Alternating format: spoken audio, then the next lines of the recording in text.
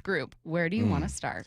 You know what? Let's start with extending, because I don't think there's too many out there that I'm just saying, you know what? Let's just go get it right now. Pay everyone. Pay everybody. But I start with Charles Cross. I think he's been the most reliable out of these guys. And you can't – injuries happen, right? There's no way around it. If you play enough football, whatever sport, you're going to get banged up. You're going to miss some games. But Charles Cross only missed a handful of games, if that, in his career so far. So I think you got to go with the reliable, especially when you have a decent offensive lineman, and we know how hard they are to get here in Seattle. I think you have to roll with him and keep him. I like it. The questionable offensive lineman is clearly Abe Lucas for the reasons that I just said you should sign Charles Cross, because Abe's been banged up.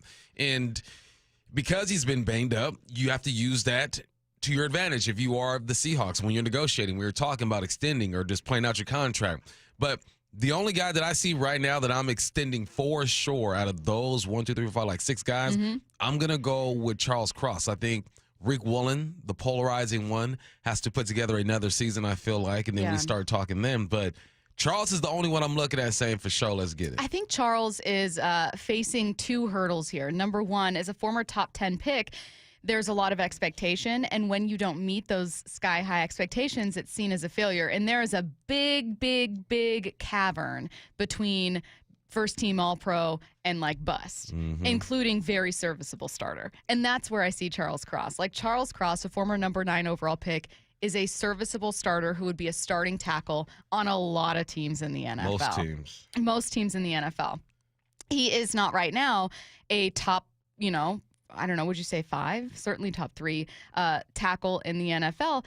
There are guys that are 36 that are part of that group. Like, sometimes it takes a while to really grow into that role. So I don't think – I've seen some folks say, well, hey, if you don't have the Pro Bowl nods, if you don't have the All-Pro, it makes the decision easier. I think it's still an easy decision when you look at the pieces you have on the offensive line to go, this is the best piece. Extend this piece. You've solved 1 of 5. You know what I mean? Keep that one there. Yeah, and I think it's most people or a lot of people look at the accolades and say, he doesn't have any, so why would you want to keep him? Sure. So there's the film that I watched that says, yes, I want to keep Charles Cross. I think he plays better football than he doesn't for the most part. And then you go to just the grade. So PFF, got to use him, right? When it comes to overall grade, he's ranked the 10th tackle out of 141. When it comes to pass blocking, he's ranked 15th. When it comes to run blocking, he's ranked 16th. There's something that we say a lot on this show. Just be middle of the pack when it comes to that offense, right? Just protect the quarterback at an average rate. Just run the football and be right in the middle, and we think that you can do some things. Well, that's pretty much what Charles Cross is. He's better than just right in the middle. He's 10th out of 141 in one category, 15th and 16th. That's on paper. When I watch him on film, he's going to get beat. And I think that obviously as an offensive lineman, the only time they're calling your name or your number is when you get beat or when you report as eligible.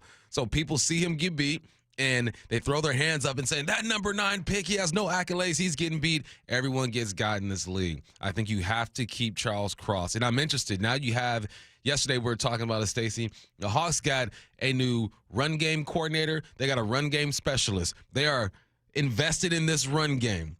It starts with Charles Cross. Obviously, it starts with the center, but I think that he's your best lineman. You got to keep him. Sign him up. Ken Walker.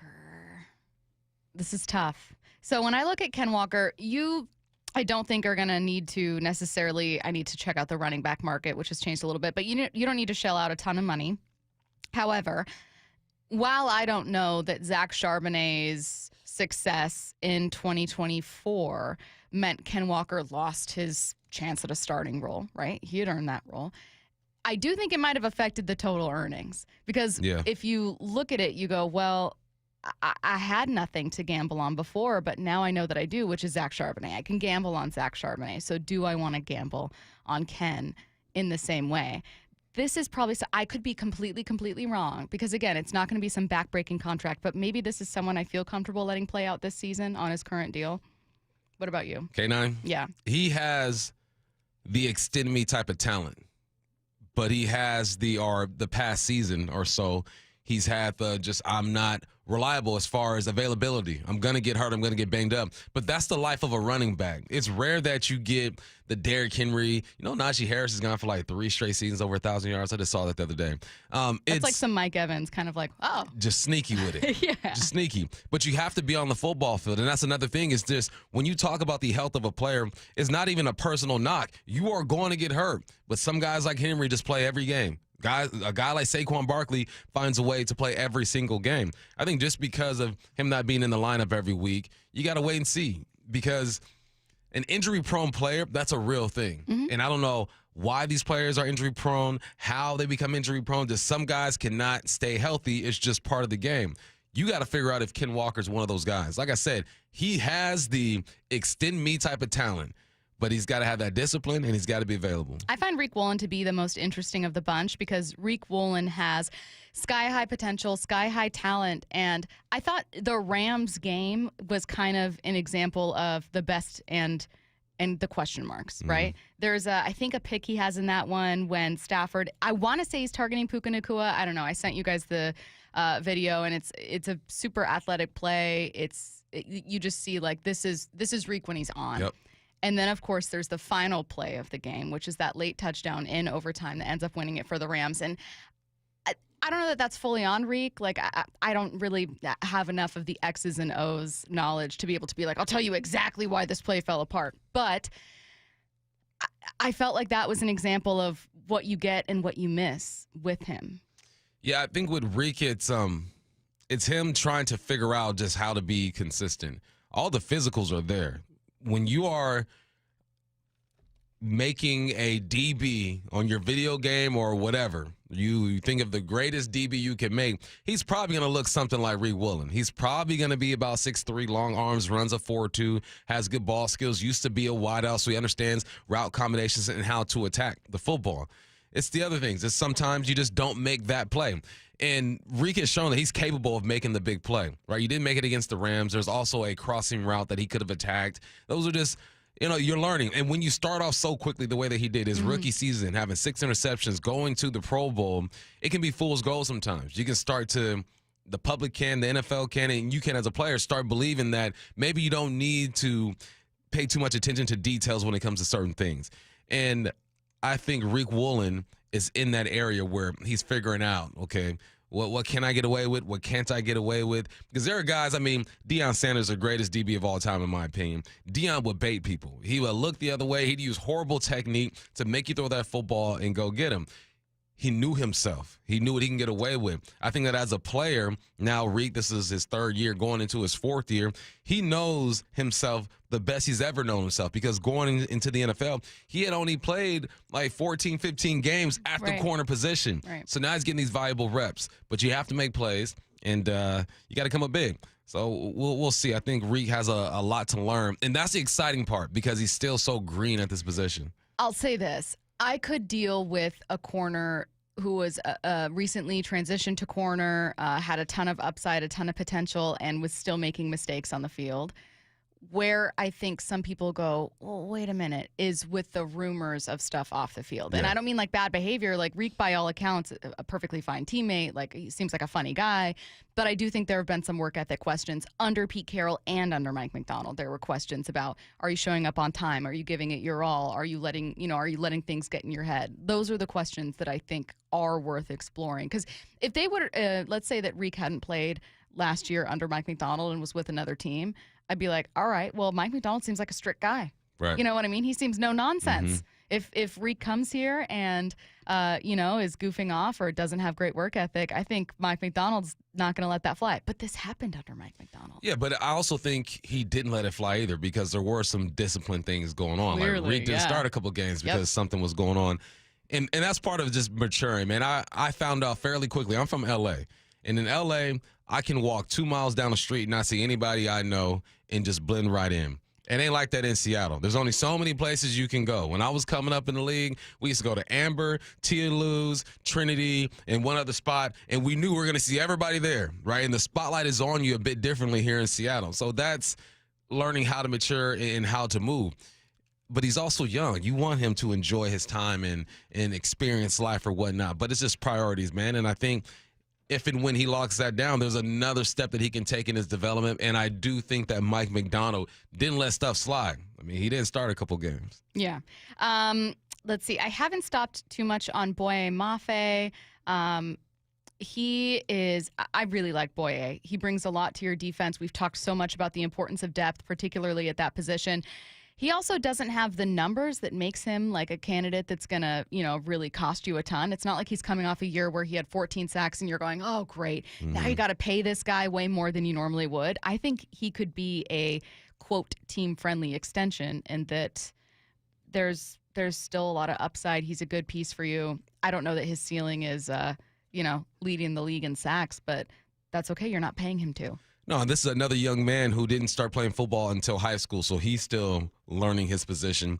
And I think with Boye, the reason why I would look at extending him now is just for part of the reasons that you said. What if he comes out this next season, he has 10, 11 sacks? And now that prices went up a few $1 million. Yeah. Whereas right now, you lock him down and you commit to his development and say, we'll give you some security. Let's just get this thing done. I think Boye Mafe is one of the perfect candidates when it comes to extension, because you see what he can be. Every single year, Boye Mafe has gotten better and better, but not to the extent where you think there are going to be a bunch of teams out there just clawing to get after him. I think you extend that young man. I found it a fun exercise to do this when it came to these names. Is there anyone on this list, Charles Cross, Ken Walker, Boye Mafe, Abe Lucas, Kobe Bryant, Riq Woolen, that you truly feel you could see a world where they go to another team after this offseason and free agency because you don't extend them? They go to another team and find success, and you're kicking yourself. Yeah, I mean, I've been a Kobe Bryant dude from day one, and I think he's coming into his own. He's figuring it out. He battled some injuries to start his career. I believe it was like his toe and a hamstring or something like that, and he finally got healthy last year, got an opportunity. It's just how much do they value Kobe Bryant? I think he adds some value to himself. When you can play safety, corner, and the nickel spot, you add some value. I'm looking at this list, Stacy, and I would bring everyone back. It's a good draft class. I literally would bring everyone back. Riq has had good moments. Kobe Bryant picked 6. Abe Lucas, when he's healthy, he's on point. Boye Mafe, 6 sacks last year. Ken Walker, he's a 1,000-yard rusher for sure if he stays healthy. And then Charles Cross honing down on that offensive line. I know a lot of people like to move things around and go and get the shiny new toy, but good teams develop their draft picks too. And I think that this is a good group. This could be a core group that can help you make that push to get into the playoffs, because when healthy, everybody on this list is playing 90% of the snaps. Would you say overall one of the more successful draft classes for John and Co. I'd say so. The last couple years? Yeah. You know what I mean? Like, I get it. Like, you look at this group and, maybe there's one way to look at it where you go, well, how many of these guys are first-team All-Pros? How many of these guys are Pro Bowlers? The answer, Riq Woolen's been a Pro Bowler. Obviously, his most successful season was his rookie year. Ken Walker was a runner-up for Offensive Rookie of the Year, but, since then it's been a little quiet. However, you've got how many starters? 1, 2, 3, 4, 5, arguably 5 starters from a draft class. That's insane. Yeah, those are the kind of classes that you need to pad your resume with. You're not going to come out and get your first team All-Pro, but that's how you build your team is with those guys. Foundational pieces. That's exactly right. That's it. They're young. So I'm excited about this group. I'm even more excited about the new coaching staff coming in that Mike McDonald's bringing, and him getting better as a head coach after going through a full season and figuring out what this NFL head coach life is about. All right, let's get to headline rewrites. Extra, extra, read all about it. Headline rewrites. We must make headlines. The real story behind the headlines in today's news with Bump and Stacy. Headline number 1, the Mariners held their first full squad workout on Tuesday. Only Donovan Solano was absent. He has visa issues. What's the real headline? You know who hasn't had visa issues? Mariners ownership. Oh. Nah. Oh, I get it. Because they don't use them? Because it's Visa. Exactly. The Visa card. Visa credit card in this case. What are we going to do without Solano, man? Oh, no. What are we going to do? It's like you started laughing as you were saying it. Here's a big you know signing, what? No, though. listen, I will say this was the signing that I think you would also agree that Hollander was most excited about when we talked to him. Well, because they talk about his leadership and, he can play multiple positions, and I get that. And Solano, I'm just poking fun. Poke fun at me all the time. Your boy had a cup of coffee in the NFL, right? But the reason why we poke fun is because this was the big signing. This and then us waiting to see a full season with a Rosarena. It's like, okay, that's it. We had our big signing at the trade deadline last year, actually, and this is just the little pepper or salt that you put on your food right before you eat it. Yeah. Like, there's just a little hint of something. Oh, I mean, Solano, you get here, you do your thing. We're counting on your leadership. I hope he gives us like Santana type of vibes, man. Because Santana came here and you felt the leadership change. The culture started to shift a little bit. I think that's what they're depending on with Donovan. So get your visa straight and come on. It is, though, a little bit of a when it rains, it pours situation. I think everything will be completely fine. But Mariners fans are understandably on edge. So when you get this tiny bit of news, it's like, oh, this signing that you hoped would have been bigger, he's not even here because of a visa issue. You're like, of course. Of course this is happening. You know, we get very a pity party with things. Sometimes it's deserved, right? I had a horrible weekend. I walked to my car on President's Day and I had a parking ticket. Dang. I was like, it's a holiday. You can park for does that free. Why mean? do I have this ticket? And then I called the office to be like, it's a holiday. They were closed. Because it was a holiday. I was like, why am I getting this ticket? That's how I feel about this story. I feel you. Headline rewrites. Headline number 2, NASA says there's now a 3.2% chance an asteroid will hit the Earth in 2032. What's the real headline? I wish I was kidding with this one, but per ESPN this morning, those odds are actually greater than the Mariners' odds of winning a World Series this year. I am not Man. joking. Dang. It's a 3.2% chance an asteroid hits Earth in 2022 and a 2.6% chance the Mariners win the World Series this year. See, I'm going to change my thinking and tap into my kids. Because when I told them there was a 3.2% chance that an asteroid hits in 2032, they lost their mind. That's a great idea. They lost their mind. Like, oh my God, Dad, what are we gonna do? I go, it's probably not gonna happen. No, Okay, but like you're- this, but I I'm see where gonna you're shift going. into my kids' thinking and be like, 2.6. Let's get it. When you think about it, there's only a 98% chance the Mariners don't win the World Series, and that if that's a great way to look at it. You know what I mean? you gotta Hey, play 2 of these tricks. 100 jelly beans are poison. I'd be like, I'm not touching those jelly beans. There you go. You know, 2%, bring it. this is I can feel the trophy. This is depressing though, man. And granted, these are numbers, these are projections. Who knows? Julio can start the season off hot.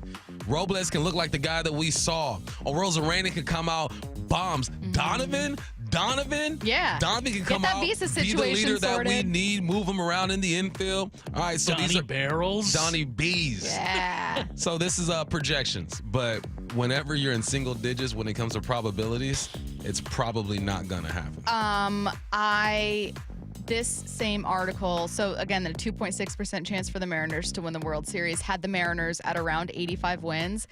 I know that we were disappointed with the offseason. Does that feel a little low to you guys, or does that seem completely fair? What do you think? 85 wins? 85. Well, it Nah, was that's 84 what and they a do. half. That's what but- they do. That's kind of par for That's what they course do. right here. Yeah. 80 something. Give me 90 something, please.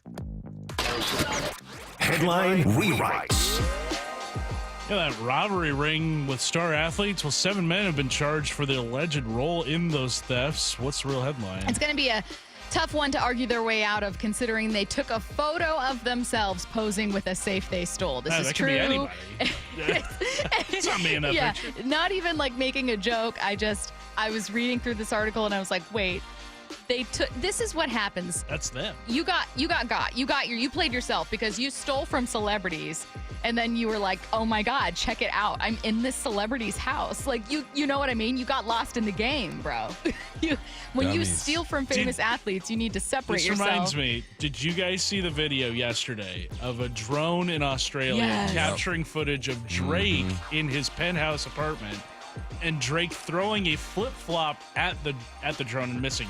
I'm calling it right. horribly. You do know Drake's going to use that footage for a music video, right? For sure. I He promise should. you What right if it was now. staged? I was going to say. That's what I'm wondering. I was trying to look at his body language to see It how felt- authentic it was. It felt staged. The way he threw the sandal was a little like, I really don't want to hit this 'Cause this it's my drone right drone. now. Yeah, but whatever, man. Drake, he can troll us for the rest of our lives. He's rich. He might have lost the battle to Kendrick. Don't matter. He's still selling out. Life is good for that dude. Life ain't good for these dummies. Young kids. This is what my grandpa told me before he passed away. All right? Some of the best advice I ever got. Because you can do dirt on your own, man. And don't let everybody know what you're doing. Yeah. Simple as that. Thank you, Paw, because that's the way I move. I'm like, if I'm going to do something suspect, ain't nobody going to know about it. I'm not posting. I'm not sharing. One person might know, and his name is Elmer Rodriguez, and I know he'll never snitch on me. There are, most of these people are between the ages of 20 and 26. There is a 38-year-old as part of this group. Come on, What are you doing? You supposed to be getting your life insurance together. You know your back cracked when you lifted up that safe. What are you doing? He wore one of those weightlifting belts. He was like, guys, any chance we could knock this out by maybe 7:30? Like, you know when you're the old one in a group of thieves. Like you're bringing the group down to You're your supposed level. to be the voice of reason. No, absolutely not. Absolutely not. He's like, I'm not going to be the old wise person in this group. I'm going to be the one that's like, let's knock this out early so that I can get home. Yeah. You know, me and the wife got to watch a show tonight. Exactly. He's like, it's Sunday, HBO. White Lotus is back. Like, I got a big night ahead of me. But yeah, so would not recommend. I don't mean to give thieves advice, but if you are planning on joining part of a burglary crew, I just would not recommend taking a photo of you posing, including like pointing at the safe, like, oh, right? No. Posing with the safe that you stole from an NBA player. And then it's in the cloud, and you can snatch anything from the cloud. Anything. Well, and you text the wrong person. Send it out to 20 people trying to show off. It takes one person to be like, yeah, I'm turning you guys in. Hey, this is a bar from Connor and Bremerton. Yeah. The way he threw that sandal, you can tell he ain't like us. Not in the no athletic ability in that arm. Wow. Yeah, he threw that just like me. Just like me. It's all from the elbow. That's where me and Drake just, when we throw, it's just straight from the elbow. Get Off My Lawn's coming your way at 10:45. At 11, we're going to be joined by NFL Network's Greg Rosenthal to talk about the NFL offseason, the Seahawks offseason, take a look at where they need to improve, some draft talk, really good stuff. We are getting to the Mariners, obviously, at noon. Gary Hill, one of our favorites, is going to join us to talk about spring training. Cactus League play beginning on Friday. That game is going to be aired live right here on Seattle Sports, by the way. Before we get to it, we know that offensive line is a priority for the Seahawks, but it's not the only hole on this roster. So we're going to tell you the second most important position to add to with this spring's NFL draft next. When you're running the hurry up and don't have time for your favorite Seattle sports shows, listen to the podcast on demand. How about that? Unbelievable. Who would have thought? Every hour, every interview, every look behind the scenes. He is your new Seahawks head coach, Mike McDonald. We want to play a certain way, and you're just going to chisel away at it every day. Find us on seattlesports.com, the Seattle Sports app, or wherever you get podcasts. All signs continue to point to it being the right hire. Never miss a minute of Seattle sports, the home of the Seahawks. If you love to travel, Capital One has a rewards credit card that's perfect for you. With the Capital One Venture X card, you earn unlimited double miles on everything you buy. Plus, you get premium benefits at a collection of luxury hotels when you book on Capital One Travel. And with Venture X, you get access to over 1,000 airport lounges worldwide. Open up a world of travel possibilities with the Capital One Venture X card. What's in your wallet? Terms apply. Lounge access is subject to change. See CapitalOne.com for details. Okay, I have to tell you. I was just looking on eBay where I go for all kinds of things I love, and there it was. That hologram trading card. One of the rarest. The last one I needed for my set. Shiny like the... designer handbag of my dreams. One of a kind. eBay had it, and now everyone's asking, ooh, where'd you get your... windshield wipers. eBay has all the parts that fit my car. No more annoying... just beautiful... Whatever you love, find it on eBay. eBay. Things people love. We've all been there. Sleepless nights, wondering if your business's security service is really protecting what matters. At Bay Alarm, we can put your security insecurities to bed. Our advanced technology and personalized support ensure you can rest easy knowing we're here for you. BayAlarm.com. Protein, protein, protein. Everyone is trying to get protein in their diet, but we need fats too. Healthy fat, that is, like the rich, natural peanut and almond butters found in D2G protein bars. Most bars don't have it because, well, most bars aren't real food or refrigerated.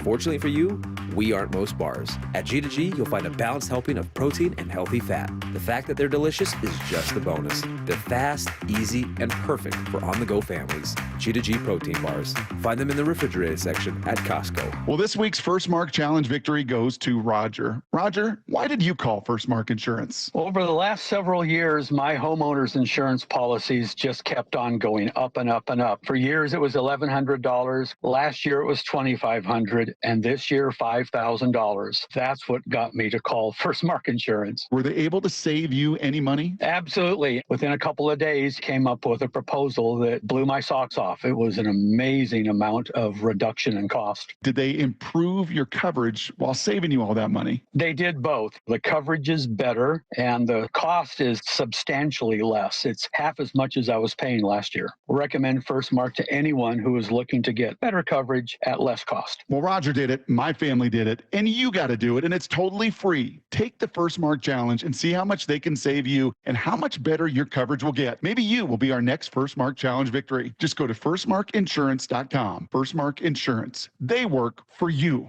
I formed Davis Law Group about 30 years ago, and once I wrote my first book, it proved to be hugely popular. I decided to write then a series of books in different accident cases. I've found that having a client that is educated and knowledgeable about their particular type of case really helps the client, and also usually ends up making the case or the claim more successful. To get your free copy of any of my Washington accident books, visit WashingtonAccidentBooks.com. Stream every Seattle sports show with the Seattle Sports app. Brought to you by Fred Hutchinson Cancer Center Proton Therapy. Get new videos, podcasts, and articles on the Seahawks and Mariners from your favorite Seattle sports personalities daily. The John Schneider Show. Every Thursday until draft day on Wyman and Bob. Listen live Thursdays at 4 p.m. or watch the interviews on the Seattle Sports YouTube page. Are you constantly dealing with a runny nose, allergies, congestion, sinusitis, or postnasal drip? Hey, it's Dr. Ryan Stern of the Stern Sinus Center. Rhine Air is a simple, non-invasive procedure that significantly reduces your postnasal drip and stuffiness. We're proud this year the Stern Sinus Center was just named a nationwide center of excellence. We're also excited to welcome another allergy surgeon and ear surgeon to our practice. Schedule your appointment in Auburn or Federal Way or go to sternsinus.com. Guys, did you know your testosterone level impacts your energy, libido, sleep, weight, hair loss, mood, and even ED? And right now, Revive Men's Health Seattle will check your testosterone for free. They've helped thousands of men since 2011 feel and perform better. They're so confident they can help you, they even guarantee it. Schedule your free testosterone test, exam, and consultation today. Call 206-529-1111. That's 206-529-1111. Or visit ReviveMen'sHealth.com. Calling all pickleballers, Champions of Change and Safeway announced a multi-city pickleball tournament, including celebrity games with Seahawks legends Doug Baldwin, Mike Bennett, Cliff Averill, and more. In collaboration, Nourishing Champions campaign will be raising awareness and accepting donations to provide nutritious foods for student athletes in under-resourced high schools. You can help by donating at your local Safeway checkout. Open to all. The tournaments are in Seattle, Lacey, and Spokane. Register today at championsofchangefoundation.org/pickleball. For over 113 years, Pacific Lamp and Supply Company has been your #1 lighting specialist in Washington, from the Space Needle in Seattle all the way to the Riverwalk in Spokane. With the largest lighting inventory in Washington, Pacific Lamp's knowledgeable and experienced staff can assist with any lighting issue, including intricate lighting and control designs. Plus, they work with all utilities in Washington to get you the best available lighting rebates. Pacific Lamp and Supply Company, Washington's lighting experts since 1912. Visit pacificlamp.com.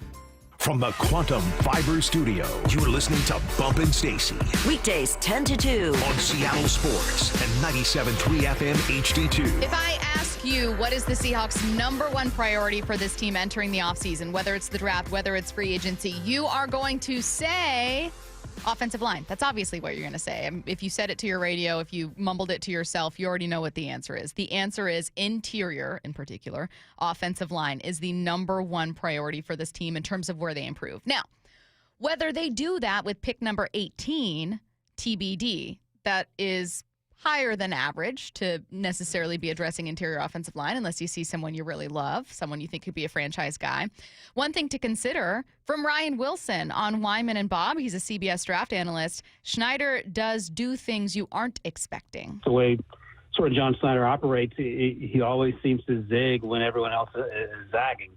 A team like the Steelers, you sort of have a sense of what they're going to do, whether it's a running back or an offensive lineman. That always seems to be something that you can get predict pretty early when you're going through these mock draft simulations as we get closer to the draft. But Seattle's always a wild card, and even Devin Witherspoon was a fantastic pick, but it wasn't necessarily a huge need at the time. And in retrospect, I feel like Snyder gets a lot more right than he does wrong, and that's also what makes it interesting. You sort of figure out in real time what these teams are thinking, and a lot of times when it comes to Seattle, they're not on the same page with the media, at least when it comes to what the primary draft need may be on Thursday night. Can confirm John Schneider makes some surprising picks, so bump.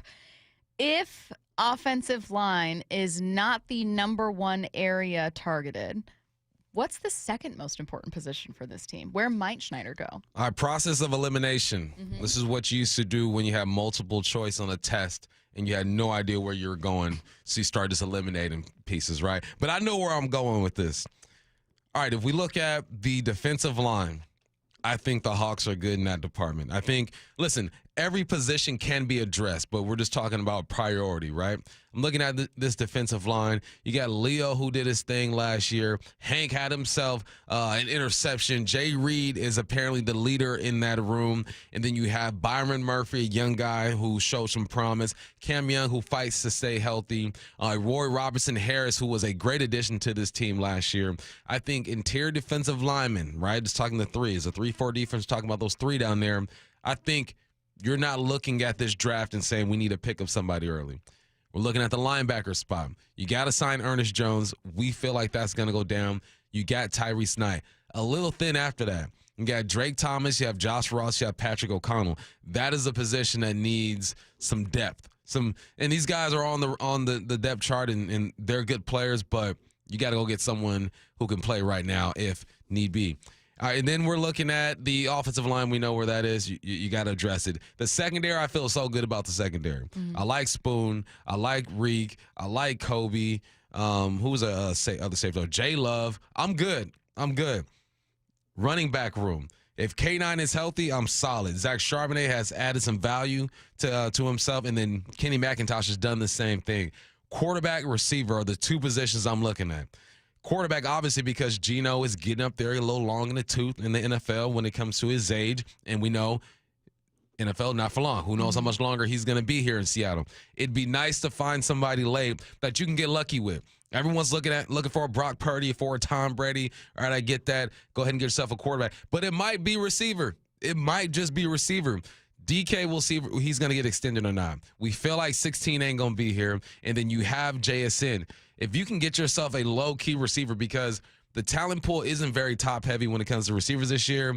It's a little spread out towards the middle and the bottom. You can find yourself a solid receiver. I'm not saying with that number 18 pick, maybe with that second or third pick, but to me, it's got to be quarterback or wide receiver. It's so fascinating because that's not where I would like to see them take a shot at a quarterback, and this would not be at 18. There's like a weird gap there where like you shouldn't be taking a quarterback there per se because you can get them later, and you're not going to have the top two.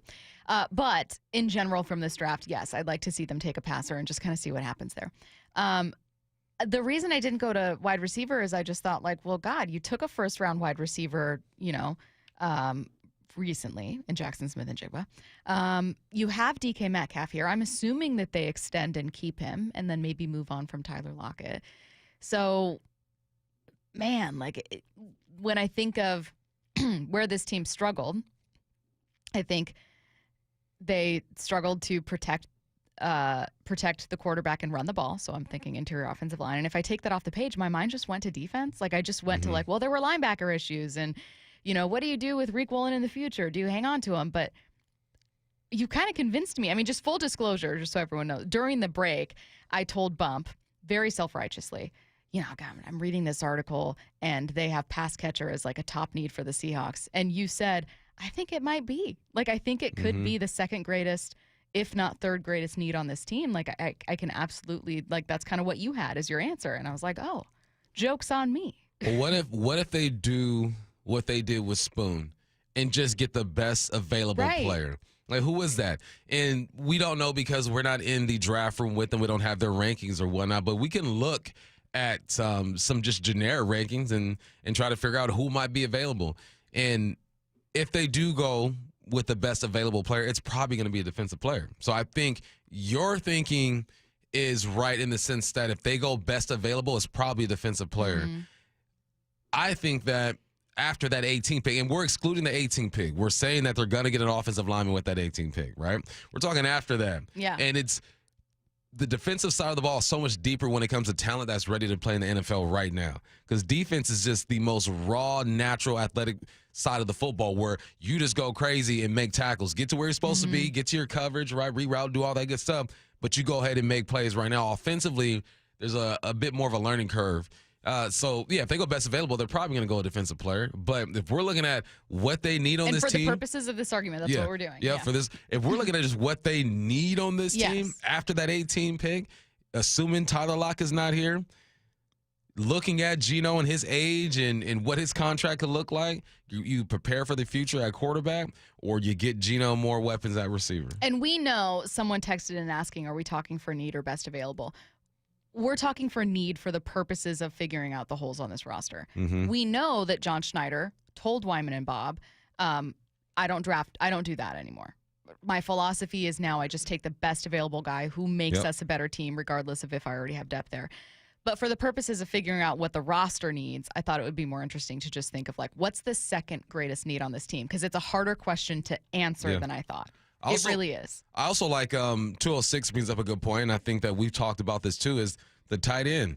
Kubiak is going to have 2 or 3 of them things out there at a time. Yes. And he's going to pack it in and make this a physical game, and you need good blocking tight ends. I'm not sure what the situation with Farrell Brown is. Noah Fant, he can block, but he's not really your blocking tight end. Yeah. And A.J. Barner is trying to figure it out at this point. I mean, shoot. Wild thought, speaking of Kubiak, this should not be the position you draft second by any means. But in terms of need and holes on your roster, you don't have a fullback, and Clint Kubiak wants a fullback. So, please. Now that should we probably don't have to draft no fullback, man. You don't have to draft a fullback. We're talking like you get a rookie free agent coming in here. Maybe you sign someone else who's a free agent, you know. But in terms of what is the second greatest need on this team? That's the question for this segment. The second greatest need. If the first is interior offensive line, what's the second? I'm seeing like 12 different answers from people, and fullbacks might be one of them. And you know why we're seeing 12 different answers? Because we're no longer looking at multiple positions and we're desperate. We're no longer looking at linebackers saying, what are we going to do? We got our guys there. We're not looking at the D-line. What are we going to do? We have some guys there.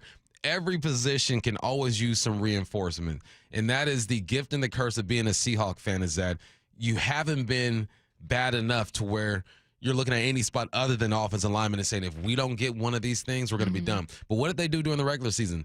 They addressed the defense. They didn't touch the offense. So that's what also makes me think that maybe they'll go in on the offense. You got a new offensive coordinator. You want him to be able to run his offense, whatever it is.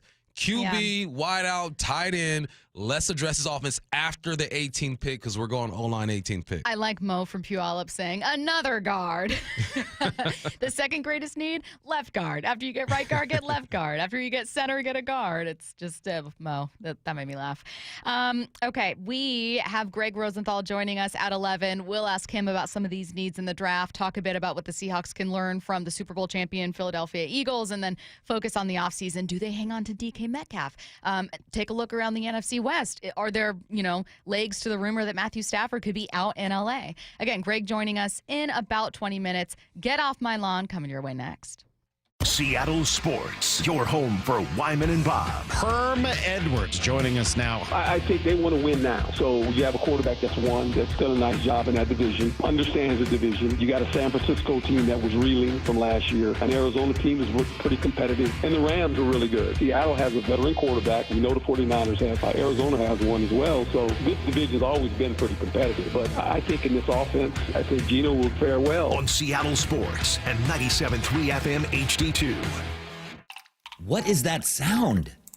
Ugh, that sounds like a plumbing sound. Luckily, There's a company that fixes all the plumbing sounds across Puget Sound. That's All Sound Plumbing. Puget Sound's plumbing experts. Have a sound? Visit allsoundplumbing.com. Just Cause Legal knows the value of standing up for what's right. If you've been involved in a car crash, Just Cause Legal is here to fight for you with an aggressive team dedicated to securing the compensation you deserve. Just Cause Legal makes the process as painless as possible. Don't wait. Time is critical. Get the help needed today. Visit justcauselegal.com or call 253-859-8899 and meet your legal lifesavers. Just Cause Legal. Fighting for you.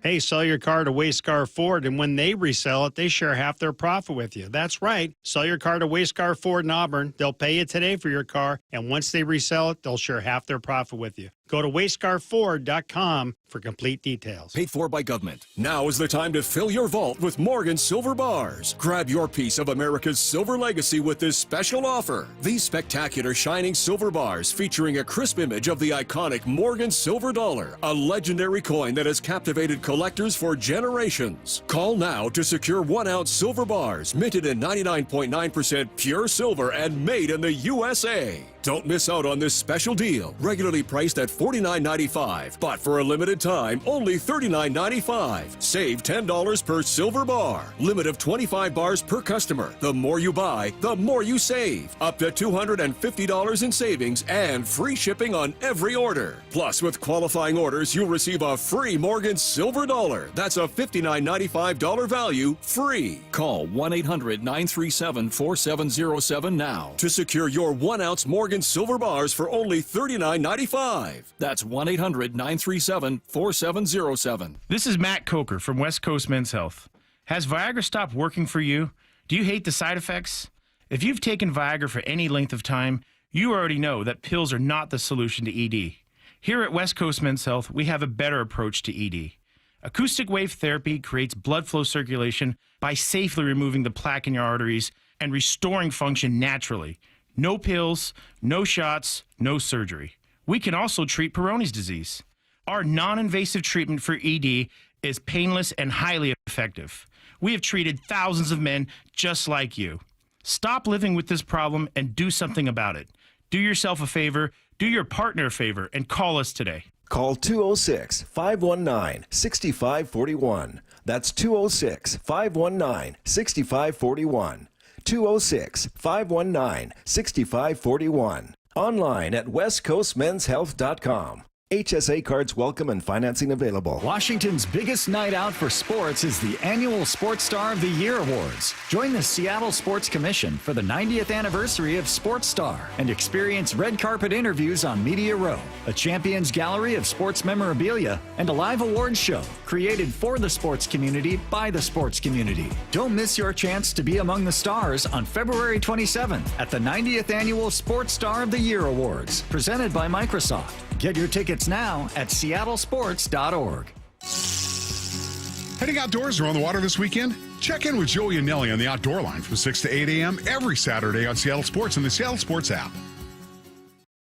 The LJ Way is the Lee Johnson Auto Family. Hello, hello.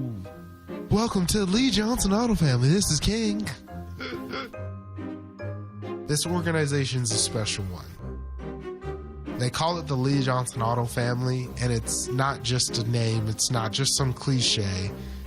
They foster an environment for us to become a family, to work together, to really become close, and they show us in a lot of different ways that they do value us. Is it perfect? No, no place is. But I've been very thankful to be here in the almost 10 years and have every plan to stay here for a lot longer and just watch it continue to grow. He's fun and professional, which explains why so many people visiting Lee Johnson Kia ask for him by name.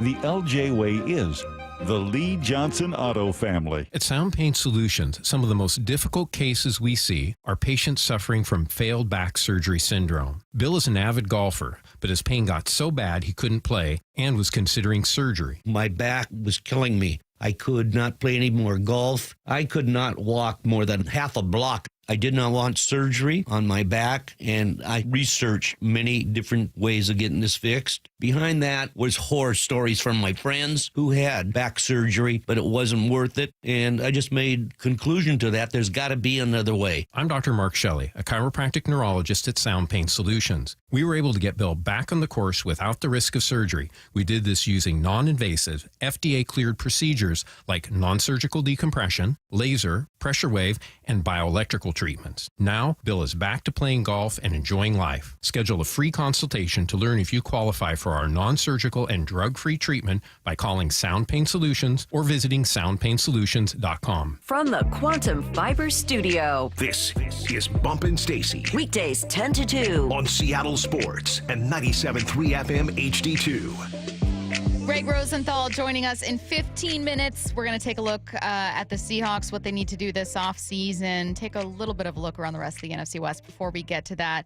Bump has 3 things grinding his gears. We didn't get this last week. I'm so happy we're back to it. It's Get Off My Lawn, and it's happening right now. Bump, what you got for us? I'm a man. I'm 40. All right, now this one's been saved up because we ain't done this for a minute. Right. So it might be old to you, but it's new to me. It's new to us right now. First one. So Twitter is an interesting place. X, I guess, is an interesting place. And thing that people love to say, like when an athlete speaks on like something political, they say, just stick to playing sports. Like politics don't affect that person's life. Or when, say, just an average person talks about sports and they can get attacked because maybe they don't know the game as in-depthly as other people. And Twitter, X, is the place where people go just to fire off at people. But, man, I got to fire off now. Our commander-in-chief, Mr. Donald Trump. Okay. So at the Super Bowl, he tweeted out, they're really ruining the game of football with these new kickoff rules. Sir, you are the president of the United States of America. This America's game. You have to know that this has been in place for a while and that this was going to happen and that it's safer this way. I saw the tweet and I was like, no, Donald. Are you saying stick to politics? No, I'm saying talk to somebody. Talk to somebody before you jump out there on X and put something out there like that. I'm like, actually, Donald, the returns are up. We're getting bigger plays. It is safer. And I just looked and I shook my head. I go, Donnie, first sitting president to go to a Super Bowl, good for you. Yeah. They even changed the end zones for you so you don't get all angry and stuff. But come on, Donald, it's our game. Could you imagine? Does Canada have a prime minister or a president? What do they have in Canada? Prime minister. Prime minister? Imagine a prime minister talking about some hockey rule and sounded like he doesn't know his country's game. You're embarrassing me, Donnie. You are embarrassing me. Take that tweet down immediately. Ruining the game with kickoff. Donnie, come on, man. Do better than that. Y'all, Trump supporters, talk to your boy. Get him right. Would you have preferred if Trump instead was like, man, let me tell you what, they're ruining the game with these soft calls on roughing the passer. You would have been like, he makes a point. Hey, would be like, you know what? That I can get with. Okay, that I can get with. But the kickoff, man, come on, Donnie. It's our game. You got to know this. This is where a stay in your lane to you is fair. It's like, if I'm going to stick to sports, Don, please stick to politics. These kickoff rules are great. I do not talk politics on X. Yeah. Okay? And if I ever were to, it's because I went down a rabbit hole and I know everything there is to know about this subject. I'm just saying, Donnie, you are our president. I need you to know the game. Okay, what's next? I'm a man. I'm 40. Next up, so I'm watching TGL. That's a Tiger Woods indoor golf league. It's grown on me a little bit. Brady, you been watching it?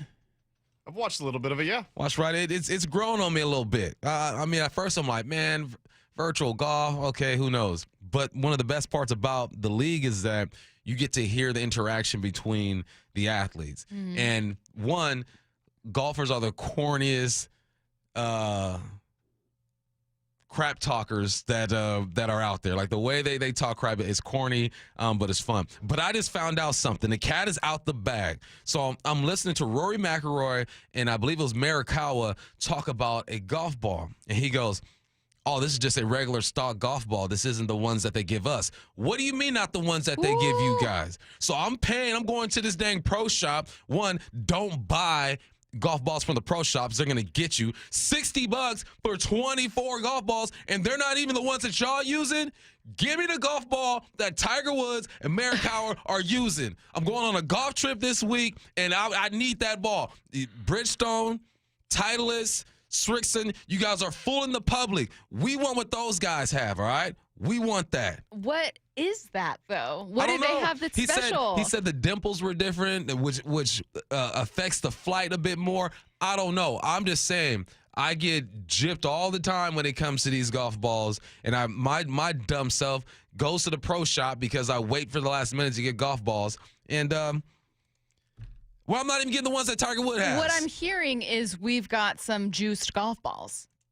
That's what I'm hearing. Yeah. I'm hearing we got juiced golf balls. We've got some performance-enhancing golf balls that are being played with. I want to see what these pros look like hitting the balls that you can get at Dick's Sporting Goods. They still gonna whoop us, but still. Right. Make me feel like, because if you know anything about golfers, we'll take the bait. We'll buy the new irons. We'll buy the new drivers. The technology, you can tweak it by 5%, and we're going to go buy it because we think it's going to make us that much better. That's why I say, give me the dang golf balls that Tiger's hitting. I could have hit 65 by now, but they keeping the golf balls away from me. All right, I'm stuck at 75. Right. This is ridiculous. No, for sure. What's last? I'm a man. I'm 40. Hey, we're cooked, man. We're cooked.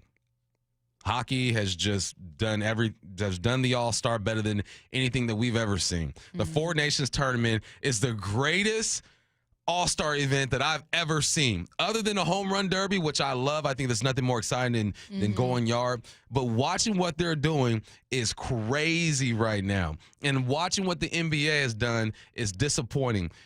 Wembley and CP3 were in a skills competition, and there's a part where you have to shoot the basketball and try to make a hoop in certain stations, and instead of trying to make the shot, they're just tossing it up there because they're trying to get through as fast as they can. Like, you're making a mockery of it. We're already disappointed in the NBA All-Star Weekend, and now you're going to go out there and try to cheat the drill. This is what we need to do. Golf, one of the greatest competitions in golf. Yes, we can say the Masters, the Ryder's Cup. If you got USA against Europe, it gets crazy there. Home field advantage is nuts. When the U.S. women took on the WNBA All-Stars, we went crazy. It is nuts. American Ninja Warrior has USA versus the world. Whenever you put countries against each other, it takes it to a totally different level. That nationalism, whoop. Right to the top. So I'm looking at the Nations tournament, and I'm hyped. And then I'm watching that on my iPad, and then I'm watching the NBA All-Star Weekend on the TV, and it was so disappointing. The passion ain't there, and I just had to tip my cap to hockey. Hockey, you done did it. You done figured something out, and it should never go back to regular All-Star weeks. This should be the standard from here on out. You're right, though. There is something about attaching that kind of like Olympics, World Cup, I can't think of what else kind of vibe to it, where when you attach it to you're rooting for your country, players play harder. People I didn't agree, but I saw a lot of discourse about why Canadians were booing the American national anthem, and still when Team USA went out there and won, I was like, that's right. That's right. And that's what you get. And all of a sudden I was like, any kind of understanding or discourse is pushed completely to the side because this sports part takes over your brain that's pure patriotism when it's attached to sports, and you just lose your mind. You put some red, white, and blue with some stars on anything. Let me tell you what. You know what? All of a sudden you're I'd die for this right now. I'd die for that team. All right, Greg Rosenthal joining us next.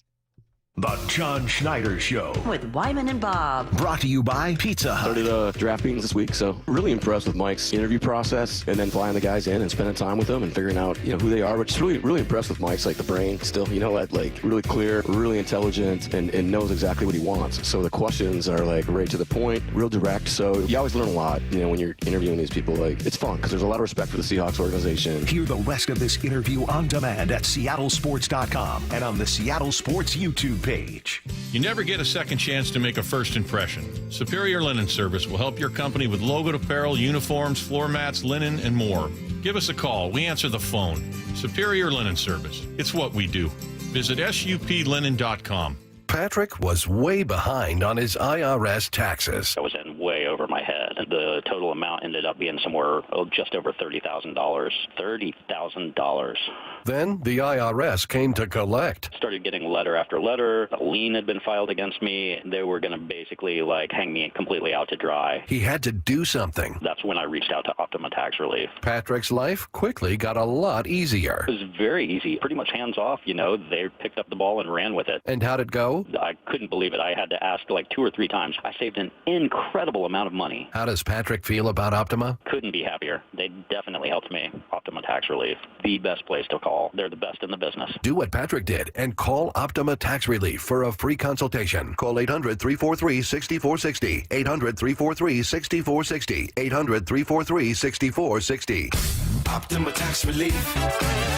Testimonial from an actual client. Some restrictions apply. For complete details, please visit OptimaTaxRelief.com. Are you looking at diversification and stability with your investment portfolio, especially with the volatility right now in the stock market? Hi, I'm Scott Rirecka, CEO of Legacy Group Capital based in Bellevue. We've been running local real estate investment funds for over 18 years. We've had 0 investor losses and have averaged double-digit returns since inception. Maybe it's time to take a little risk off the table given market conditions. For stability, there's no better option than Legacy Group's Northwest Fund, a fixed return of 9%. Legacy's Northwest Fund also accepts IRA accounts as well. Find out why over 1,000 local investors have invested over $250 million in our Legacy family of funds. Get in touch with us today. Legacy's Northwest Fund returning 9% has limited opening for new investors right now. Call 425-635-4700 or visit LegacyG.com. That's LegacyG.com. This is not investment advice. Legacy investments available to accredited investors only. Details at LegacyG.com. Hey, Brock Hewitt here for my friends at PCF Group, or People Come First Construction Group, and that's exactly what they did when we made the call a couple years ago. We wanted to redo our outdoor space, wanted to add a deck, an outdoor living, a television, and a kitchen. And PCF Group, wow, they more than delivered. And if you're interested in building a stunning outdoor area like we did, I cannot recommend them enough. Reach out before the good weather arrives, and their schedule, well, it's going to fill up. So whether you're looking for a complete outdoor living space or a very specific project like an underdeck ceiling, deck, patio cover, railings, PCF has you covered. Design now and pay later. In fact, get 12 months, no interest and no payments, and up to $6,000 off and a $1,000 Amazon gift card. Request that complimentary design and estimate consultation today at 206-992-0364, 206-992-0364, or project ideas, explore photos at PCFgroup.com, PCFgroup.com. Endless hours of research, seeking referrals, dozens of calls. Hiring the right attorney can be a challenging process during an already difficult time. J.P. Pendergast with Pendergast Law explains. In Washington State, Tom, there are thousands of attorneys to choose from. Referrals and online research can be helpful, but discovering the right attorney requires a conversation. It can be hard to identify integrity and authenticity without that interaction. So, what do you recommend? We encourage anyone looking for personal injury representation to call for a free consultation with our team before making a decision simply based on referrals or online research. Accident victims need an attorney that listens, demonstrates honesty, and is genuinely understanding of their unique circumstances. The care, attention, and preparation that our firm provides throughout the case mirrors the effort involved when taking on the insurance companies. Save time and avoid mistakes after an injury. Contact the caring and compassionate team at Pendergast Law. If you or a loved one has been injured in a car accident, call Pendergast Law. We can help. Start the year fresh with Washington Energy's New Year, New Home Sales event. Upgrade and save 15% on energy-efficient Bryant heating systems for your home. Keep cozy and safe this winter storm season with 15% off Honeywell whole home generators. Prepare for spring with 15% off beautiful Anderson windows and reliable Simonton doors. All on sale now for a limited time. It's the New Year, New Home Sales event with Washington Energy Services, bringing good energy to your home. Emerald Queen Casino, the entertainment capital of the Northwest. The best place to watch all your favorite sports. Featuring wall-to-wall viewing screens, 6 windows, and 30 kiosks. Be there at emeraldqueen.com. Emerald Queen Casino, the entertainment capital of the Northwest. Let's go! This is Seattle Sports. Streaming through the Seattle Sports app. KIRO AM Seattle. KIRO FM HD2 Tacoma. Home of the Seahawks, Mariners, and everything Seattle sports. Seattle Sports Snapshot. 7 men have been charged by federal prosecutors for their alleged roles in a string of burglaries at the homes of prominent athletes. The FBI have linked the men to the robberies of Chiefs quarterback Patrick Mahomes, tight end Travis Kelce, Bucs forward Bobby Portis, as well as other players from the Tampa Bay Buccaneers and Memphis Grizzlies. The Chargers will host the NFL's second regular season game in Brazil. The league announced that today. That makes the franchise the first to play on 5 continents. Snapshot, brought to you by Miller Lite. When it's game time, it's Miller time. From the Quantum Fiber Studio, this is Bump and Stacy on Seattle Sports. Streaming through the Seattle Sports app and at seattlesports.com. Now, here are your hosts, Michael Bumpus and Stacy Ross. Here we go now.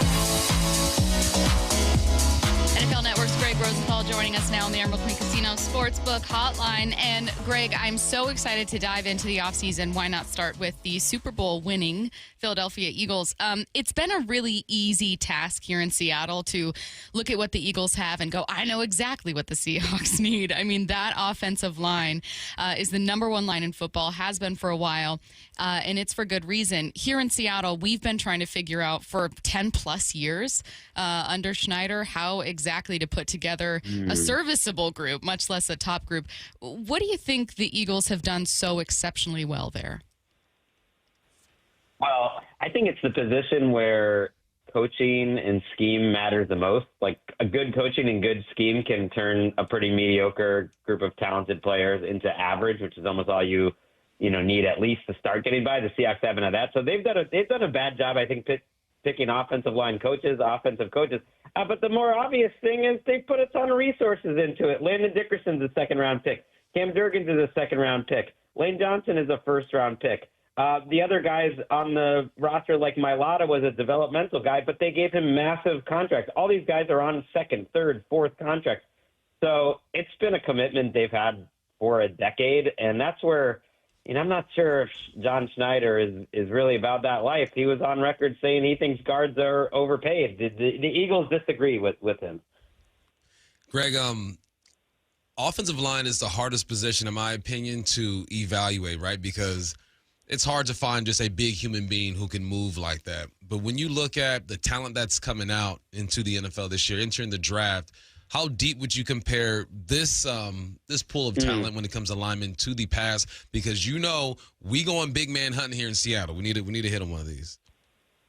Yeah, and you guys have your left tackle, and I do wonder if they re-sign Charles Cross. That's one thing I think the Eagles, by the way, have done really well is they signed their guys a year early, and it ends up looking like a pretty team-friendly contract. And if they had Charles Cross in their team, I honestly think they would re-sign him this year, and that deal would look good. But the guard class is very good, and I think that the guard and center class, I think, is looked at as pretty solid in this draft class. Tackles, not as much. I think you guys probably are looking less for tackles. Maybe you're a right tackle considering Abe Lucas's injury history. But I think it's thought of as pretty deep on the interior. So where the Seahawks are drafting at 18 or in the second round, there should be good players available there. I don't think fans would complain if they took an interior lineman. Like you said, it's so clearly their greatest need. You might get some complaining if they take a defensive lineman. However, one thing I do appreciate about what Howie Roseman and the Eagles do is continue to draft at areas where they already have depth. And it kind of feels like,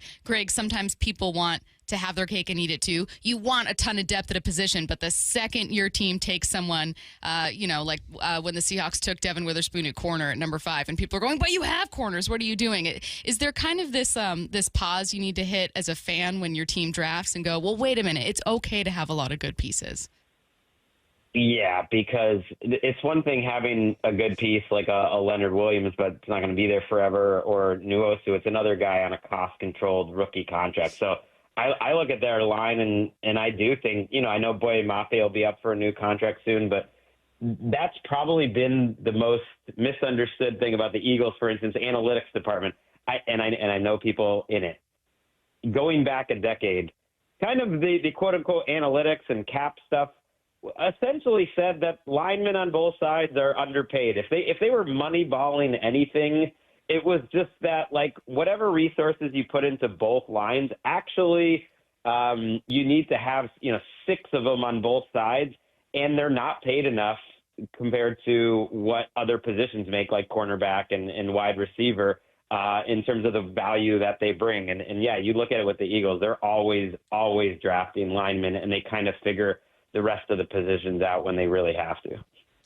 Greg, you said in one of your tweets essentially that the draft lacks pop. The NFL offseason will be defined by great trade targets.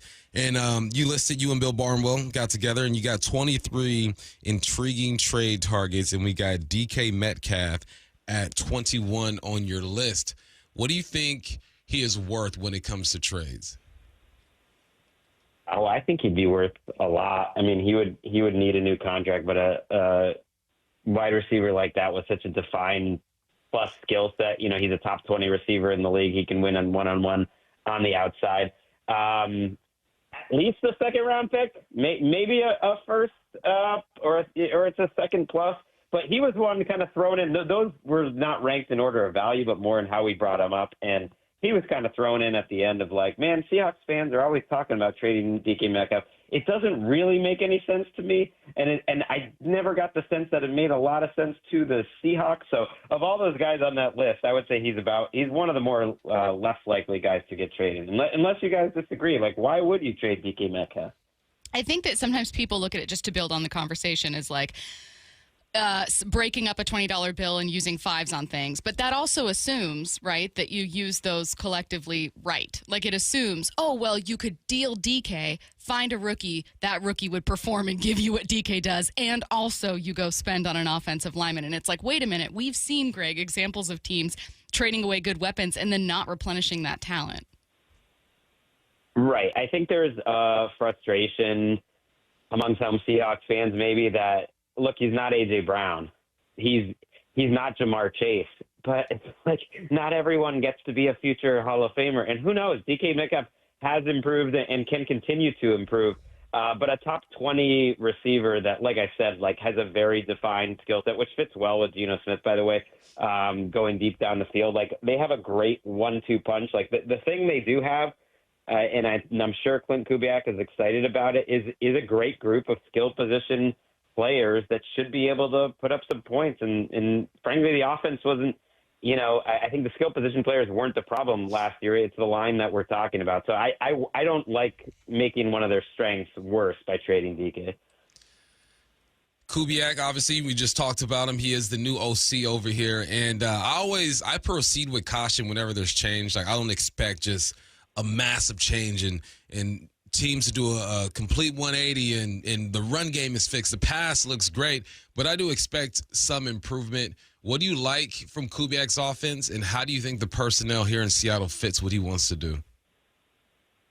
Yeah, you're sort of starting from scratch in terms of what you're looking for athletic linemen that are going to be able to move. Geno showed that he can fit into different schemes, but Kubiak's running the system that you guys have seen plenty in this division, really, between Sean McVay and Kyle Shanahan, a version of it. And certainly the zone blocking scheme, like you want guys who are decisive. Maybe that's a little more Charbonnet than Ken Walker, but you can find ways to use both of them. But I think he did a pretty good job in what was a brutal situation with the Saints. And it wasn't the first time he was calling plays either. He actually did a really nice job in Minnesota, and Mike Zimmer's last year there was maybe Kirk Cousins' best year. They just weren't very good on the defensive side of the ball. So he's a nice combination of youth, experience, a scheme that works. But I'm with you. You can't expect it all to improve over, the first 5 games of the season. He's a young coach. McDonald's a young coach. To me, when he hired him like that is a bid for the next handful of years, hoping that they can be, a nice group that grows together. What does success look like for Mike Macdonald in year 2? Obviously, 10 wins is pretty impressive, but anytime you don't make the playoffs, there's going to be a portion of fans that feel like that season was a failure. So for you, where does he go from here? Yeah, I think success for them is going to be the playoffs, and I think it's like a top 8 defense specifically. I think the offense will be okay in the end with the talent that they have and certainly improving the offensive line. But to me, he's a defensive coach. He showed what he can do as a defensive play caller. I thought they were coming together really well overall in the second half of last season. So to me, if you have a true Mike Macdonald defense that's a difference maker and you can make the playoffs, and then you can see the vision and why it made sense to move on from Pete Carroll. Hey, this one's kind of random. I saw that you were on the UK call for the Super Bowl, and I watched the clip you posted of the Cooper DeJean pick six, and that was awesome. So tell me, what is something that the UK does better than us when it comes to calling the football game? Oh, man. Well, first of all, their coverage on TV, this is not on the radio, but on TV, the fact that they fill commercials with essentially what's like a halftime show, but it's between every commercial and analysis because they don't show nearly as many commercials. That's awesome. But my guy, Will Gavin, just the enthusiasm he had making those calls. They're a little looser. I think they're a little more willing to have some fun, make some jokes because they're not hired by the teams or anything like that. So to me, it's a fun, loose broadcast. And, yeah, he came correct with those calls. Those were awesome. Wait, so the halftime, is it like little tiny like segments that they'll do instead of commercials? Yeah, so it's a little different than the question you asked. But I also work with Sky Sports sometimes, and so when you're watching games on Sky Sports, when the U.S. audience goes, so you're just watching the U.S. broadcast. They don't do their own broadcast except for the Super Bowl. You're just watching the U.S. broadcast. But when we cut to commercial, you suddenly see them in a studio or us in a studio. I do it on Monday Night Football for Channel 5. And we're just talking about like highlights from the last couple minutes of games or talking about what we just saw or talking about whatever we want to, the rest of the league. While the U.S. is watching commercials, you're getting like kind of like a little bit of a halftime show. And it's a lot more fun, I think, that way. Hey, weird question. Did you grow up like a diehard fan of any particular NFL team where you're like a national reporter, but that's your team? What was your team? Oh yeah, I was a Patriots fan. We weren't good because I'm old. Yeah, they weren't good. They did make the Drew Bledsoe Super Bowl when I was in high school, but before that, it was pretty rough. Okay, so your experience is kind of the opposite of mine. Obviously, I'm local, so I'm from Seattle. So when I was, I don't know, in my early 20s was their Super Bowl run. And I was so used to like anything that was of interest about my team was being talked about from a national perspective. Like any podcasts weren't really a thing, but like turn on ESPN, go look at for a primetime schedule and your team's being talked about. And it's not hard ever to figure out what a national analyst thinks about your team because of course they're talking about your team. And then that's kind of like, scaled off every single year. And granted, Greg, I'm a Mariners fan, so this is also familiar territory. I'm back where I'm comfortable, where you kind of are, maybe your team isn't mentioned on a podcast or whatever. But I'm curious, as someone who I do see as a national voice and a very, very good one, is there ever something about this version of the Seahawks where, look, they're not going to be front of mind. They're not going to be one of the teams that maybe you guys talk about every single time. But is there something that you maybe have a soft spot for or a player that you just really like and root for that usually you find yourself being like, guys, listen, let me tell you about this with this team? I know. This team does get a little ignored. I think they're kind of in that spot where it's like, yeah, they're good, but they're not really a contender. So it's like they're not interesting enough to be collapsing or have a lot of drama, but they're not good enough to go win a Super Bowl. I mean, I've been a Geno guy from the beginning. I literally wrote an article about him when he was with the Jets that he was like misunderstood and that he was going to be like a really good starting quarterback in the league. And I held on to that take for so long that for him to actually get a chance with Pete Carroll and prove it right, that they're always interesting to me. And we talk about him plenty on NFL Daily. But now you know who I think is almost underrated, which is crazy for a top 5 pick, is Devin Witherspoon. I don't think people realize how he is one of the best cornerbacks in the league now. And I thought he had a great second season, even though there weren't like a bunch of big numbers. So he's a dog, and he's someone I love talking about if I can. Speaking of corners, what do you think of Jair Alexander with Green Bay? Curtis and I were on the show yesterday, broke down how, he's 28 years old. He's had some injuries, but at one point he was considered one of the best corners in the game. Where do you think he ends up, and how much football you think he has left? Yeah, he just hasn't been able to stay on the field, so it's a little hard. It's a little hard to project. So I don't think he's going to cost a lot. I think they're going to cut him. He's certainly very talented. There's basically been no point where he's been on the field and he hasn't been a good cover corner. But, the Seahawks want guys that can tackle. Is he that guy? Maybe not at this point in his career. And a huge injury risk that someone will take a chance on, because even when he played a little bit last year, like he's always looked good, but he just hasn't been able to stay on the field. My last question, just taking a look around the rest of the NFC West, and I'm looking straight at LA. Greg, are there legs to the rumors that Matthew Stafford could actually be with another team, or do you think he ends up staying with the Rams? I don't. I think it's very real. I think there's more going on behind the scenes, and it's really come out. Just whether it's personal or just a relationship running its course, or Sean McVay kind of want to get the keys back to his offense. I at this point would be surprised if he is back with the Rams. I think they'll be able to get a couple, maybe day 2 picks for him, like a second and a third, something like that, or a second-round pick, and that's it. And I think they'll move on and look for a way to save a little money at that position. It doesn't make a lot of sense to me from a football perspective. My daughter is a Rams fan, and explaining to her that they're going to go to 2025 with Jimmy G or Aaron Rodgers, I don't know. It's going to be hard to explain to her because it doesn't really make a lot of sense to me, but I do think it's going to happen. Maybe it'll make her stronger. You know what I mean? Like, all of us have those moments where it's like, I am a stronger sports fan as a result of this really tough season. I don't know. That's interesting, though. I had convinced myself, no, he's staying, and I don't know as much. So, but wow, that's interesting to hear. Make sure you check out NFL Daily with Greg Rosenthal. He is Greg Rosenthal, kind enough to join us. Thanks so much, Greg. Thanks, Greg. All right, thanks, guys. Let's get to 4 Down territory. This is 4 Down territory. Going inside the game. What former Seahawks and Coug wide receiver Michael Bumpus. First down bump. What names would give the Seahawks the most wiggle room? Yeah, and we're talking about money, cap space. I think an article was just put out that the NFL thinks the cap is going to be around 280 something. So we'll see. But this is the unfortunate part of the business because you got to look at contracts, production, age, or whatnot, and try to make difficult decisions. So there are 3 names that I think the Hawks are going to look at and see what they do with it. You got Lockett. He's got a $30 million cap hit. He's got 13.8 dead cap. You can save about $16.2 million there. You got George Fant, $13.5 million. He's a 4.5 dead hit. You can save about $9 million there. You got Dre Jones, $26.6 million, 14.5 dead. That's 12.1. Those 3 players alone, you save yourself $37 million. And I think there is value in all 3. If Lockett plays a lesser role and takes a pay cut, if Fant gets more aggressive in the trenches and continues to make the big plays we saw towards the end of the year. If Dre Jones has put together 3 or 4 consecutive games, I think he was just in and out at times. I believe he dealt with some injuries as well. Not personal, it's just business. And I'm just looking at the bigger contracts of guys who might not have lived up to what their contracts say they should be doing as far as production. Those are unfortunately the 3 names, and I'm sure there are other names. They're looking at a whole bunch of names that you have to look at and match the numbers with production and see if there's any wiggle room. Are you letting this person go? Are you trying to work out a new deal? But those 3 alone, you could save $37 million. Jeez, second down.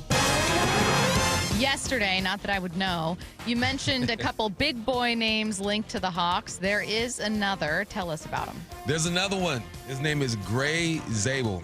Gray. I kind of like that as a first name, too. Gray. I kind of like Very that. cool.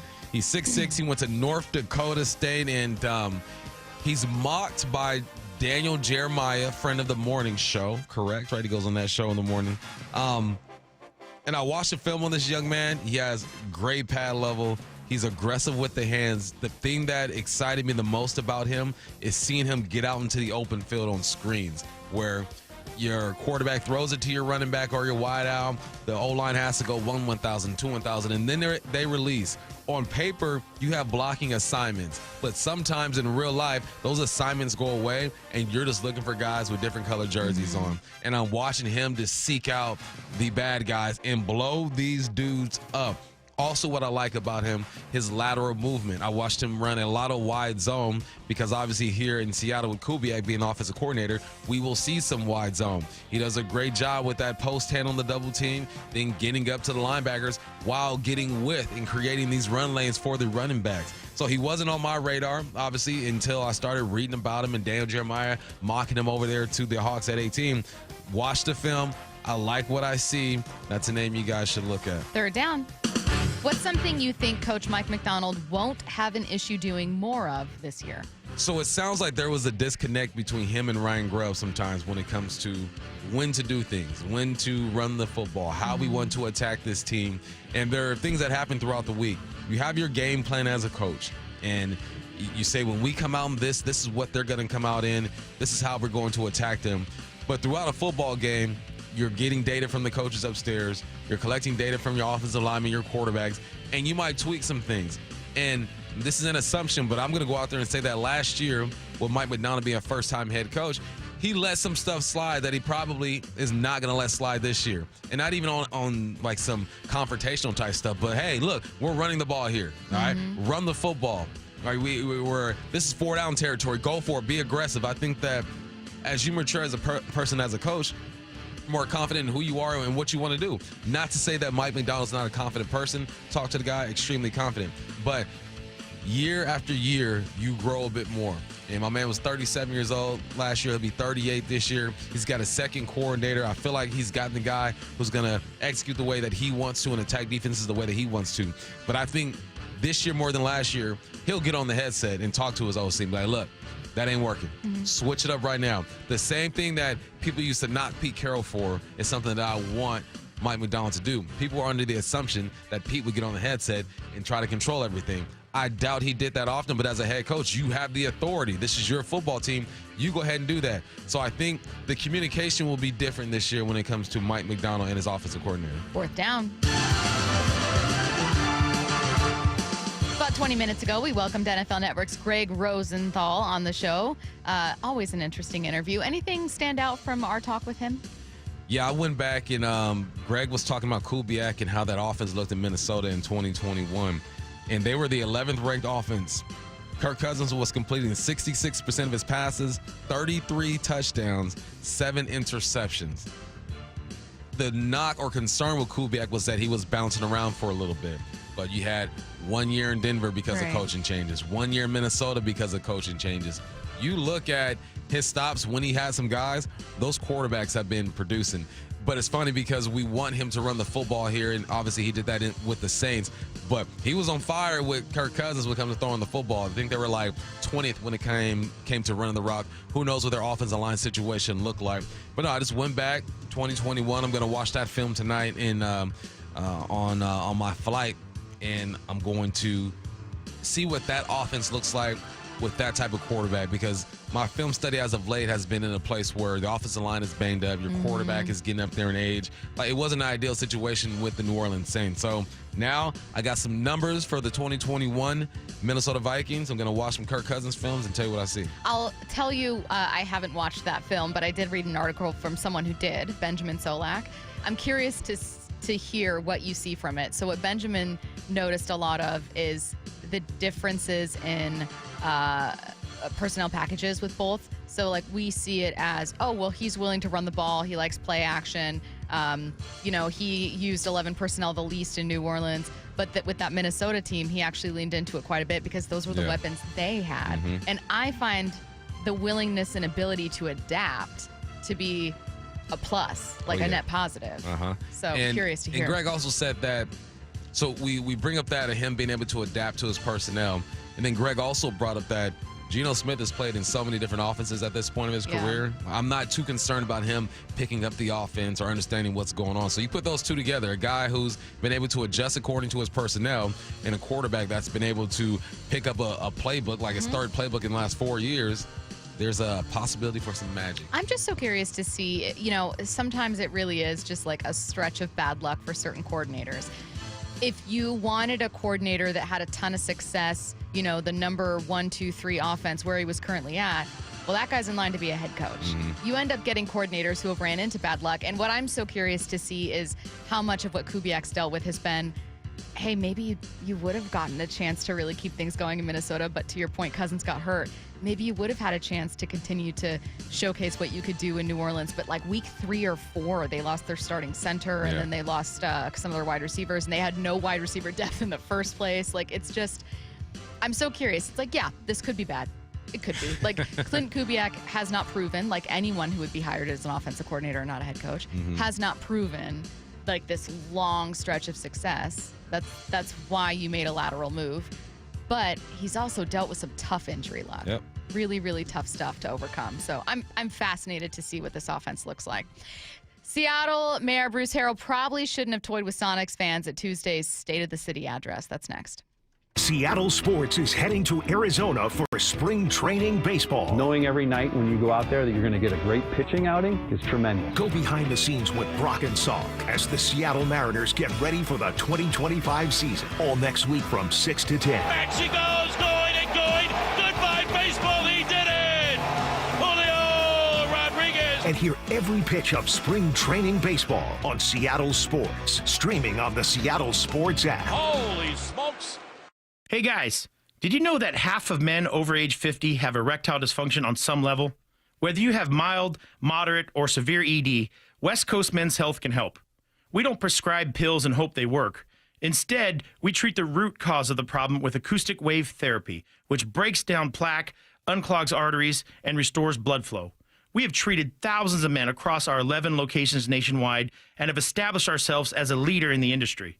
So whether you have ED, Peyronie's disease, or suffer from chronic pain, such as neuropathy, carpal tunnel, or Dupuytren's contracture, West Coast Men's Health can help.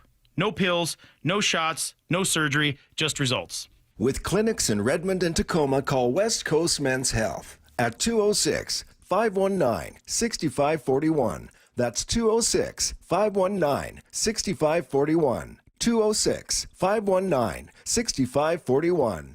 Online at westcoastmenshealth.com. Are you constantly dealing with a runny nose, allergies, congestion, sinusitis, or postnasal drip? Hey, it's Dr. Ryan Stern of the Stern Sinus Center. Rhine Air is a simple, non-invasive procedure that significantly reduces your postnasal drip and stuffiness. We're proud this year the Stern Sinus Center was just named a nationwide center of excellence. We're also excited to welcome another allergy surgeon and ear surgeon to our practice. Schedule your appointment in Auburn or Federal Way or go to sternsinus.com. It's a classic odor tale. You fried fish for dinner, cleaned up, but the smell is still in the house. And the neighbors are coming over for game night. They're on their way. And then you spray Febreze Air Mist. Febreze Air starts working instantly to fight even your toughest odors, so you go from fish to fresh like that. Now, all you have to worry about is Pam cheating at charades. Breathe happy, Febreze, la la la la la, Febreze. It's a classic odor tale. You fried fish for dinner, cleaned up, but the smell is still in the house. And the neighbors are coming over for game night. They're on their way. And then you spray Febreze Air Mist. Febreze Air starts working instantly to fight even your toughest odors, so you go from fish to fresh like that. Now, all you have to worry about is Pam cheating at charades. Breathe happy, Febreze, la la la la la. Why choose a Sleep Number smart bed? Can I make my side softer? Can I make my side firmer? Can we sleep cooler? Sleep Number does that. Cools up to 8 times faster and lets you choose your ideal comfort on either side. Your Sleep Number setting. And now save 50% on the new Sleep Number limited edition smart bed. Limited time. Exclusively at a Sleep Number store near you. Learn more at sleepnumber.com.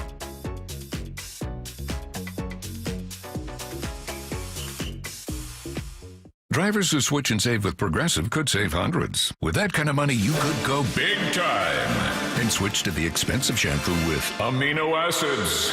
Sure, you don't know what those are or why you need them, but it sounds very impressive. And if you switch and save hundreds, you can massage it into your scalp every day. Now, if only you can get people to lean toward your head to smell those aminos. Switch to Progressive and you could save big time. For shampoo. Progressive Casualty Insurance Company and affiliates, not available in all states. Potential savings will vary. Seattle Sports is heading to Arizona for spring training baseball. Go behind the scenes with Brock and Saul all next week from 6 to 10. On Seattle Sports. Do you need a new roof? Don't wait for summer to replace it. 3 Tree Roofing is here to help you save big this winter. Avoid summer's higher prices and longer wait times and protect your home's integrity now. Visit 3treeroofing.com for your free on-site estimate. Our certified installers make it easy and worry-free, no matter the season. Don't wait. Book your estimate today at 3treeroofing.com. Mention this ad and get $500 off your roof replacement. 3 Tree Roofing, your Puget Sound roofing experts. Our friends at Mazda of Everett always offer you their lowest price. Shop over 800 new Mazdas online at MazdaofEverett.com. Click on Get the Mazda of Everett price for their best deal. Shop MazdaofEverett.com or stop in and meet our friends at Mazda of Everett located in Everett at 11409 Highway 99. If you're shopping for a new car, make sure our friends at Mazda of Everett are on your list. Start the year fresh with Washington Energy's New Year, New Home Sales event. Upgrade and save 15% on energy-efficient Bryant heating systems for your home. Keep cozy and safe this winter storm season with 15% off Honeywell whole home generators. Prepare for spring with 15% off beautiful Anderson windows and reliable Simonton doors. All on sale now for a limited time. It's the New Year, New Home Sales event with Washington Energy Services, bringing good energy to your home. Guys, did you know your testosterone level impacts your energy, libido, sleep, weight, hair loss, mood, and even ED? And right now, Revive Men's Health Seattle will check your testosterone for free. They've helped thousands of men since 2011 feel and perform better. They're so confident they can help you, they even guarantee it. Schedule your free testosterone test, exam, and consultation today. Call 206-529-1111. That's 206-529-1111. Or visit ReviveMen'sHealth.com. This is The Timeline with Bump and Stacy. Brought to you by 1-800-DUI-AWAY. Seattle Mayor Bruce Harrell probably shouldn't have toyed with Sonics fans at Tuesday's State of the City address. That is where I am starting the timeline today, Bump. And look, I'm a volume shooter when it comes to jokes. I will make probably 20 different random jokes. I'll laugh at them myself. And then one will land. One will be funny. So I can at least have kind of a respect for an attempt at humor, or kind of oh, I get it. You know, when you're uncomfortable, when people are uncomfortable, they try to lean into humor. So it's I can't be mad. I'm not mad. I don't think I'm mad. But Bruce, it didn't land. I have an announcement to make.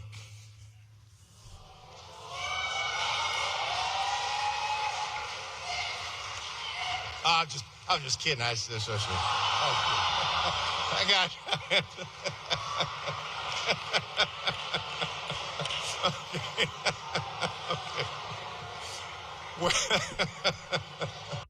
What you hear here and don't see is Bruce taking out a basketball and spinning it in his hands, toying with the audience as though he is going to announce the return of the Sonics. I don't know, Bump. What 20-year-old intern? Well, State, and people are waiting for the opportunity, and we know that it's close. Mm-hmm. And we know that everything has to happen in twos, and we see the moves that some baseball teams are making and saying, all right, there's a place where that other city can get that expansion team, and let's get it going. This was very inconsiderate of the mayor, and I hope that your family member, called you and gave you just some not so nice text messages. I mean, just something to be like, hey, read the room. And my initial thought, initial reaction was, that's lame, but are we being soft? That was where my mind immediately went. Are we just being a little sensitive? And then, Curtis, you pointed out that there is, even though it was a unanimous vote to take a settlement in 2008, a bit of hypocrisy with Bruce's joke here. Yeah, because he was on that city council that accepted the settlement from OKC, the $45 million that could have become $75 million, but we all knew it was never going to become $75 million because there was no new arena in place, and that was the whole, that was the reasoning that the OKC group gave, is that Key Arena at the time was unplayable, and yeah, it's just dude, it was so tone deaf. I've never seen a politician in your own city just basically point and laugh at your constituents like that. It was insane. It was insane. And granted, in today's media landscape, you will not be hearing that the Sonics have been approved to be expanded or relocated to Seattle from Bruce Harrell. You'll be hearing it from Shams. You'll be hearing it from ESPN. Yeah. You'll be hearing it beforehand. However, what is it about, I swear to God, man, there is a special, personality trait that exists with politicians where not only do you have to genuinely be really book smart, you also need to be out of touch. It's a special personality type that exists in politics that almost without fail puts their foot in their mouth so effortlessly. It's impressive. They're not in touch with reality. Their reality is a bit different. And, that's why they're in the position that they're in too, right? You just mentioned you have to have this kind of wall up that keeps you want to give out the perception that you are of the people and with the people, but you're not. You're different. You're a politician. Things are different. That wasn't nice.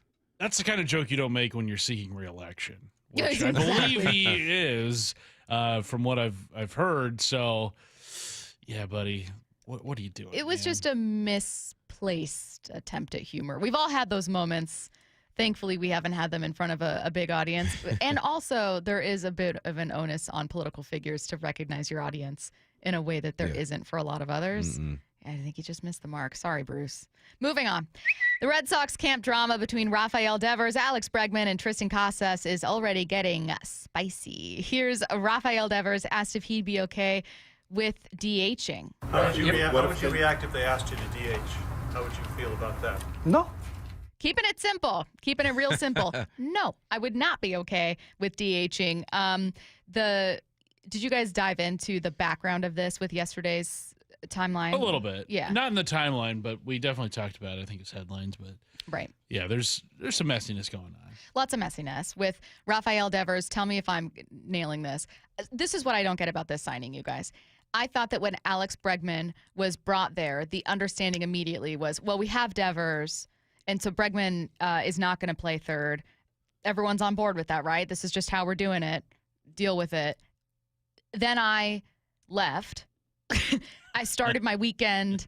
I had a short little vacation, and I came back to mess. And I literally feel like that scene from Community where you walk in holding the pizza and everything's on fire, and you're like, wait, when did this become an issue? I thought everyone accepted that Bregman wasn't going to be a third. Why are we fighting? Why are people upset? Did I miss? What did I miss? He did. I think he just had to make sure, like, listen, I'm not moving. And I said to Curtis yesterday, I go, that sounds fine, but you don't make that decision. If they want to move you, they will move you. But yeah, a little drama, and I like it. I like to see the Red Sox go through some stuff. Never hurt anybody. It's kind of nice. Yeah. Well, I was fine with it. Tristan Casas wants Devers to stay at third. We don't know what the future holds, but we know it holds Rafi Devers. So I think he's got to play defense. It's going to keep him athletic, and he's going to hit because of him being at third base. He doesn't know any other position. He doesn't want to play any other position, and he's going to fight for it, even if it's with any of the younger guys, any new guy. I mean, I think he's the best third baseman in the league. I wouldn't take him. I wouldn't take anybody over him. So I think he should play third base. Yeah. So you think Bregman should play second? Rafi plays third. I think Bregman should play second base. Yeah. Tristan conveniently ignoring some important defensive statistics with that one, but also Tristan, if Devers moves off third, first base is the spot that he would likely go to, or DH. Where does Tristan Casas play on the infield? First base. So, of course, Tristan. Tristan's like, absolutely. I think he's the greatest third baseman I've ever seen. Honestly. Best in the world, yeah, Craig. he's a Gold Glove snub every single season, in my opinion. Alex Bregman at the center of this controversy. I never thought that I'd feel bad for Alex Bregman, and yet here I am. It's like the new kid, being in a school classroom and everyone's upset, and you're just like, I'm sorry. Here's what he had to say about Devers. Super excited to just be his teammate. He's a great player. I think everybody in this clubhouse is worried about winning, and whatever it takes to help the team win, that's all I'm focused on. And I think everybody here believes in their abilities, and I think all of us believe that if we all put together a good effort this season, we have a really good chance of being a winning baseball team. Bump, we're not a Red Sox station, so instead I'll say this. I know that as an athlete, a high-level athlete in high school and college, you were on a pro team competing for a spot. I know that you have been in moments with tension, and I know you have been in moments where like 2, 3, 4 guys are competing for the same job. There's some awkwardness. Like, what does that feel like? No,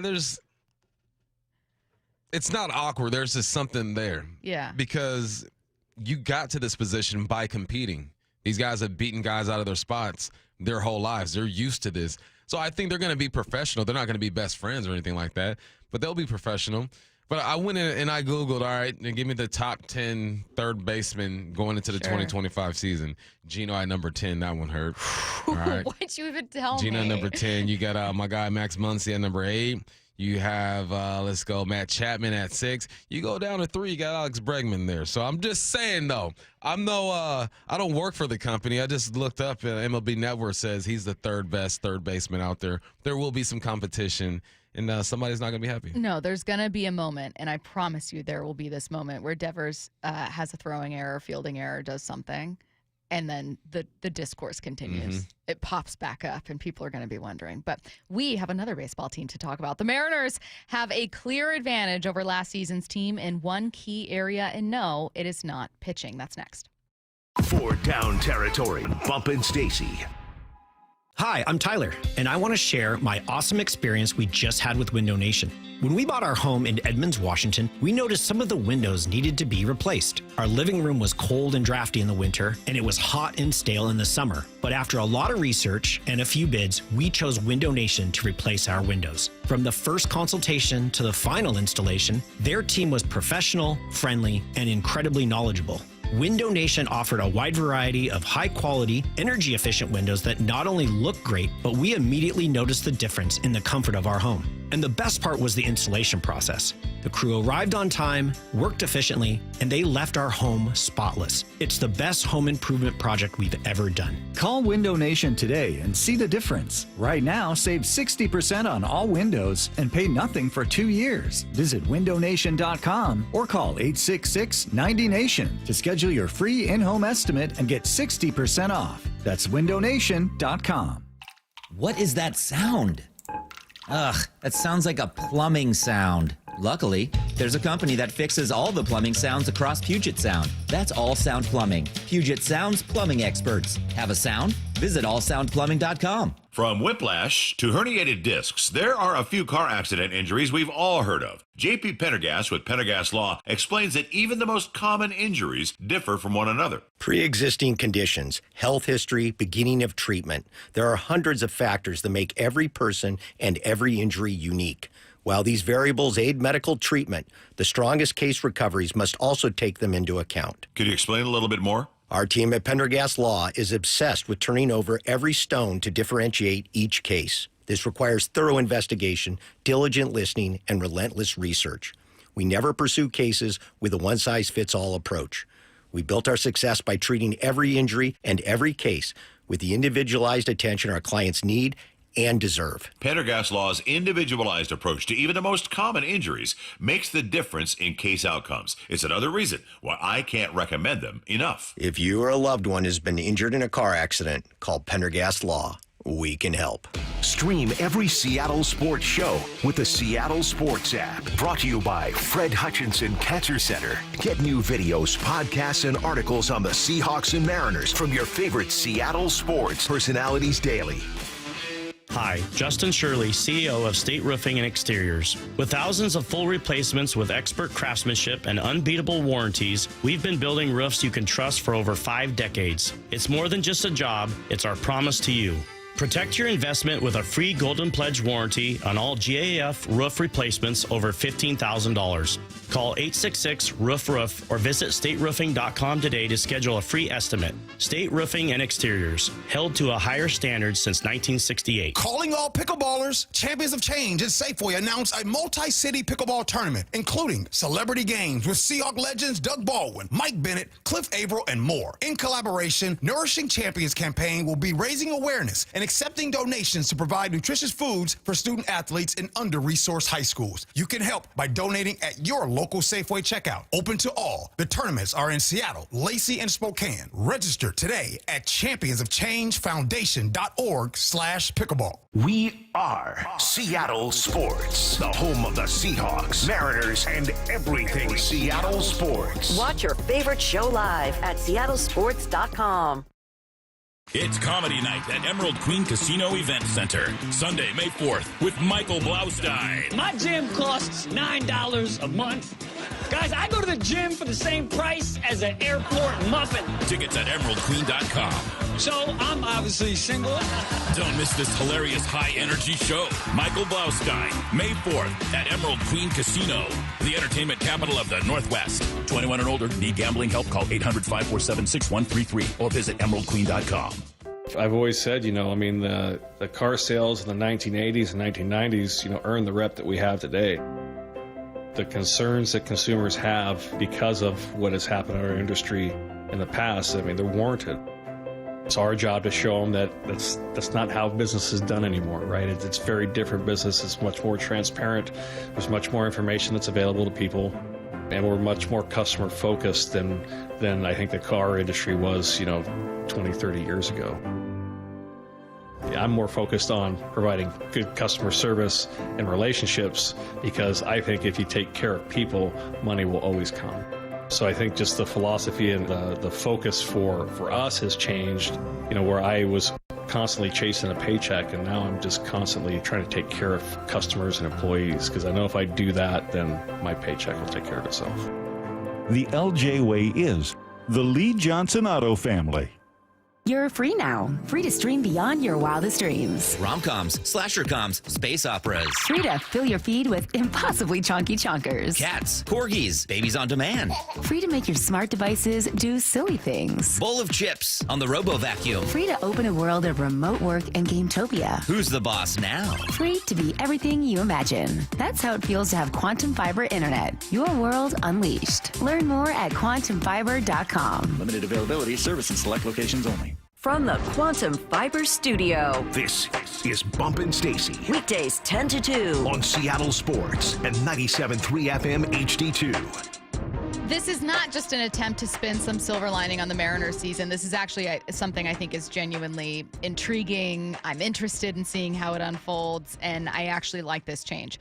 We are talking about something the Mariners have improved in heading into the season. And believe it or not, it is not going to be about starting pitching. We are not talking about starting pitching at all here. We feel very confident about that group. We're excited about that group. Arguably the best 1 through 5 in the majors. That is not what we're talking about, though. Instead, we're looking at the outfield. Your opening day lineup in 2024.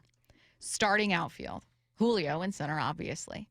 Mitch Haniger, your right fielder. Dom Canzone, your left fielder. That was your opening day outfield. I think, Bump, it's safe to say that it's much better this year, and don't just take my word for it. Julio Rodriguez feels really optimistic about the outfield, in particular Rosarena. I'm excited. Randy especially came with a nice different flow, so I don't know. We might try to join into that, but it's going to be a really fun outfield. I feel like we're definitely going to be making a lot of fun plays back there and having fun, playing the game, but I'm really excited. I'm really excited too. I got to be honest. I'm bummed about the lack of additions this offseason. I would have loved to see more spending from this club, and I think that they need to spend more to be competitive. I really do. However, Bump, I think you can look at this outfield and say, objectively, it is going to be better than the one they broke camp with last year. Yeah, for sure. I think it starts with, obviously, Julio Rodriguez, like you mentioned, and then Rosarena. He's had his pockets throughout the season. Obviously, he comes over in a trade last year, but he had months where he was OPS in 1100, 924, 893, then kind of dipped towards the end of the season.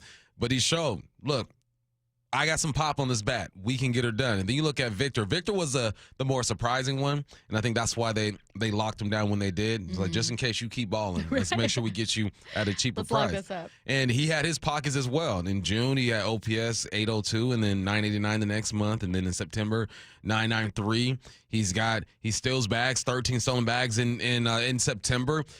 That outfield, when I think about it, I just think of explosive plays, right? I look at them as like my starting 3 receivers in an offense, right? Because, defensively, they're going to be okay. Rosarena struggled at times defensively. Julio's going to hold it down. But they've all had their pockets throughout the season where they looked like an explosive outfield defensively and with their bats. That's what they're banking on. Victor, go ahead and bring that talent back. Or Rosarena, come on and bring this power back. And Julio, just get off to a better start. There's something that 2 out of the 3 have not done, and that's Julio and Robles, is get off to that hot start. Rosarena has done it, and obviously throughout the course of 162, you're going to be up and down. So, yeah, I feel a lot better about the outfield. I think we talked about it a little bit last week, and people were not trying to hear it because we understand that the rotation is it. You didn't get the infielders that you were hoping to get, but let's not ignore the potential of that outfield. Yeah, absolutely. And again, I am not just sitting here going look, they could be a really good playoff team because of this outfield.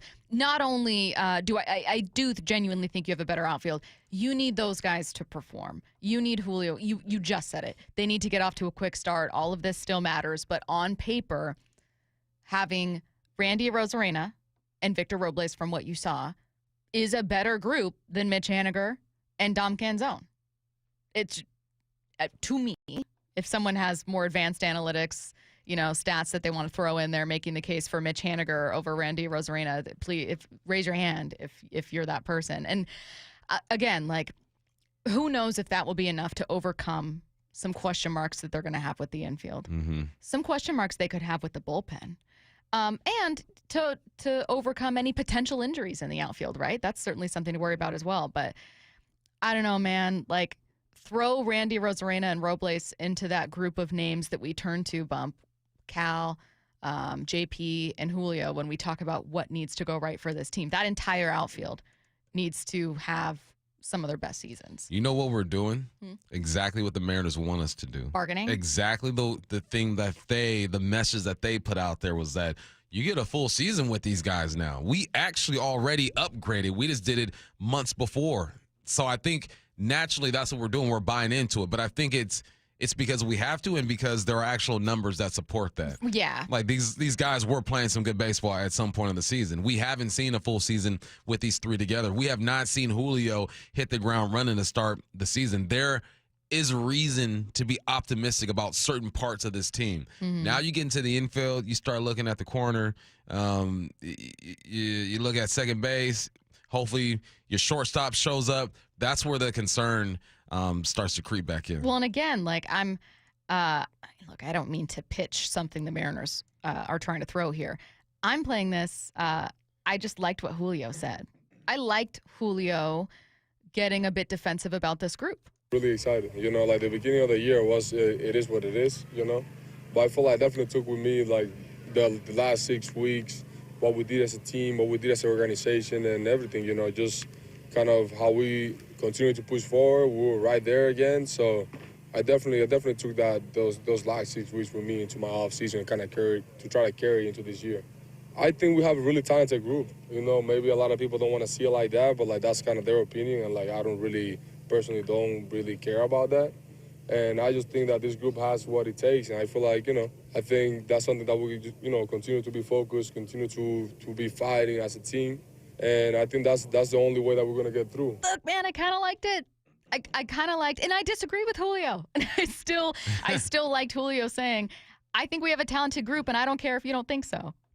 I like that fire from a star. He's the leader, and he sounds older, too. He sounds like a seasoned veteran now. He's still a young man, 22, 23 years of age, but you hear it, and he understands what needs to be said when you hop in front of the mic, but I think he believes it, too. There's something that athletes do. We lie, and we tell the truth at the same time.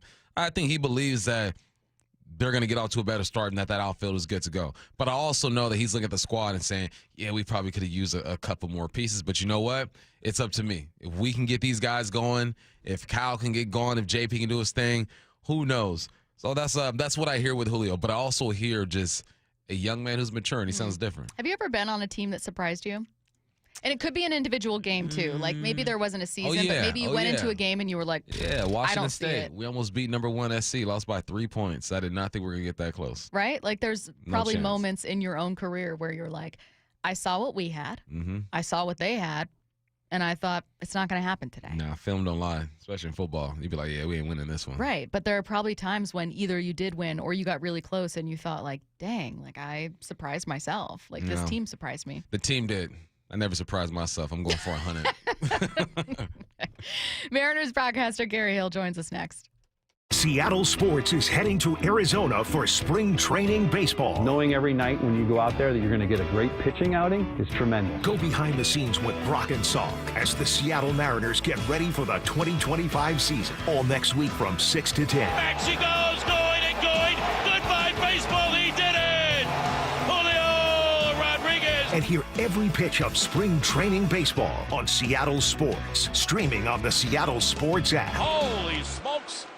Hey, Brock Hewitt here for my friends at PCF Group, or People Come First Construction Group, and that's exactly what they did when we made the call a couple years ago. We wanted to redo our outdoor space, wanted to add a deck, an outdoor living, a television, and a kitchen. And PCF Group, wow, they more than delivered. And if you're interested in building a stunning outdoor area like we did, I cannot recommend them enough. Reach out before the good weather arrives, and their schedule, well, it's going to fill up. So whether you're looking for a complete outdoor living space or or a very specific project like an underdeck ceiling, deck, patio cover, railings, PCF has you covered. Design now and pay later. In fact, get 12 months, no interest and no payments, and up to $6,000 off and a $1,000 Amazon gift card. Request that complimentary design and estimate consultation today at 206-992-0364, 206-992-0364, or project ideas, explore photos at PCFgroup.com, PCFgroup.com. Emerald Queen Casino, the entertainment capital of the Northwest. The best place to watch all your favorite sports. Featuring wall-to-wall viewing screens, 6 windows, and 30 kiosks. Be there at emeraldqueen.com. Emerald Queen Casino, the entertainment capital of the Northwest.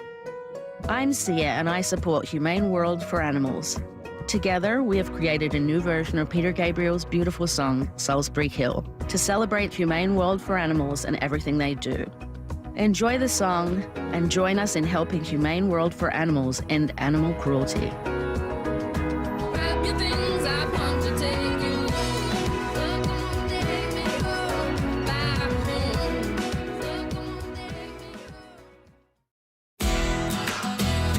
Whether you're tinkering in your garage or tackling big projects, if you know the value of working with your hands, you know Harbor Freight. And you can be confident knowing that at Harbor Freight, you can get quality tools at prices that work just as hard as you do. Because the only thing more satisfying than a job well done is a job well done, well under budget. Whatever you do, do it for less at Harbor Freight. Tingling and numbness or burning pain in the feet or hands are warning signs of peripheral neuropathy. For years, Sound Pain Solutions has helped thousands using our innovative, narcotic-free approach. Now we're excited to introduce our most powerful treatment yet.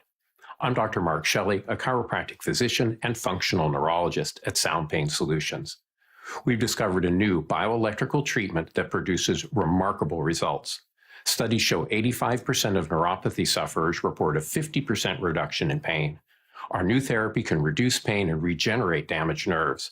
It's performed by medical providers and naturopathic physicians. It's a breakthrough treatment that has changed the lives of thousands who suffer from nerve pain. At Sound Pain Solutions, all our therapies are non-surgical, FDA-cleared, and narcotic-free. Learn if you qualify for our new neuropathy treatment. Schedule a free consultation by visiting soundpainsolutions.com. soundpainsolutions.com. Just Cause Legal knows the value of standing up for what's right. If you've been in a car crash, Just Cause Legal is here to fight for you. With aggressive auto insurance lawyers on your side, you will secure the compensation you deserve. Just Cause Legal makes the process as painless as possible. Don't wait. Time is critical. Get the help needed today. Visit justcauselegal.com or call 253-859-8899 and meet your legal lifesavers. Just Cause Legal, fighting for you. 1-877 Cards for Kids. KARS Cards for Kids. 1-877 Cards for Kids. Donate your card today. 1-877 Cars for Kids. KARS Cars for Kids. 1-877 Cars for Kids. Donate your car today. Donate your car today at carsforkids.org. That's cars with a K.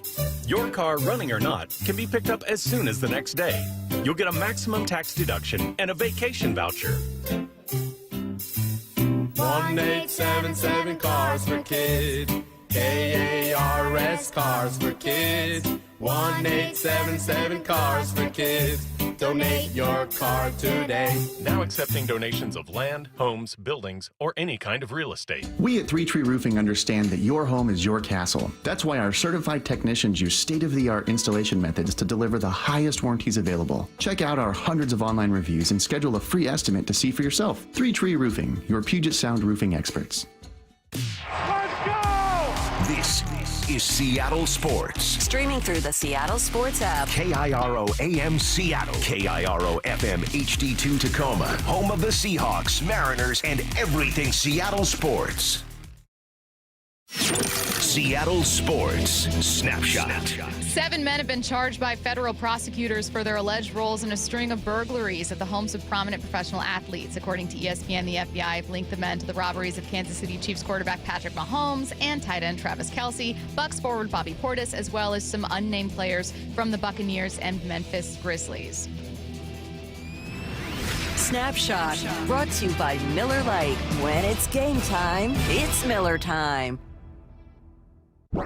From the Quantum Fiber Studio, this is Bump and Stacy on Seattle Sports. Streaming through the Seattle Sports app and at seattlesports.com. Now, here are your hosts, Michael Bumpus and Stacy Ross. Here we go now. Mariners broadcaster Gary Hill joining us now on the Emerald Queen Casino Sportsbook Hotline. Gary, how's it going? I'm doing very well. How are you? Fantastic. I'm going to continue the conversation, actually. So glad you're here that Bump and I were just having. We listened to some sound from Julio Rodriguez talking about what he feels like is a really stellar group in the outfield. And I do think that it's a better group. I know that everyone's really, frustrated with a lack of moves for this team. But I do think the outfield heading into this season is better than the one that broke spring training last year. Mitch and Dom Canzone in the corners there. This time you've got Robles and Rosarena. I'm eager to see this group. How do you feel about them? Yeah, I think you're right. And I think if the Mariners are going to go where they want to go, a lot of it's going to be on the outfield and the outfield being productive. You know, we talk a lot about what happened in September of last year and what was the key to September, and a lot of the conversation about kind of change in approach and Edgar and those things were certainly factors, but the lineup was better too. The players they rolled out were better in that stretch. You look at Rosarena was part of that team. He wasn't there all season. He came over at the deadline. Robles was a top 5 outfielder in September. I don't think we can ask for that again because he was playing at an elite level, but can he be a productive guy through the course of the season? And there's a lot about him that says you think he can. Julio was at his best towards the end of the season. So there's a lot of things to be hopeful for from the outfield. And a few of those things you need to carry over. Like you need a Randy Rosarena to be Randy Rosarena. You need Julio to even things out. And, when I think about the Mariners this season and when I think about Julio, one of the things that we've seen so often the last couple of years, last few years really, is they would have parts of the season just huge peaks and valleys, right? There'd be times where they look like the absolute best team in baseball for a while, and there'd be times where it looks like you wonder if they're going to win a game. I mean, it would be that kind of peaks and valleys. Can they even those out a little bit more? And Julio's been kind of like that as well. If he can just even things out, I think he's going to have a monster season. I think he's poised to have a monster season. We'll see what happens. But if he can even out those valleys, and if the Mariners can even out those valleys, it would go a long ways. Gary, go Cougs. Go Cougs. Yeah, those valleys, man. I was just looking at the splits of Robles and Rosarena and then Julio, and it's kind of like they're just passing each other with these valleys. It's like, all right, it's my turn to dip. Okay, you play well. My turn to dip. When you look at this roster and this lineup, what part concerns you the most? I think I know where you can go or where you're going to go with this, but what concerns you the most? Well, injuries is always at the top, but I think you can say that for every single team. Like if you say, if you lose Julio, you lose Cal for a length of time, that would be bad. But I think you could say that with every team. You lose your top 1 or 2 guys, and it's not great. But I think production on the infield, as optimistic as I am about production on the outfield and catcher, certainly, there are question marks about production on the infield. I feel great about Luke Raley, who we may still see some in the outfield as well, but I feel great about what he brings to first base. It's funny when you look at his numbers last year, and he didn't play a ton of first base, but if you compare his numbers to first baseman, WRC plus, he was in the top 5 in baseball last year, and the ones ahead of him are the ones you would expect to be ahead of him. The best, Vlad Guerrero, that kind of group, Freddie Freeman. Slugging percentage, he's just outside of the top 5 compared to first baseman. So I think you feel good about his production at first. But you look around the rest of the infield, and you're hoping for a bounce back from Polanco. You're hoping for a bounce back from JP. And those things are certainly possible, more than possible. But that's what you're hoping for. And then you're hoping for somebody breaks through at second base.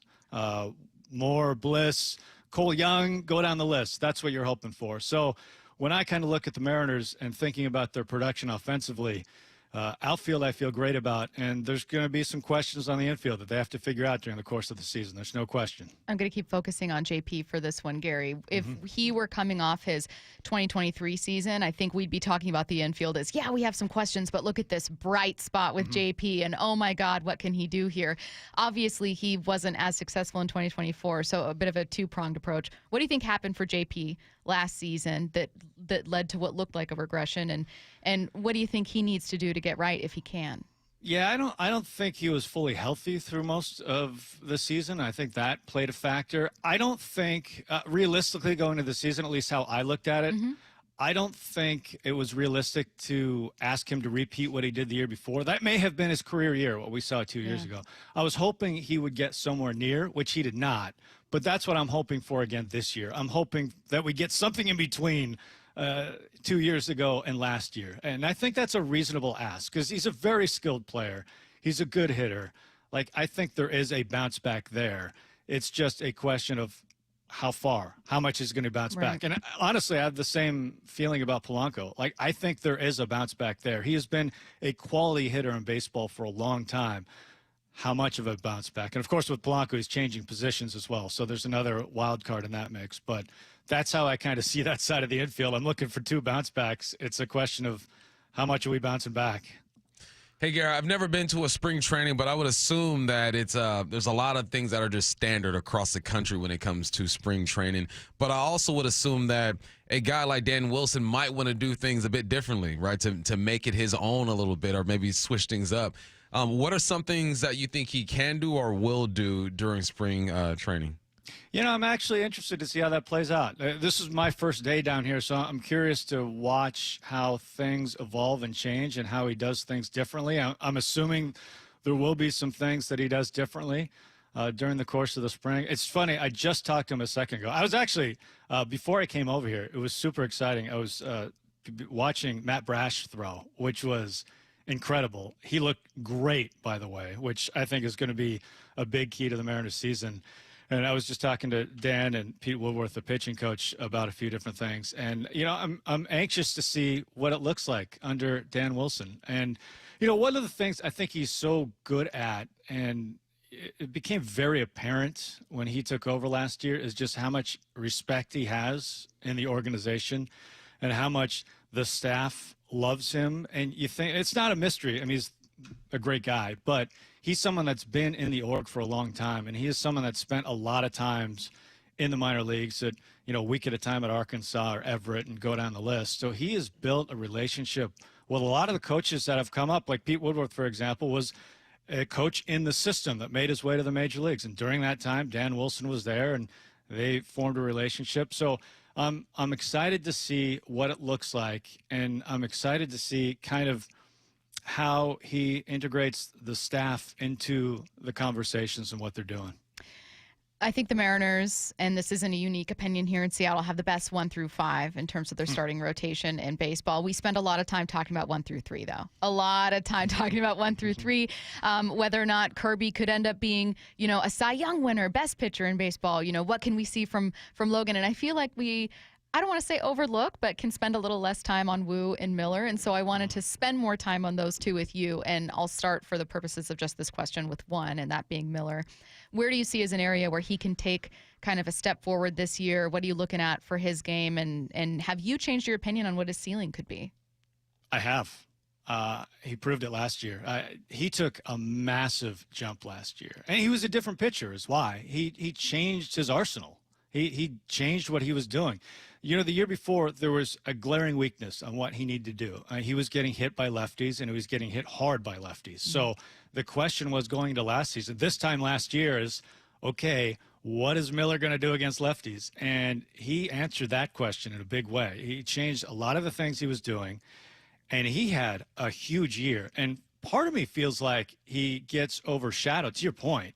He gets overshadowed a little bit by, you know, Logan Gilbert had such a great year, and Castillo and Kirby as well, obviously. So I feel like if he was on a different staff, maybe it would have stood out even more what he did last year. But he had an incredible season. And so I have now been thinking about, okay, where is this going to go? What can he be? And right now, to me, I don't know where that ceiling is. I really don't. Because there were times last year where it looked like, okay, he can be an ace of a staff. Will he be an ace of a staff? I don't know, but there were times he looked like it last year. So I'm super excited to see about his follow-up and what that's going to look like this year. You know, there's I guess some athletes reach a point in their career where you just accept who they are. Like, all right, this is who they are, and these are the things we're going to have to deal with. But there's so much young talent on this team. I look at a guy like Cal. He's a guy who's going to strike out a lot. He's going to drive in a lot of runs. He'll be great behind the plate. Is there something else you're looking to see Cal do, or are we at the point with Cal where we just accept who he is as a player? Well, if he rolled out the same exact season this year as last year, that would be wonderful, because the season that he had last year puts him in the conversation as one of the best catchers in baseball. Like, he is in – I'm not saying he is the best catcher in baseball. He is in that conversation. If we're talking about, is it Rutschman, is it Cal, he is in that mix already. So that's the kind of a couple seasons in a row he's put together between what he does defensively, what he does with the pitching staff. And, you know, offensively, I still think there is some room to move there offensively. I would not expect like a huge jump in batting average, for example. I could see him picking up some points, though, on base percentage, and the power is just so legit. Like, he is a 30, pushing on 40 home run guy. And given all the games he plays at that position, his durability, that is just a rare package to get at that position. Because in context, it's a position right now where the offensive numbers are not great. I was looking at taking kind of all catchers and putting their slash line together, and it's not a pretty picture when you put the whole group together. So especially in the context of the position, what Cal is doing is pretty special. One thing that, and Gary, I know you heard this a ton too, I'm sure. One thing I kept hearing last year, particularly when Julio was struggling, was, oh, God, if only you could take Cal's clutchness and put it into Julio, you'd have this superstar. Because we can always imagine and remember moments when, you know, Julio comes to the plate and you're just thinking, oh, all the talent in the world is there, just knock in this one run, and it wouldn't happen. And I'm sure he got in his own head, and who wouldn't? Julio's also very young. I know he's a couple years in, but he's still so young. Gary, do you think you can develop clutchness later, or do you think you just have it or you don't? Or do you think it's not real? I don't know. What's your theory on this kind of conversation? Yeah, so I go back and forth on this. I think there's a part of it that's not real, because you're talking about such a small sample size. Yeah. Because clutchness, like, how many at-bats are we talking about through the course of the season? So part of that is just a numbers game where it's not real. I do think there is a psychology to it, where you learn over time to kind of quiet the moment. And when I watch Julio in particular, and I felt this especially the first few months of the season last year, is he is someone that wants to be great, which is great. I mean, it's one of the reasons why we love him, right? Like, he really cares. He wants to be great.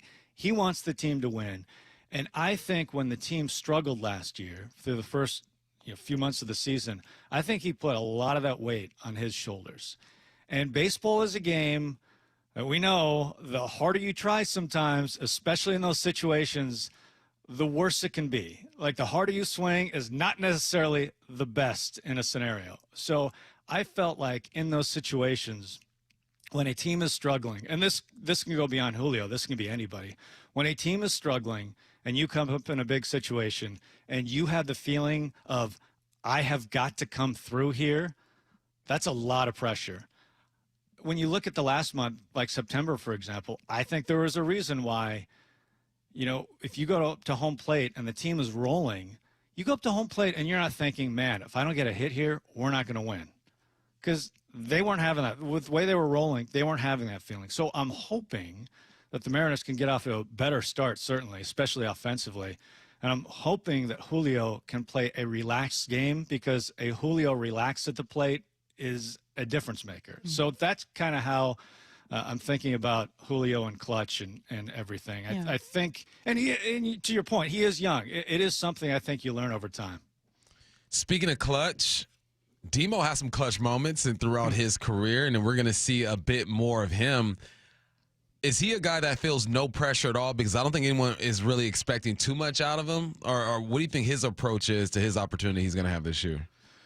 You know, it's funny. I just asked him about that. I was talking about his defense in particular because one of the big strengths that should not be overlooked, there's a reason why he won the Gold Glove last year at the utility, is like he is an actual plus defender at all these different positions.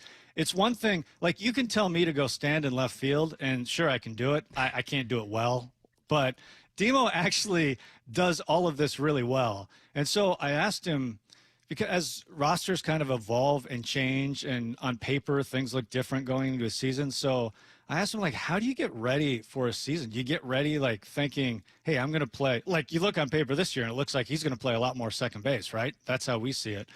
And so, you know, I asked, like, how do you get ready to play everything? Or this year, do you get ready to play second base more? And he said he goes to the manager early in spring, and he'll ask, like, what do you see my role? What do you see happen? And usually the manager will tell him the situation, and usually that's not how it works out at all, because that's the way baseball goes. And he's so versatile, like he's the first one that gets moved around if there's a problem. So today it looks like he's going to play a lot of second base. But as we move through the season, who knows what's going to end up happening? And he's just the kind of player that's going to have to move around. But he's going to have an opportunity. I think that's for sure. And I think especially against lefties during the course of the season, no matter what happens. Like Cole Young could be great at second base at some point during the course of the season. Dylan Moore is still going to find playing time. And he's just super valuable because of everything he does defensively.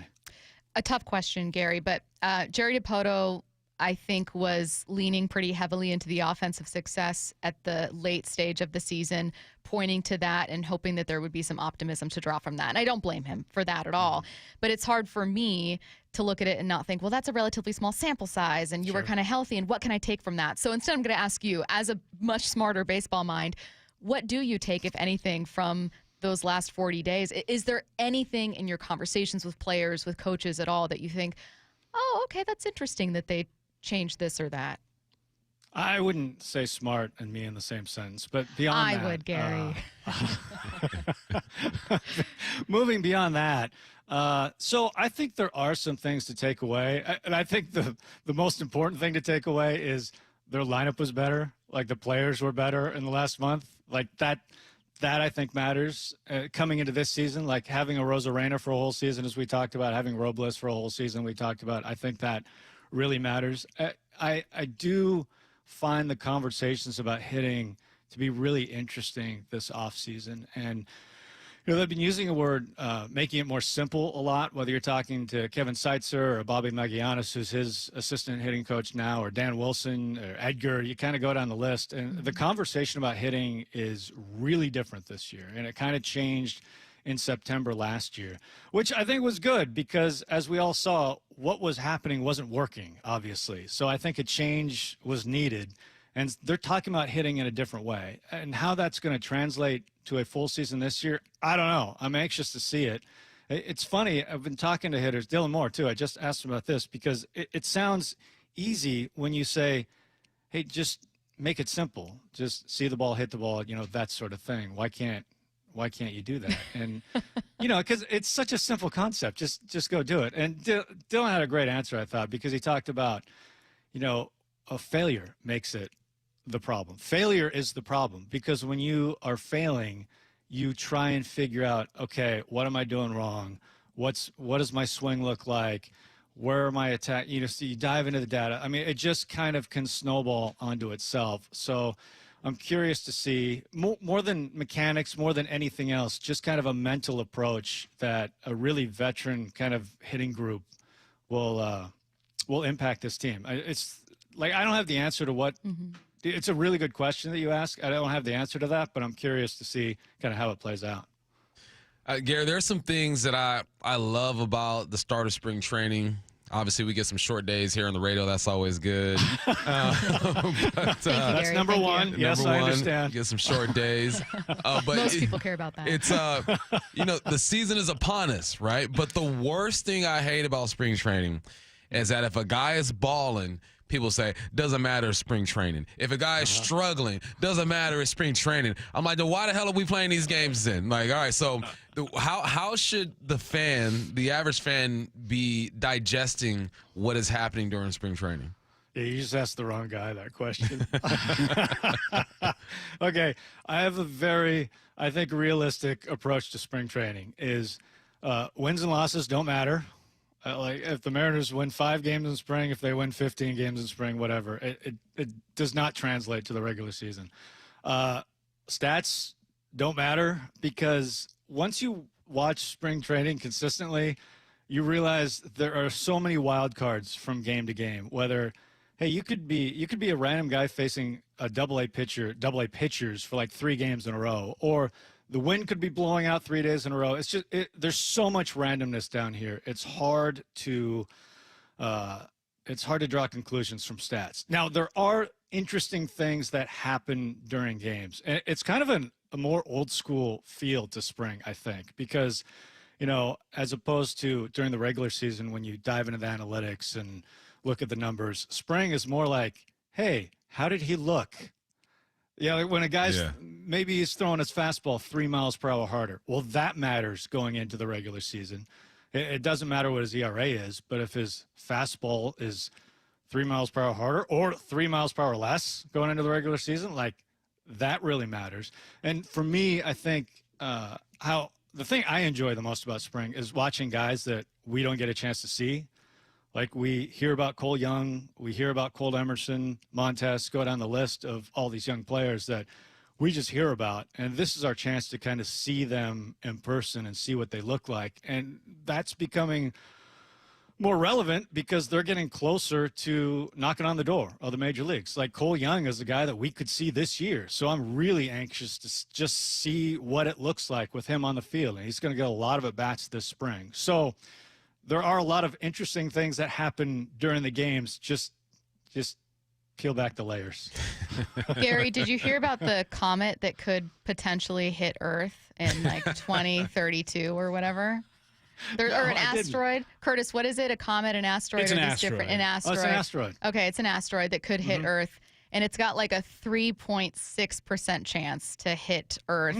It's like the size of like a large van. Like, I don't know that it'll be devastating, but it has like a 3.2 chance percent to hit Earth in 2032. The Mariners have a lower percentage chance to win the World Series this year, and I didn't like that feeling. However, the same column that I read from ESPN, it did win totals, and it gave them 84.5. And weirdly, I felt like I would take the over. Like I felt like I could see a season where they got more. When it comes to, I'm not asking for a win total per se, but do you feel like this is a team where it's like, yeah, they're an 85-win team with a reasonable belief that they can do more? Is that kind of how you see them, or do you see them as even better than that? Yeah, I think that's a good way to think about it because I do think there's upside. There's room to move up. And when I was thinking about the Mariners coming into this season, there are 2 areas where I think they have to get better and find answers. And we talked about one of them with production on the infield. And that's a spot they're going to have to find a way to get production on the infield. The other spot that they're going to have to be better, and I feel like it was an overlooked issue last year because we spent so much time talking about the infield, but I think the back of the bullpen, they had issues last year, and it cost them some games last year. And there's a reason why, because Santos hardly pitched, and we didn't see Brash at all. And so I think they need to find some answers in the back of the bullpen because, you're not going to, when you hand your bullpen a 1-run lead or 2-run lead, you're not going to win all those games. But the way the Mariners are built, they've got to win the majority of those games because that's the deal. They're not going to outslug teams most of the time. When they have leads late, they got to finish those games out. So a healthy Brash, I think, is enormous. Like, I think they make the playoffs last year if Brash is healthy. He's a very unique and special weapon in baseball with his strikeout percentage and how they use him. So him back healthy is enormous. And they could use like a Spire bounce back, Taylor for a full season, being what he was last year. There are some pieces back there, Santos being healthy, to make it better, but they're going to have to find solutions to make it better. But yeah, a long way of answering that. I think there's some room to move on that. He is Mariners broadcaster Gary Hill, kind enough to join us on the Emerald Queen Casino Sportsbook Hotline. Thanks for your time, Gary. We appreciate it. Thanks, Gary. Anytime. See ya. Talk to you soon. Coming up next, will Aaron Rodgers end up in the NFC West? The John Schneider Show. With Wyman and Bob. Brought to you by Pizza Hut. Started draft meetings this week, so really impressed with Mike's interview process and then flying the guys in and spending time with them and figuring out, who they are. But just really impressed with Mike's, like the brain still, really clear, really intelligent and knows exactly what he wants. So the questions are like right to the point, real direct. So you always learn a lot, when you're interviewing these people. Like it's fun because there's a lot of respect for the Seahawks organization. Hear the rest of this interview on demand at seattlesports.com and on the Seattle Sports YouTube page. Someone asked me the other day, do you know how many devices the average home has connected to their Wi-Fi network? It's way more than I thought. So I actually went home and counted how many connected devices I own. It's more than a dozen. All to keep me connected to the good stuff. Streaming, gaming, all the interneting, you name it. Xfinity knows that the number of devices we have connected to our internet is growing by the year. And that's why they engineered their gateways to handle hundreds of connected devices. Hundreds, for real. And now through March 18th, get Xfinity Gig Internet for $25 a month for a year with no annual contract and Wi-Fi equipment included when you add an unlimited mobile line. And ask how to get an eligible free 5G phone with trade-in. Make sure your home Wi-Fi can handle everything you throw at it and then some. Visit Xfinity.com, call 1-800-XFINITY, or visit a store to switch today. Restrictions apply. Requires paperless billing and auto pay with store and bank account. Taxes and fees extra after promo regular rates apply. Xfinity Internet required. Reduce mobile speeds after use of monthly data included with your data option. Data thresholds and actual internet speeds vary. Discover LeMay, America's car museum in Tacoma. Explore 300 world-class cars, 100 years of history, and the Shinka exhibit with 50 iconic Japanese sports cars. Thrilling race simulators and fun for the whole family. Visit americascarmuseum.org. Oh, could this vintage store be any cuter? Right? And the best part? They accept Discover. Accept Discover? In a little place like this? I don't think so, Jennifer. Oh, yeah, huh? Discover's accepted where I like to shop. Come on, baby, get with the times. Right, so we shouldn't get the parachute pants? These are making a comeback. I think. Discover is accepted at 99% of places that take credit cards nationwide. Based on the February 2024 Nielsen report. Mornings can start feeling the same. Wake up, brush teeth, go to work. But with breakfast from Wendy's, it's like, wake up, brush teeth, Baconate with a breakfast Baconator. Roll with a sausage breakfast burrito. Buddy it up with a honey buddy. Or get seasoned with seasoned potatoes. And then go to work. Sorry.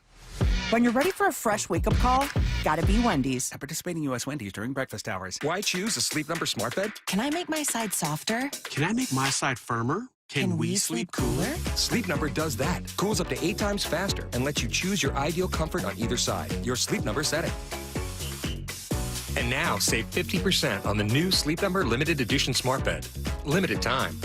Exclusively at a Sleep Number store near you. Learn more at sleepnumber.com.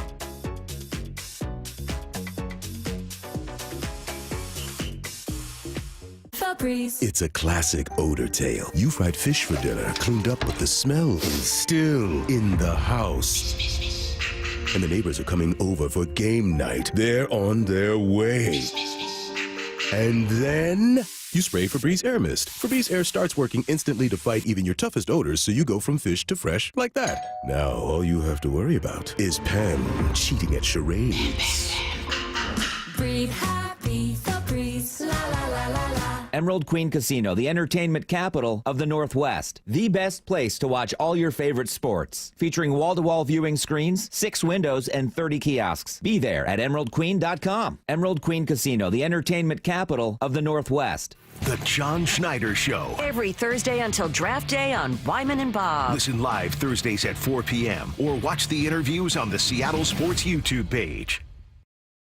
I was having trouble getting up and down my stairs at home. I thought, well, this isn't going to work because how am I going to go to Utah and do some hiking? When Judy came to Sound Pain Solutions, her knee pain was preventing her from enjoying an active lifestyle. She was diagnosed with osteoarthritis. She tried numerous treatments and was told she should have surgery. I'm Dr. Mark Shelley, a chiropractic neurologist at Sound Pain Solutions. We were able to get Judy back to hiking with our comprehensive, non-surgical, and drug-free treatment. I think that the Trigenics that they do along with the adjustment, the pressure wave, and the PRP are the best options for joint pain. And I would really recommend it to anybody who is suffering from joint pain and would like to avoid surgery. Schedule a free consultation to learn if you qualify for our safe, drug-free, non-surgical treatment by calling Sound Pain Solutions or visiting soundpainsolutions.com. And this week's First Mark Challenge victory goes to Lonnie. Lonnie, why did you call First Mark Insurance? We've been with the same insurance company for over 32 years. And my husband said,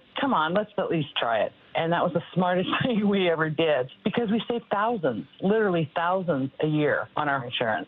They improved it. It cost me less, and it was a higher value. You know, I can't say enough good things about Scott because everything that he said he'd do, he did. What do you tell your friends they can expect when they make the call to First Mark? An easy, profitable, and actually pleasant call. They genuinely are trying to help you, and you can't beat that. We were silly to wait so long. A couple other friends that had called, too. They said, why didn't you tell us about this sooner? You see, Lonnie did it. My family did it. You got to do it, and it's totally free. Go take the First Mark Challenge today. See how much they can save you and how much better your coverage will get. Maybe you will be our next First Mark Challenge victory. Go to firstmarkinsurance.com. From the Quantum Fiber Studio, This is Bumpin' Stacy. weekdays 10 to 2. On Seattle Sports and 97.3 FM HD2. Could Aaron Rodgers end up in the NFC West? Potentially. I mean, you guys heard earlier when we had Greg Rosenthal on, the last question we asked him was, is there legs to the rumor that Matthew Stafford could actually be on his way out in L.A.? And Greg said, yeah, I'm actually very much buying into that report. I know that we always assume that it's rumor season, it's speculation season in the NFL, and none of these things will actually come to fruition. But that is one that he could see happening, that being Matthew Stafford on his way out. Should that happen, Adam Schefter has a theory. The Rams might have interest in Aaron Rodgers. If the Rams couldn't get a deal done with Stafford, if they decided to trade him, a lot of ifs involved, then Aaron Rodgers, in my mind, would be thrilled with the idea of going to Los Angeles. And the Rams could probably get him at a lower cost than it would be for Matthew Stafford. They get draft pick compensation back for Stafford. So you could see where the Rams would say, is that a more desired alternative? Again, number one alternative, re-sign Matthew Stafford. That to me is obvious. But if you can't, now we start to get the quarterback dominoes falling, the quarterback carousel turning, and Aaron Rodgers to me would come into play in LA. Who gives the Rams a better shot to win? Because this is a team that's still going to be in compete now mode. Matthew Stafford at a higher price tag or Aaron Rodgers? Well, if you get Matthew Stafford at a higher price tag, that means you can't get some other pieces that you might need. If you get Aaron Rodgers at a lower price tag, obviously you got more money to spend. Matthew Stafford gives you the best opportunity because he knows that offense. He knows McVay. There isn't a dating period that needs to happen. But here's the thing with Aaron Rodgers is that one of the reasons why it didn't work with the New York Jets is that he walked in there and didn't respect nobody. Because you guys are a franchise that's been dead for 20 years. No one respects you. I'm the savior. If he goes over to the Rams, he's walking into a situation where the culture is established. The head coach knows what the heck he's doing. You got weapons on offense. He's more like, here, take me. I messed this up. Maybe I can change my approach when it comes to this and help this team out. I think if you can, you go Matthew Stafford. But what I'm hearing and seeing is that the Rams are going to want a first-round pick for Matthew Stafford. So you got to go over to the Jets and say, all right, what you got? They got the number 7 pick in the draft. So I can see it happening. Unfortunately, it makes too much sense. I think that would be the best place for Aaron Rodgers because we know he does not want to be a backup. How much gas is left in the tank when it comes to Aaron Rodgers? Because I got to be honest, not just beginning with his season, first 2 seasons with the Jets. Pulling into the gas station. You know what I mean? I think he's pushing the car at this point. Like pushing the car? I'm just saying, like, is he even in the driver's seat? Like, this is a guy who, even in his final season with Green Bay, it's kind of like a Russell Wilson. There were signs that were there that we all chose to ignore because we always thought it was the weapons around him or lack thereof. There were signs with Aaron Rodgers in his final season with Green Bay that there were some problems there, and we all just said, is LaFleur the right guy? Does he have enough weapons? This certainly can't be an Aaron Rodgers problem, not the Aaron Rodgers I know. This is Aaron Rodgers is in the slow lane on the highway. You're still going to get there. It might take you a little longer. It's not going to be as exciting. It's safe. But I think he's in the slow lane. I feel like there's a lot he's got at least 2 more years in him if his mind is right and if he respects the organization and the leadership there. How bad are things between the Rams and Matthew Stafford if they're looking at Aaron Rodgers as a fallback plan? Not good. Not good. That's probably not the best option. Well, and I know that a lot of people are looking at Kelly Stafford, Matthew Stafford's wife, is maybe having thrown fuel to the fire and exacerbated those rumors of potential rift. But those rumors don't exist unless Matthew's talking to her about it. Like, it's clear that, like, Matthew is probably unhappy with their decision to trade Cooper Kupp, unhappy that they haven't already reached an agreement on an extension, knowing that from his point of view, he's like, I helped get you to the playoffs this year. I helped lead you to a Super Bowl. So I also think that McVay wants to deal with a veteran. He wants to deal with someone where he can say 300 jet, boom, boom, boom, and he has it. He doesn't want to bring in a young guy that he has to hold his hand and say, all right, we're starting from scratch. Because you look at that team, a team that snuck into the playoffs, went on a crazy run to end the season, they feel like they might just be another veteran quarterback away.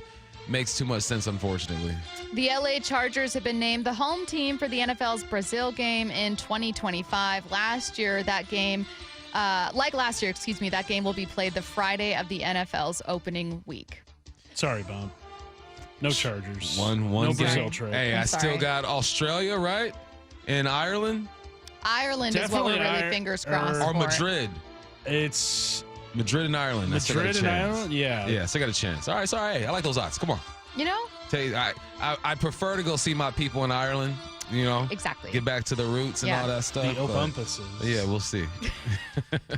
There's a Michael O'Bumpus there. ESPN's Dan Graziano reports the NFL salary cap will be between $277.5 million and $281.5 million in 2025, which is an increase of around $25 million over last year. The cap will have gone up over $50 million over the last 2 seasons. If anyone's wondering why you're paying wide receivers so much dang money, exactly. That's part of it. There's a lot of money to go around. You got to pay for these receivers. Yeah. It is what it is. I'm hearing Jamar Chase is going to get a deal worth $40 million a year. That's crazy to me. It is wild, but you know what? The cap is going up. It's not that Jamar Chase, get your money. But Justin Jefferson per year average annual value is like 34, right? 35, like 34. Why go to 40? Why not be like, hey, we're gonna give you 37. You're the highest paid wide receiver. That's it. Like it's a weird jump to make, going in an additional $5 million per year. Because he's making the argument, I'm the best receiver in the game. I need more than him. And the cap went up. Timing. I know, but if I'm the Bengals, a cheap organization, I'm saying, but 37 per year is more than him. It is. But I just had a better season than him too. And we almost made the playoffs off of me, Joe, T, and Hendrickson alone. Yeah. You got to pay him. I will say every time we have that conversation, I always think of that Chris Canty argument about how Joe Burrow certainly isn't elite, because if he were elite, he would have lifted the Bengals to the Super Bowl or lifted the Bengals to the playoffs. I always, when we talk about the Bengals season, when we talk about what we saw from Joe Burrow, who got comeback player of the year, when we talk about what we saw from Jamar Chase, I always think, what kind of argument? Canty. I just got to start saying crazy stuff so we just get, our paper goes up, our views go up. I'm going to start saying some crazy stuff. Honestly, I think the best approach is for you to get us canceled weekly. Weekly, I need letters, physical letters sent into the station. That's how mad you're making people. Well, someone already said they were tired of my cool lingo. Which is weird because you don't have cool lingo. I'm 39. I speak the way I speak. Yeah. Cool lingo. I'm not saying what these kids are saying. I need this same texter to tell me what the lingo was. I heard nothing cool from Bump, so I don't know. I'm not sure what this person's talking about. Me either. I ain't been called cool since 87. Yeah. Next up, the franchise tag window is open, and the Athletics Chiefs reporter Nate Taylor reports the team is unlikely to use the tag on guard Trey Smith. I'm saying he's had himself. I think he's played in every game since he was drafted in 2021, I believe. This is one of the names that we've seen as far as the Hawks should be interested in this young man. Why not? Yeah. You go see it. Trey Smith, Disner, the guy I've been talking about, or just gave you a youngster in the draft this year. All names. If you play offensive lineman, submit your application to the Seahawks right now. A question that is impossible to guess, but I'm going to throw your way just because it's fun. Will we see more than one new face on the offensive line as a starter? Tackles are good. Center's good. Center's good? Yeah, I think they're going to let Olu go at it. I think you'll see two new names. Two new names, Yep. both guard spots? Yep. Very interesting. All right, we're going to get back to a bit of what we learned about DK's trade value from Greg Rosenthal. That's coming your way next. The John Schneider Show. Every Thursday until draft day on Wyman and Bob. We are now speaking with the architect of your Seattle Seahawks. How we doing, football fans? With Seahawks President of Football Operations and General Manager John Schneider. My job is to do what's best for the Seattle Seahawks organization. I have to keep wrapping my mind around that and trying to communicate effectively. Listen live Thursdays at 4 p.m. or watch the interviews on the Seattle Sports YouTube page. What's the standard the Seahawks defense needs to be held to under Mike McDonald? The John Schneider Show. Brought to you by Pizza Hut.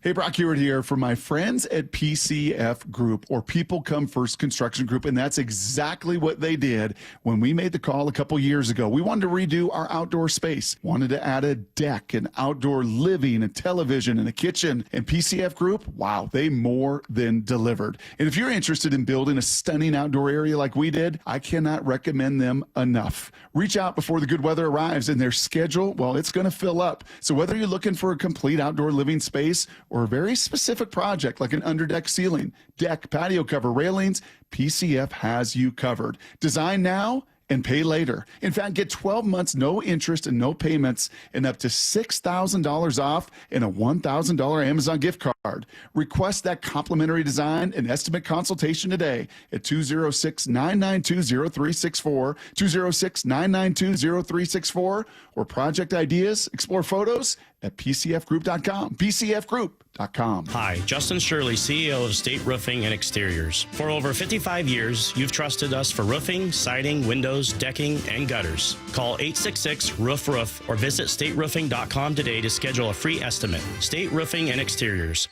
Guys, did you know your testosterone affects everything in your system, including how you feel and perform every day? Right now, Revive Men's Health Seattle will check your testosterone for free. Knowing your T levels is the first step in understanding if you have low T. Your testosterone level impacts your energy, libido, sleep, weight, hair loss, mood, and even ED. Maintaining an appropriate T level can change your whole life. Most men start to see changes in their hormone levels in their 30s. Experience and results matter. So what are you waiting for? Get your T levels checked today by local, experienced, and trusted men's health experts. They've helped thousands of men since 2011. They're so confident they can help you, they even guarantee it. Call Revive today and schedule your free testosterone test, free exam, and free consultation. Call Revive Men's Health at 206-529-1111. That's 206-529-1111. Or visit ReviveMen'sHealth.com. You've heard the saying, you never get a second chance to make a first impression. Since 1926, my family's been helping local businesses make great first, second, and long-term impressions. We know how to make your company look good with quality uniforms, logoed apparel, floor mats, linens, and more. If you're paying for linen service or doing it yourself, let's have the conversation. The information and quote are free, but the savings and service can really add up.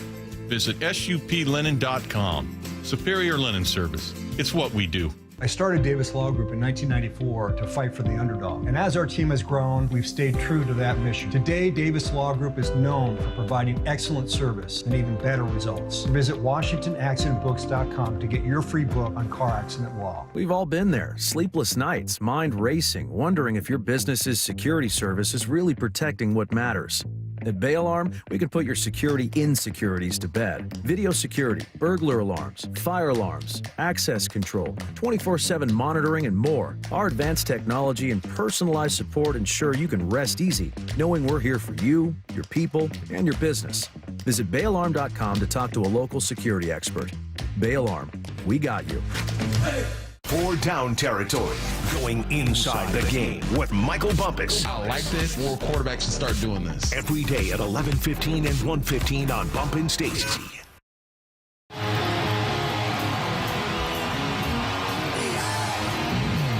The Gene Simmons Band, live Tuesday, April 8th at Muckleshoot Event Center. He's the God of Thunder. He's going to rock and roll all night and bring you an unforgettable night of head-banging rock and roll. Get tickets now at MuckleshootCasino.com. The Gene Simmons Band, only at Muckleshoot Casino Resort. The future is here, so why is your internet stuck in the past? With Quantum Fiber Internet, you can get next-level multi-gig speed on a reliable fiber network. Fair and honest pricing with no annual contracts or bundling required. And whole home 360 Wi-Fi to make sure your devices are ready to take you where you want to go. So you can stream, post, game, surf, like, and love to your heart's content. You do you. Let Quantum Fiber Internet take care of the rest. Learn more at quantumfiber.com. Limited availability, service, and speed in select locations only.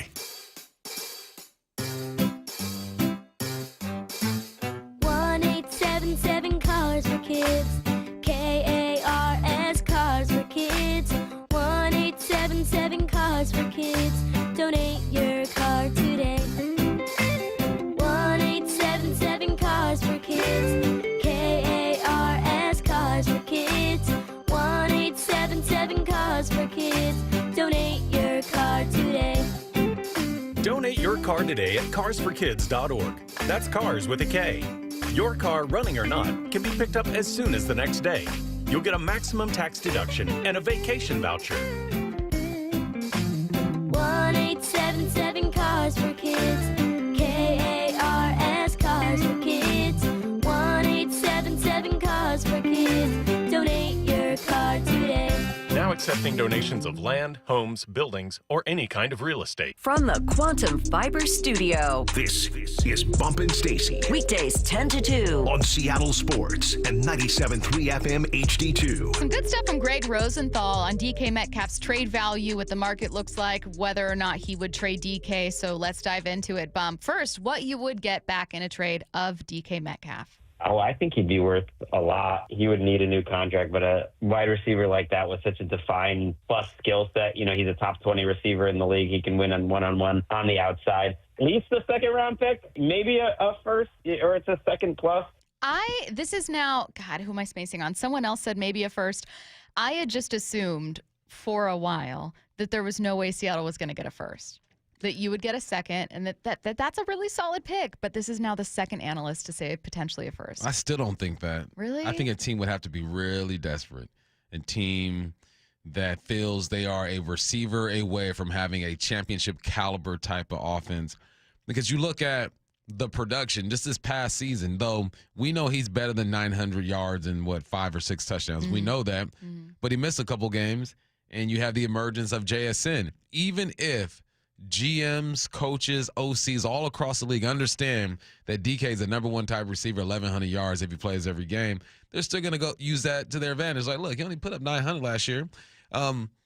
So I think he's a second round. You can get a second round type of deal out of him. I think if a team is really desperate, you can get a first maybe a couple years from now or something like that.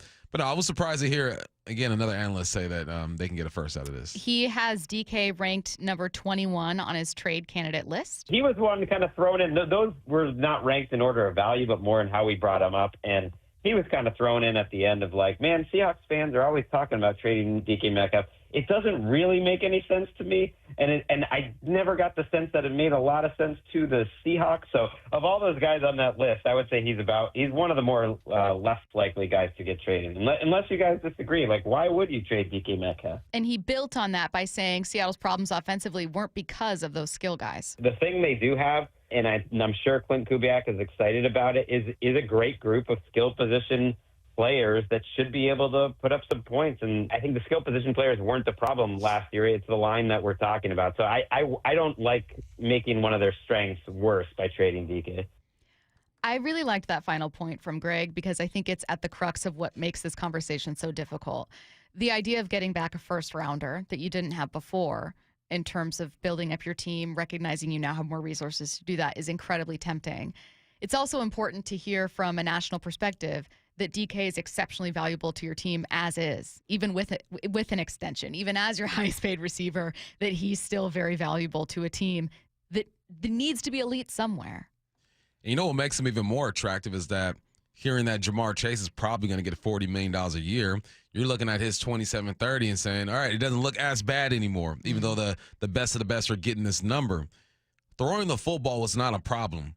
Protecting the football or being responsible while throwing the football or giving the quarterback time to throw the football, that was the problem. DK has big plays. JSN has big plays. That is one of the strengths of your team. We feel like we're going to lose a receiver in that group. You can get yourself a young receiver. That makes complete sense. Why would you take away from something that is good for you right now, despite how you feel about how DK plays all the time? He's one of the top 15 in the game right now. You need a DK out there. So it wouldn't make sense to let him go. And then what are you trading for, and who is out there on the market? Right now, the receivers who are free agents in 2025 that you would look at, you got Stephon Diggs. He's 31 years old. Right, he was getting about $22 million last year. You got T. Higgins, who we feel like he's going to get franchise tagged with the Bengals. You got Keenan Allen, who's 32. Amari Cooper, who's 30. Chris Godwin sounds like he's going to get a deal done with Tampa. You got Brandon Cooks, who's 31. Deontay Johnson, 28, and we don't know what the heck's gone on with him and his production. DeAndre Hopkins, who's 32. Mike Williams, who's 30. Those are just the top of the line guys. Now, if you want to dig deep in the weeds and find yourself a guy, you got Elijah Moore, who's 24 years old. But if you put in Elijah Moore with JSN, the offense doesn't have the same feel. You keep a DK with JSN and then bringing a young guy, you're feeling better about the situation. Yeah. Most of the prolific passing games in the game have two receivers. That could be one that is your guy and one that could be a guy somewhere else if you really needed him to be. So it makes more sense to keep DK and cough off a little paper. Well, it kind of reminds me of the Charles Cross conversation that we've had a couple times. And I will be the first to admit up front that there are not direct comparisons to be made here. But what I mean is, I think sometimes we see someone as worthy of being paid, worthy of being valued only if they're the best.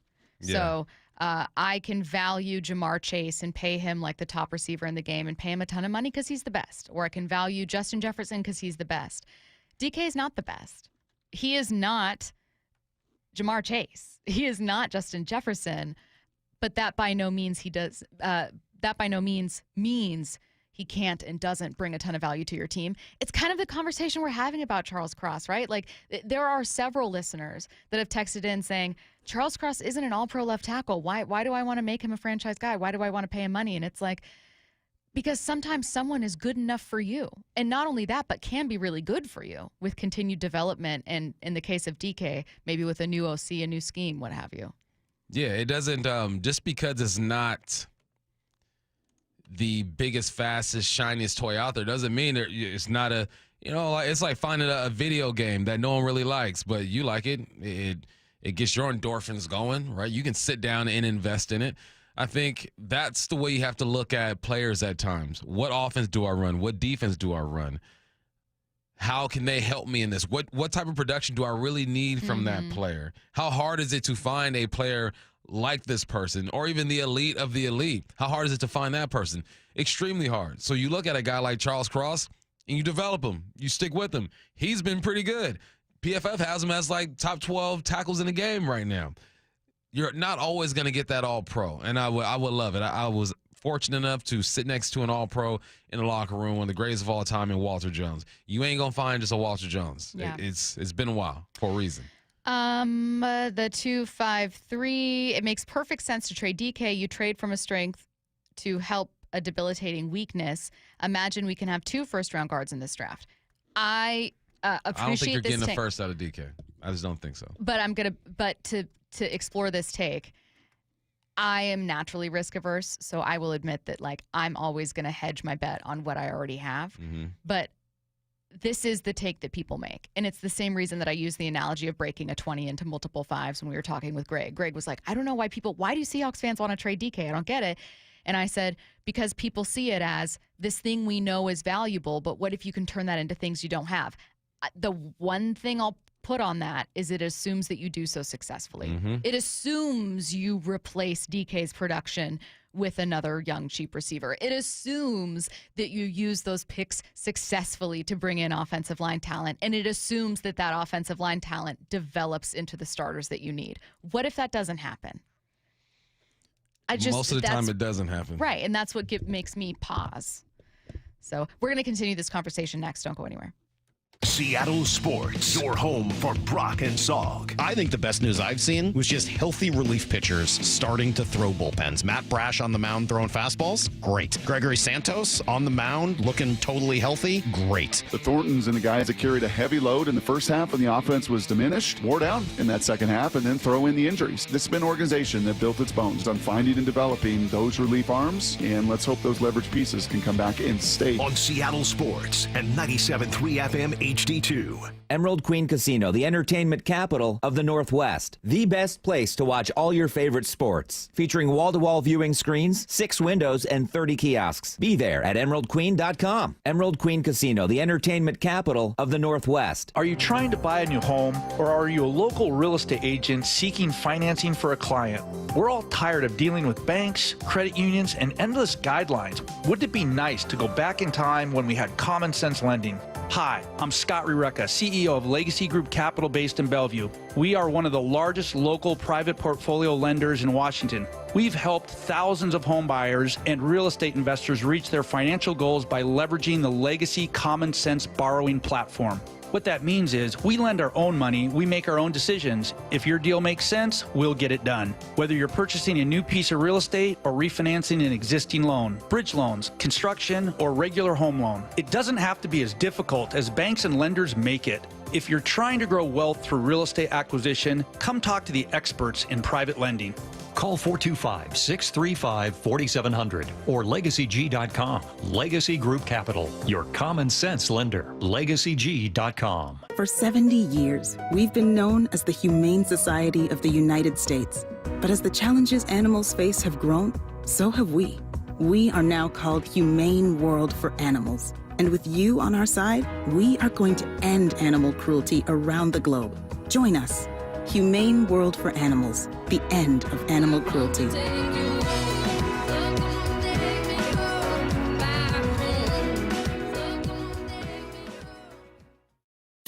Fabric Talk. Hello, my love. I am your living room carpet. I see everything. I feel everything. After a while, I smell like everything, including Sir Pickles, who you snuggle with while binging that dating show you can't stop watching.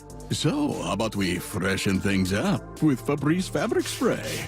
Oh, and a big spray for my pals, couch and ottoman. Ah, yes, refreshing. Breathe happy, Febreze. La la la la la. Free consultations, no fee guarantees, 5-star reviews. JP Pendergast with Pendergast Law explains the importance of going beyond these familiar offerings. Accident victims want an attorney, Tom, that satisfies their needs. Someone who handles those needs with the highest degree of care.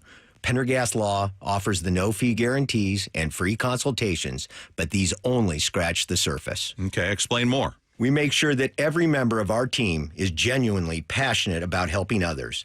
Customer service and communication are our top priority. It's how we take care of our clients so they always feel one step ahead of the insurance companies. Our strong reputation for high standards provides comfort and confidence when it's needed most. Pendergast Law offers the free consultations, the no-fee guarantees, and of course, they are 5-star rated. But what really makes them different is their genuine passion for helping others. I can't recommend them enough. If you or a loved one has been injured in a car accident, call Pendergast Law. We can help. That's PendergastLaw.com. You know, someone asked me the other day, do you know how many devices the average home has connected to their Wi-Fi network? It's way more than I thought. So I actually went home and counted how many connected devices I own. It's more than a dozen. All to keep me connected to the good stuff. Streaming, gaming, all the interneting, you name it. Xfinity knows that the number of devices we have connected to our internet is growing by the year. And that's why they engineered their gateways to handle hundreds of connected devices. Hundreds, for real. And now through March 18th, get Xfinity Gig Internet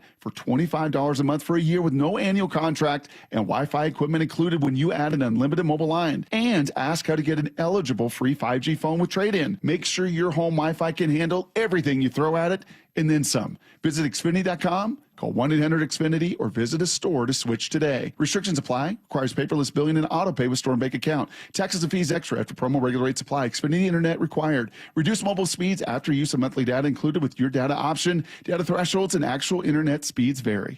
What is that sound? Ugh, that sounds like a plumbing sound. Luckily, there's a company that fixes all the plumbing sounds across Puget Sound. That's All Sound Plumbing. Puget Sound's plumbing experts. Have a sound? Visit allsoundplumbing.com. Cougar basketball is back. These guys want to get better at basketball. They want to go as far as they can in the game. They want to get their education. They want to be around each other and build a real family. Coach Riley and the Cougs are ready. We put in so much work all of our lives for this exact moment. We are Wazoo. It's only on your home for Cougar basketball. Catch the Cougs all season long on AM 770 KTTH.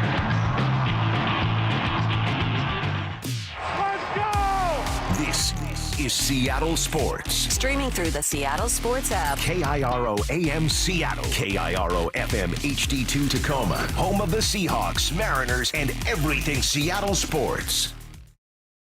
Seattle Sports Snapshot. 7 men have been charged by federal prosecutors for their alleged roles in a string of burglaries at the homes of prominent professional athletes per ESPN. The FBI have linked the men to the robberies of Chiefs quarterback Patrick Mahomes and tight end Travis Kelce, Bucs forward Bobby Portis, as well as unnamed players from the Tampa Bay Buccaneers and Memphis Grizzlies. Snapshot, brought to you by Miller Lite. When it's game time, it's Miller time. This hour is brought to you by Mazda of Everett. From the Quantum Fiber Studio. This is Bump and Stacy on Seattle Sports. Streaming through the Seattle Sports app and at seattlesports.com. Now, here are your hosts, Michael Bumpus and Stacy Ross. Here we go now. A couple things to cover here, Bump, before we dive into 4-down territory. We're going to start by continuing that conversation about DK Metcalf. Jump into a big hypothetical about how you build a team. And then I have a listener question about Aaron Rodgers potentially coming to the NFC West. So let's get back to the DK conversation. We last ended the conversation with a listener texting in saying, well, why would you not trade from an area of strength, your wide receiver group, to address an area of weakness, meaning your offensive line? And this listener said, imagine if you did get a first rounder for DK and you could use 2 first-round picks on interior offensive linemen. And your response was? If you give me a first rounder, let's sit and talk business. Sure. Let's sit and talk. I just don't think that you're going to get a first rounder from DK. But if you were and you go 2 offensive linemen with your first 2 picks, so be it. But here, it's a scary game depending on rookies like that. If I were the GM, I was the numbers guy, I'd draft an offensive lineman, I'd go get me one that's done it and show me via film that they can be an integral part with his offensive line. Just because you go and draft a rookie doesn't mean the rookie's going to go out there and ball. Byron Murphy, loved him, had a good rookie season. Some people say it was a disappointment because he just didn't dominate. That's not how it typically works when it comes to rookies. It takes some time. So I like the mix. I like the mix of having 2 tackles that have been here for a while. Knock on wood, hopefully Abe stays healthy. I like giving Oluwatimi a full season as the guy going into camp, getting those reps, not having to look at Connor Williams and figure that thing out. Draft you a guard, go get yourself a guard. To me, that's the perfect mix, man, because you need to support these rookies with veterans around them. Could you imagine having Olu, a third-year guy at that center spot, 2 rookies to the right and to the left of him? Like, it could work. I'm not saying it's impossible, but the chances are you're going to deal with so many growing pains depending on 2 rookie guards. I don't think it's the wise move. I still think that Laumea can develop. I still think that Christian Hines can. Is it Hines or Haynes? Haynes. Sorry, Haynes can develop. Like, you have some pieces there. They just need to be supported.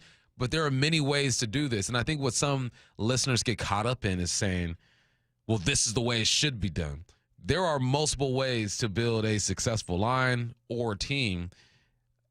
We're having the conversation and trying to explore every avenue. The thing that stops me from trading DK is thinking that you're not going to get a first-round pick for him. Mm-hmm. Well, and again, to use that same boring analogy of breaking the 20, it also assumes that you get back exact change in smaller bills, the sum of the parts, right? I'm trading this big, expensive, talented wide receiver to be able to bring in, a young, cheap rookie, wide receiver with a draft pick or something, and then get a first-round guard or an extra draft pick at the offensive line. And then that assumes that those guys return. A better analogy, even though it doesn't quite make sense, is like, imagine you give the 20 to the teller, and they're like, okay, I'm going to give you change. I'm not telling you, you just want small bills. I'm going to give you change. And then you find out how much it is when you leave the store. Maybe it's more. Maybe they give you $30 and you're like, awesome, I'm so glad I did that. Maybe maybe you walk out with 10 and you go, I really wish I wouldn't have traded that 20. Like that inherent to the gamble of trading away a star is that the return will not be as good. Yeah. And the Seahawks just need to decide about whether or not that gamble is worth it to them, especially if they consider they're going to have to pay DK a pretty handsome sum of money. Maybe it is. So now I wanted to get into more of a philosophical conversation. This conversation, Bump, reminds me so much of the one that we've had all offseason about whether or not the Mariners should deal from an area of strength, their starting rotation, to be able to address an area of need, their offense, right? Their lineup. Yeah. The Mariners starting rotation, 1 through 5, arguably the best in the league. DK not the best receiver, so it's not a perfect analogy, but I think that there is a very understandable feeling people have of balance. I will constantly work to balance a roster and that will be central to my team succeeding. I tend to think, feel free to prove me wrong, that key to success is being elite at something. You can have a weakness somewhere if you are so elite elsewhere. You know what I mean? Yeah. Like if you happen to have a healthy, great season from DK and JSN is getting 1,000 yards, you have a really good 1-2 combo wide receiver. Yes. Great teams aren't great at everything. Even though the Philadelphia Eagles look like they could do no wrong during the Super Bowl, they still had deficiencies in their game. Just not on that day. That day, it seemed like it was all working. But no, you have to, what your strength is your identity. That's what you lean on. That's who people know they're going to get when your team steps onto the field, the court, the diamond, wherever we're talking about. That identity leads the charge, and then you have branches of things that help that identity, but aren't the focal point. You know, like when you look at someone, when you meet someone, hopefully you're greeting them, you're looking them in their eyes. I tell my kids all the time, you look someone in the eye, I should know their eye color by the time you come back to me and tell me who that person was. Bam. You're not looking at the bone structure right away. You're not looking at maybe their body, what they're wearing, or what at least you shouldn't, right? You go in and you look at the eyes. Your strength are the eyes. All right. And then everything else starts to kind of fall in place and helps everything out. The strength of this team offensively was the pass game. Yeah. And a big reason for that was because of DK. Despite the numbers, I know you're looking at the numbers and you're saying, well, the numbers are down or whatnot. He affects a team. He affects a defense. Safeties look for him to see where he is, and they game plan for DK. You know, when we used to get our scouting reports, there were guys where they were just numbers. Like when we played the Chicago Bears, it was like, all right, well, this is number 33. Man, he plays safety. This is Brian Urlacher. Brian Urlacher is one of the best guys in the game. This is what he does well. You game plan for certain guys.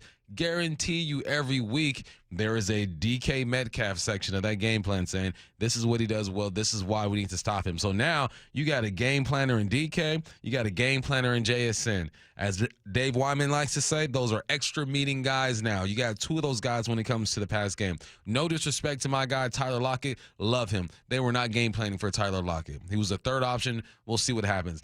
Love the tight ends that were here, A.J. Barner, Noah Fant, Farrell Brown. They were not game planning for those guys. Mm-hmm. They're game planning for how to get to Geno, how to stop these guys on the outside, and we'll see what running back they have in the backfield. Well, and I think you could argue that related to that backfield, we know that what Clint Kubiak wants to do is obviously explore that run game more, lean into the run more. But, Bump, you've been watching Kubiak tape.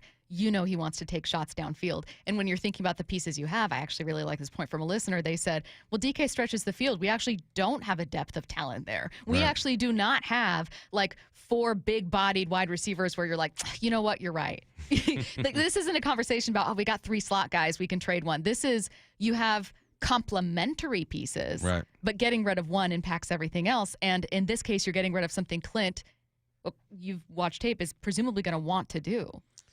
Heck yeah, man. He's going to want a guy that you can move around when it comes to formation. I think that we'll see a bit more of that with DK, but right now, JSN is that guy. Outside, inside. We saw him line up in the backfield towards the end of the season. Ryan Grubb trying to use him in different ways, get some matchups or whatnot. And then you have the one-on-one, the backside of the play, the rolling to my right, I'm looking left, taking a shot type of guy in DK. He's the only DK on this team. There's no other DK on this team. I'm trying to think of a DK in the division. There's no other DK in the division. There's only one. And because there's only one, despite the numbers and productions and the shortcomings, he does something to a defense that a lot of other receivers just don't do. So that's where his value is. And then when he's hot, he's hot. I mean, he had 3 games this year when he was back-to-back over 100 yards. Did we forget? Did we forget that quickly? The answer is yes. Like, come on now. Come on. Weeks 1, 2, 3 or 2, 3, 4? It's like y'all want to build a bear receiver and have him be all perfect. It ain't going to be perfect. It's not going to be But perfect. if I go to the lab, if I go to a draft lab and I punch in what I need at wide receiver, I think that there's a couple things influencing this. One, the immediate success of a couple receivers. That we have seen some really, really stellar rookie wide receiver seasons. People are forgetting a couple of those have been from high first-round picks. Right. Just want to throw that in there.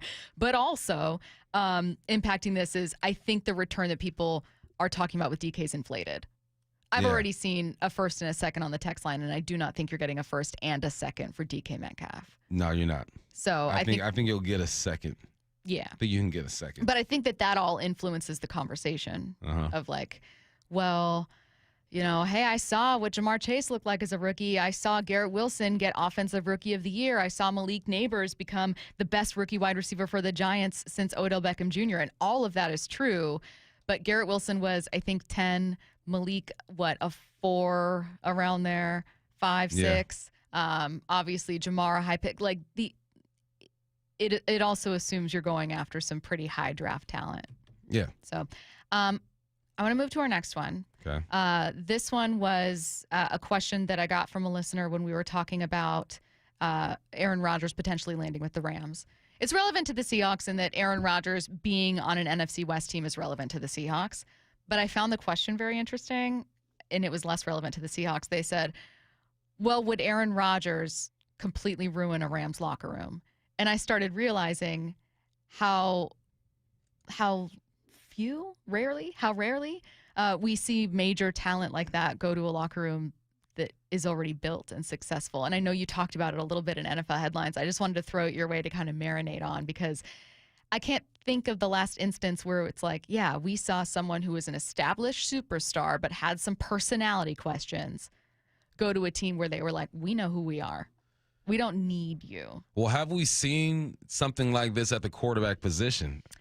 I don't want to hear anyone say Tom Brady because he was a team dude. Yeah, Tom Brady's team. His teammates love him. Yeah. I don't think we've seen this situation before with a quarterback, the most important position in football, with a guy with a personality like Aaron Rodgers, who's an original guy. I haven't met anyone who is like Aaron Rodgers.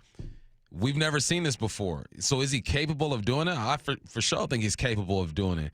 But I would also hope that his last stop, he learned something. And I know it's harder to learn the older you get. You kind of get set in your ways and you don't want to change for nobody. I get that. But there's no way he's walking away from that New York situation and said, yep, did all I could. It's all on them. There's nothing more that I could have done to make that situation better. They catered to every one of his needs, and it still didn't work. Mm-hmm. So now I would assume you're going from one of the worst organizations in football to an organization that has been on there, for 6 or 7 years now and made it to the playoffs, been to a couple Super Bowls, won a Super Bowl. You got a number 1 receiver over there. You have one of the best running backs in the game right now. There's too much that's already established. With the New York Jets, it was, we have pieces. We don't have leadership. Come make us great. With the Rams is, no, you come over here and you just join the program. The Rams right now, as far as culture, they're up there with the Steelers. They're up there with the Patriots. Even the Patriots had a down year last year.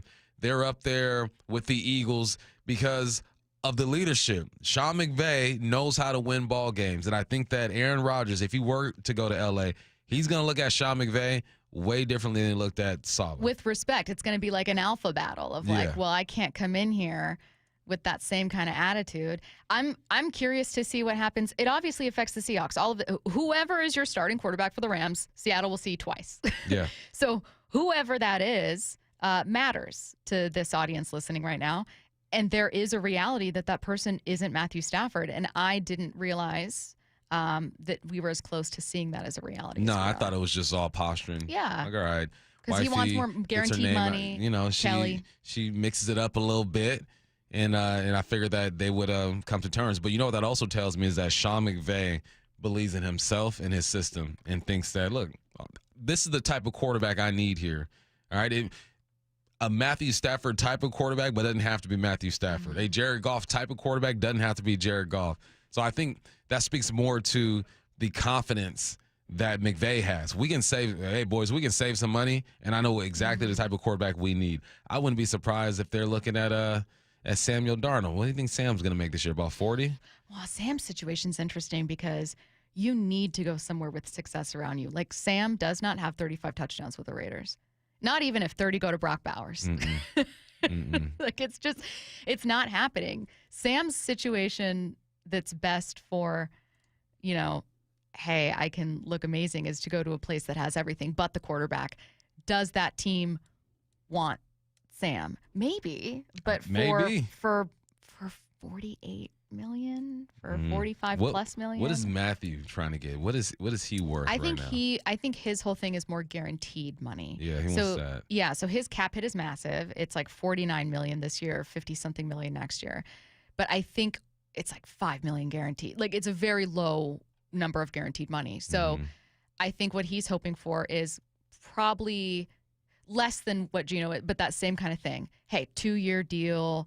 Let's make it, 45 or 40 on paper. But in reality, at that age, you're just looking for as much guaranteed money as you can get. Yeah. And the Rams, meanwhile, are like, can you be healthy? If we're offloading this Cooper Kupp deal, do we want to continue to assume more money? I don't know. It's a weird situation. Yeah, so Matthew was getting 40 and 63 guaranteed. So, yeah. Yeah. You can go ahead and get you a younger Sam Darnold for about 40 mil. Someone said put some respect on Rodgers' name. Rodgers was my favorite quarterback when I was younger.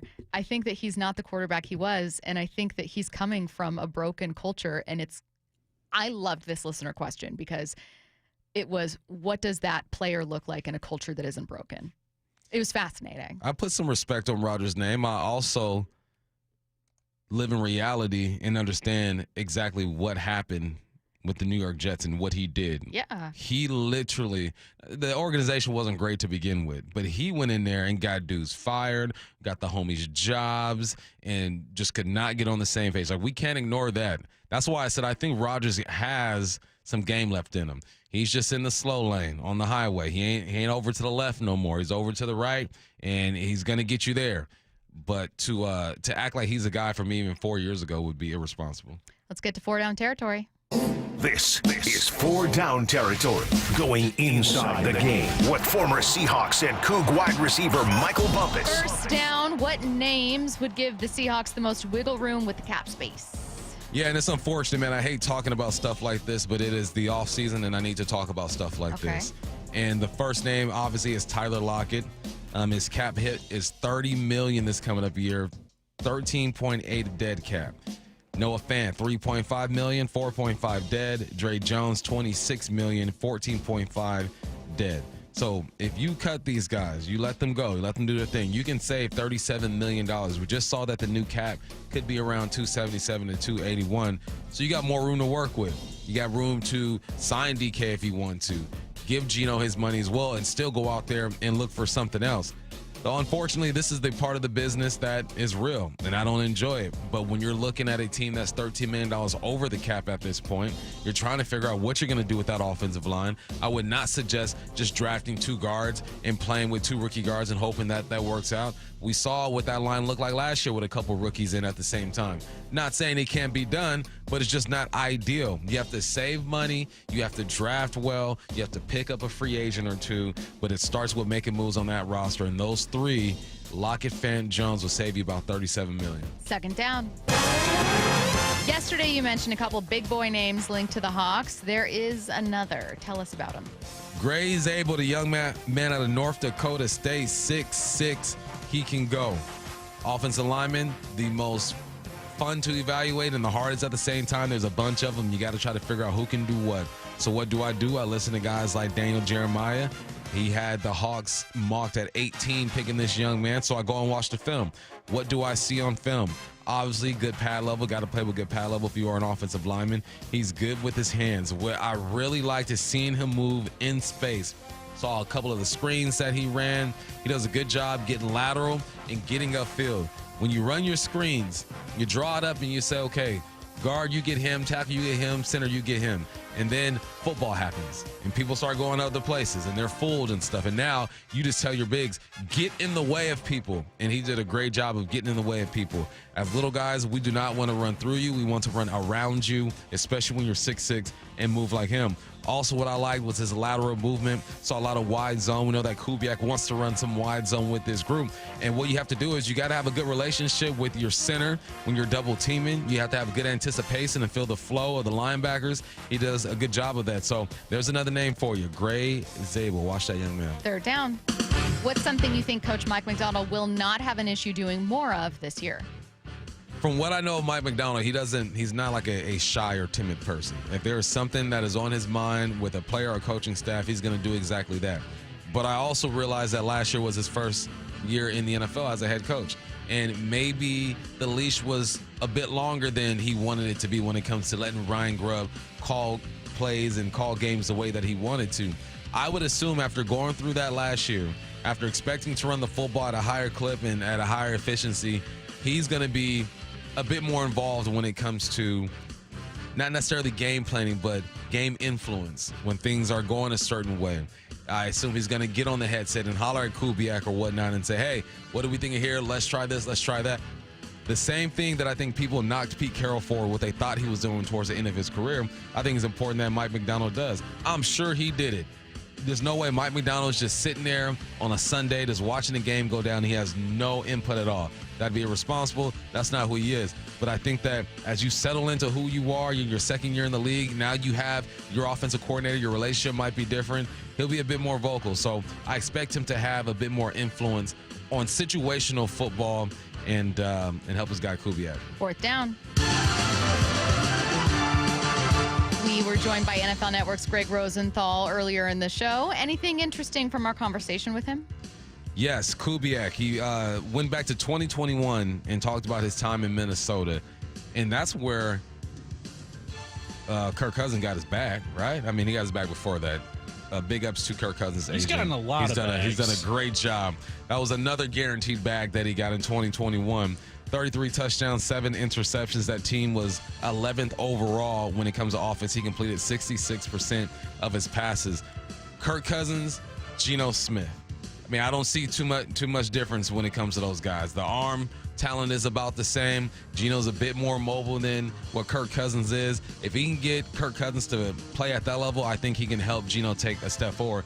But it comes back to offensive line. How are you going to protect? Can you run the football to help influence the defense, give them a bite up so you can throw that football?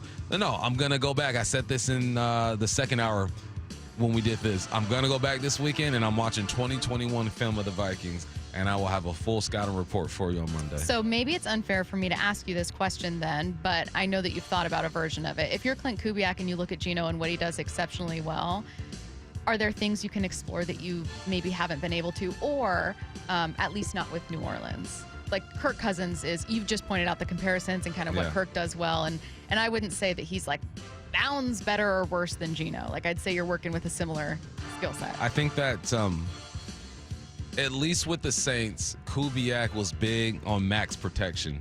So keeping tight ends in, keeping running backs in to protect your quarterback. I think that that's going to still be a big part of his game, but I also think he realizes with Geno, you don't have to max protect as much because he can operate under chaos. Now, I would love for Geno to have the cleanest pocket he's ever seen in his life, but this is football. Things are going to happen. And I think that because you're dealing with a bit more mobile quarterback in Geno, he's not even a bit more. If Geno and Kurt were racing right now, Geno would burn Kurt. I don't know why I say a bit more. He's more mobile than Kirk Cousins, right? Kirk's got 1.5 Achilles tendons. Yeah, come on. I know y'all want to see Geno run more, and he hasn't shown you, but don't forget how he snatched those ankles week 1 against the Denver Broncos, that safety getting downhill. Was it the Broncos? Yeah, it was the Broncos, right? Yeah. So, I think you can move the pocket a bit more, but I also think that you don't have to max protect as much, so that will allow you to get different personnel packages out there with more throwing options. Let's see what's on tonight. What's on tonight with Bump and Stacy, brought to you by Caesars Sportsbook at Muckleshoot. Now, here's what's on tonight. Gonzaga travels to Pullman to take on the Cougs in front of a sellout crowd. Tip-off is at 6 p.m. on ESPN2. We finally got an explanation from Mayor Bruce Harrell on his ill-timed Sonics joke. That's next. For Down Territory, Stacy.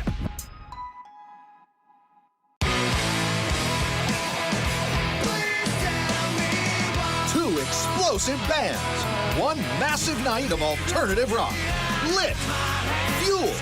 The Ignited We Stand Tour hits Muckleshoot Event Center Wednesday, February 19th. Get your tickets now at muckleshootcasino.com. Lit and Fuel. Light up the stage. February 19th. Only at Muckleshoot Casino Resort.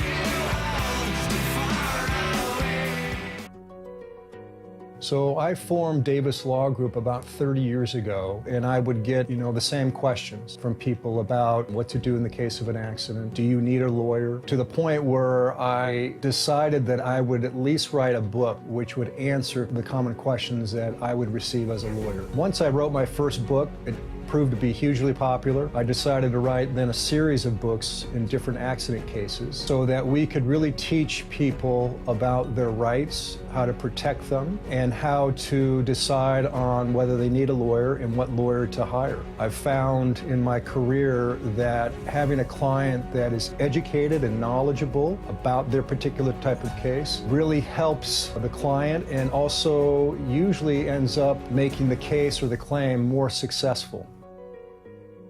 To get your free copy of any of my Washington accident books, visit WashingtonAccidentBooks.com. Guys, I'll never forget the first time I saw somebody get results at our clinic. He was an 81-year-old man who hadn't been intimate with his wife in over 8 years. Viagra had stopped working for him, and he was desperate for help. After several treatments, he walked into my office and told me he couldn't believe the results. Needless to say, this was a very happy man. This man made me a believer in what we do. He had taken pills for years, but he had never fixed the problem. When he came to us, we fixed the problem. Our treatment does what no pill can do. So give West Coast Men's Health a call today. Speak with our clinic manager. Ask him any question you like, how it works, the science behind it, and even the cost. Change your life today, like the thousands of men who already have. With clinics in Redmond and Tacoma, call 206-519-6541. That's 206-519-6541. 206-519-6541. Online at westcoastmenshealth.com. Kinematics Marine Equipment reminds parents to enroll your kids in a positive youth program. Sports, hobbies, and community activities improve overall health and performance in school. These programs decrease drug use and violence and develop self-discipline and leadership skills. Let's team together this year to help our kids reach their full potential. Best wishes to all our kids from the entire team at Kinematics Marine Equipment, your nationwide source for marine deck gear for over 40 years. Online at kinematicsmarine.com. Your favorite Seattle sports show is available anywhere you go through the Seattle Sports app. Brought to you by Fred Hutchinson Cancer Center Proton Therapy. Full shows and interviews, exclusive video and articles from the home of the Seahawks and Mariners. Hey, sell your car to Wayscar Ford, and when they resell it, they share half their profit with you. That's right. Sell your car to Wayscar Ford in Auburn. They'll pay you today for your car, and once they resell it, they'll share half their profit with you. Go to wayscarford.com for complete details. Seattle Sports is heading to Arizona for spring training baseball. Go behind the scenes with Brock and Saul all next week from 6 to 10. On Seattle Sports. 1877 Cars for Kids. KARS Cars for Kids. 1877 Cars for Kids. Donate your car today. Donate today at carsforkids.org. That's cars with a K. Your car can be picked up as soon as the next day. Receive a tax deduction and vacation voucher. 1877 Cars for Kids. Donate your car today. Now accepting donations of land, homes, buildings, or any kind of real estate. If you're looking for a new Mazda, go see our friends at Mazda of Everett. With over 790 new Mazdas in stock at 11409 Highway 99 in Everett, they have something for every budget and credit type. Save up to $3,970 on new Mazda CX-5s. Come meet the team and see why they've been Washington's largest Mazda dealer since 2015. Exceptional service and always their lowest prices. Visit in-store or online at Mazdaofeverett.com. Everett.com today. MSRP for stock number 26315 is $30,585. Why choose a Sleep Number smart bed? Can I make my side softer? Can I make my side firmer? Can we sleep cooler? Sleep Number does that. Cools up to 8 times faster and lets you choose your ideal comfort on either side. Your Sleep Number setting. And now save 50% on the new Sleep Number limited edition smart bed. Limited time. Exclusively at a Sleep Number store near you. Learn more at sleepnumber.com.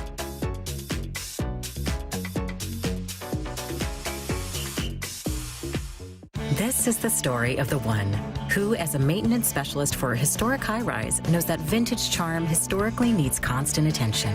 Which is why, when it's time to upgrade turn-of-the-century mechanicals, they turn to Grainger. With easy access to 1 million-plus products and the scale to deliver when and where you need them. The right tools and supplies are never far away. So the one can keep that vintage building running like new. Call, click Grainger.com, or just stop by. Grainger, for the ones who get it done. This hour is brought to you by Mazda of Everett. From the Quantum Fiber Studio. This is Bumpin' Stacy Weekdays 10 to 2. on Seattle Sports and 97.3 FM HD2. All right, well, earlier in the show, during the timeline, we told you guys about how Seattle Mayor Bruce Harrell kind of stepped in it during an address, during a speech that he was making, where he brought out a basketball and, I don't know, feigned as though he was going to announce the return of the Sonics. And Curtis, you pointed out some of the hypocrisy with it, him having been part of the Seattle City Council during the Seattle Sonics relocations. So it's just in bad taste. The joke's in bad taste all around. Bruce Harrell was on our sister station, Cairo News Radio, just earlier this afternoon, not long ago, to explain it. So Bump and I figured we'd follow up with you guys now that we have Bruce's explanation. It was not my idea. We do have a team of sort of comedy writers to help me on my... So it was brought to me literally the night before we were practicing, and someone said, "Do you have a basketball?" And I said, "I think that I do." It was my son's high school basketball. And they said, "Pull it out." And I said, "You think people laugh?" Says, "Yes." So it landed well during the speech. The person who will be unidentified right now, I said to him, I'll reveal his gender, I said, "Hey, man, that was funny." He said, "Man, you sold the heck out of it." So he was prideful that it worked. And then we got the headline, Mayor Harrell's joke falls flat. And so then I quipped to him, "Whose damn idea was that?" Bump. That comedy writer, I mean, who's he? What crowd did he think was going to respond to this? This is Seattle, man. 2008. And selfishly, I didn't even get a chance to go to a Sonics game before, I was with the Hawks. And 2008, they were gone, man. And you got a reaction. You got people talking about it. And if that was your angle, you definitely won in that sense. And I feel like the people there are more likely to laugh it off because you're looking at the mayor. You're in that environment with him. The people at home are like, "Nah, that ain't cool. I'm not in this room with him. I don't feel his laughter or his energy. I'm just on my couch thinking he's going to announce that the Sonics are back." But as far as grabbing people's attention, it definitely worked. He went on to explain he did not expect the outrage. He was kind of surprised by it. People generally thought I was getting ready to make an announcement that the Sonics were back. And I was sort of thinking, aren't people reading the newspapers? Didn't they just read what Adam Silver said or did not say during the All-Star break? So, again, I people actually thought I was getting ready to make that announcement. And so, but I think the boos were in jest. To your point, Bump. He's right. And you saying, like, if I'm watching it this way. Yeah. That's exactly what he's anticipating. So what I don't get is, like, I can understand the thought of, well, but you guys know that the Sonics aren't coming back tomorrow. Like, this is just like a bit, right? Yeah. But to your point, like you said, there are some people that are going to either see it as truly being fooled and then be mad about it, or that are going to think, don't joke about that, man. I'm waiting every day for this news. Yeah, you don't touch that one. And there are a lot of people who don't watch anything that have to do with the NBA because of the Sonics not being here. So they didn't see Adam Silver. They're not reading articles on ESPN. They're not following Shams. In Shams. Exactly. They're just living their lives and focusing on the Mariners and the Seahawks and the Storm and the Sounders and the Kraken because they want nothing to do with that. That's not on their radar. So I get you. I get what you're doing. I guess it was funny to some, but I saw that and I was hot, and I'm a Laker. I got a squad. You know, I'm like, oh, don't do that. Okay, so I was going to ask you because my immediate reaction was not like, oh, I'm hot, man. I'm really mad. My immediate reaction was, are we overreacting to this? Like, are we just this like get mad quick culture right now? But then I started thinking more about it and changed my mind. But your first reaction was, I'd be livid. I'd be hot. I was already hot. Like, I am as close to being from this area without being from this area that you can. I got kids who were born here. I went to school out here. I haven't left this place. So you've had me for 21 years now. Like, I'm part of this community, and I didn't like it. I didn't like it. I'm like, no, don't do that. You know when dads are watching the news and they stand in front of the TV with like their arms crossed or behind their back watching it? That's how I watch this go down. I go, nah, don't do that, dog. Don't do that. Curtis, what was your very, very first reaction? My first reaction was like, who the heck okayed this? Like, I knew it was going to get the outrage that it did because people love to hold grudges in this town, and that is the biggest sports grudge people have here, is against the NBA, is against, Clay Bennett, against Howard Schultz. Like, it's just not going to go away. I think even if the NBA does return, I don't think it's ever going to fully heal the wound that opened up. And, like, that's the darkest sports day, the darkest sports moment that this city has ever had. It's 10 times worse than Super Bowl 49. Like, it's not even close. Do you think there's still a gap between the Seattle City Council members, the people that were in local government, obviously the ownership group who doesn't care at all and isn't connected to Seattle, that there's still a gap in understanding there? And I'll throw in Adam Silver, too, from the fans. Not Adam Silver overseeing it, but you know what I'm saying? Like, it's like they don't quite understand or get it. They're politicians. They live in a whole different world. They lie and they paint pictures that aren't exactly true. They're not in touch with reality like that. You know what I love? Side note, when you get presidents and they sit and they're pretending like they have a beer. Drink the beer. You ain't even drinking the beer. It just sits there and it gets cold. You want to look like, I'm going to roll up my sleeve and put a beer here. I'm just like you. No, you're not. You're not like me. And that right there is a perfect example of you ain't like us. They not like us. Really, though, it's good. I'm going to backtrack quickly to his initial point of it being a writer's idea. I'm really glad that he joked at the end. And then I texted this writer and I said, who came up with this? Because at first I was like, is he really going to start by throwing someone under the bus immediately from the jump? Be like, it wasn't my idea. I did not write this joke. The person who wrote it promised me it was going to be really funny. They lied to me. He lied to me. I'll reveal his gender. He lied to me. I was Dave in accounting. He lied to me. I'm like, I don't know. Maybe this joke writer is 45. My automatic assumption is it's a younger guy, like just a younger person that. Who doesn't care as much. Well, who doesn't get it. Probably maybe somebody that's not from here. Someone who isn't from here. Someone who was very young when the Sonics relocated and they don't quite remember. And they're like, no, the joke is, I guess I don't get the joke. That's where it's losing me. And I think I'm a funny person. Like, what? Gotcha. And also, like, psych. Bruce Harrell's saying that, like, he thought that it was pretty innocuous, that he didn't understand that there was going to be such an outrage. It's like, if there's ever going to be a public official that knows that NBA expansion is happening, you'd think the mayor of the town in which the city being discussed would probably be privy to that before the rest of us. It's just such a weird joke to make. I'm not like mad at Bruce Harrell. I don't quite get it. It's just why. I want to talk to the comedy writer and I want to be like, listen, genuinely, I want to know what you were getting at with this one. Because it is roughly equivalent to me of like a doctor coming out being like, we lost him. No, I'm playing. No, okay, so here's what's happening. Where you're like, what was the point of this joke? Like, it's weird. Like, you're not. What's the subject He broke the ice. He broke the ice. This is what this joke writer needs to learn. Who or what is the subject of your joke? And if the answer of who or what is the subject of your joke is not making fun of the NBA or the man or someone bigger, then you're punching down. That's not a funny joke. No. And if the subject is, well, it's no one, I guess, then what's the point Can of we your joke? can we all agree though that we're super sensitive about this though? Yes, Okay. absolutely. I mean, that's why my Let's be first real. reaction was we're like, super sensitive about should this. we pause? Everyone's sensitive about everything. I don't know. think that Bruce Harrell deserves people to be like livid with him. Nah, I think it's nah, more of nah. like all of us have those moments of, I should have done it. If I were to see him, I'd just be like, don't do that. I wouldn't even say that. I just walk up to him like, don't do that. And just walk away. Yeah. I don't hate you. Just don't do that. Yeah, just don't do it, Bruce. But it's okay. It's okay. Missing the mark. It happens to all of us. What I need to know coming your way next. Get your questions in 866-979-3776.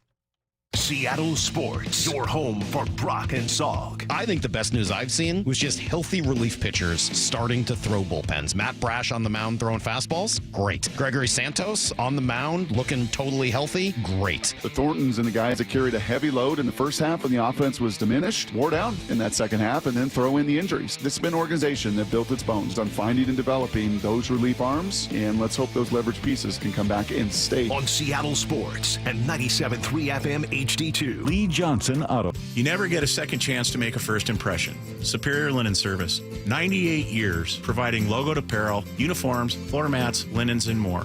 Give us a call. We answer the phone. Superior Linen Service. Visit suplinen.com. Discover LeMay, America's car museum in Tacoma. Explore 300 world-class cars, 100 years of history, and the Shinka exhibit with 50 iconic Japanese sports cars. Thrilling race simulators and fun for the whole family. Visit americascarmuseum.org. Protein, protein, protein. Everyone is trying to get protein in their diet, but we need fats too.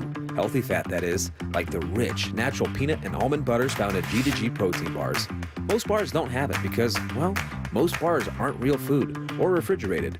Fortunately for you, we aren't most bars. At G2G, you'll find a balanced helping of protein and healthy fat. The fact that they're delicious is just the bonus. They're fast, easy, and perfect for on-the-go families. G2G protein bars. Find them in the refrigerated section at Costco. Why choose a Sleep Number smart bed? Can I make my side softer? Can I make my side firmer? Can we sleep cooler? Sleep Number does that. Cools up to 8 times faster and lets you choose your ideal comfort on either side. Your Sleep Number setting.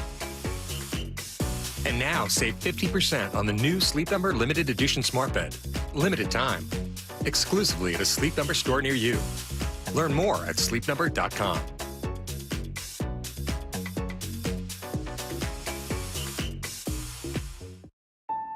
Progressive knows finding your new home was a dream come true. You wanted it close to town with a picture window overlooking a yard. And you found it. Now, when you sit down to dinner, you've got front row seats too. Your neighbor's daily pickleball game.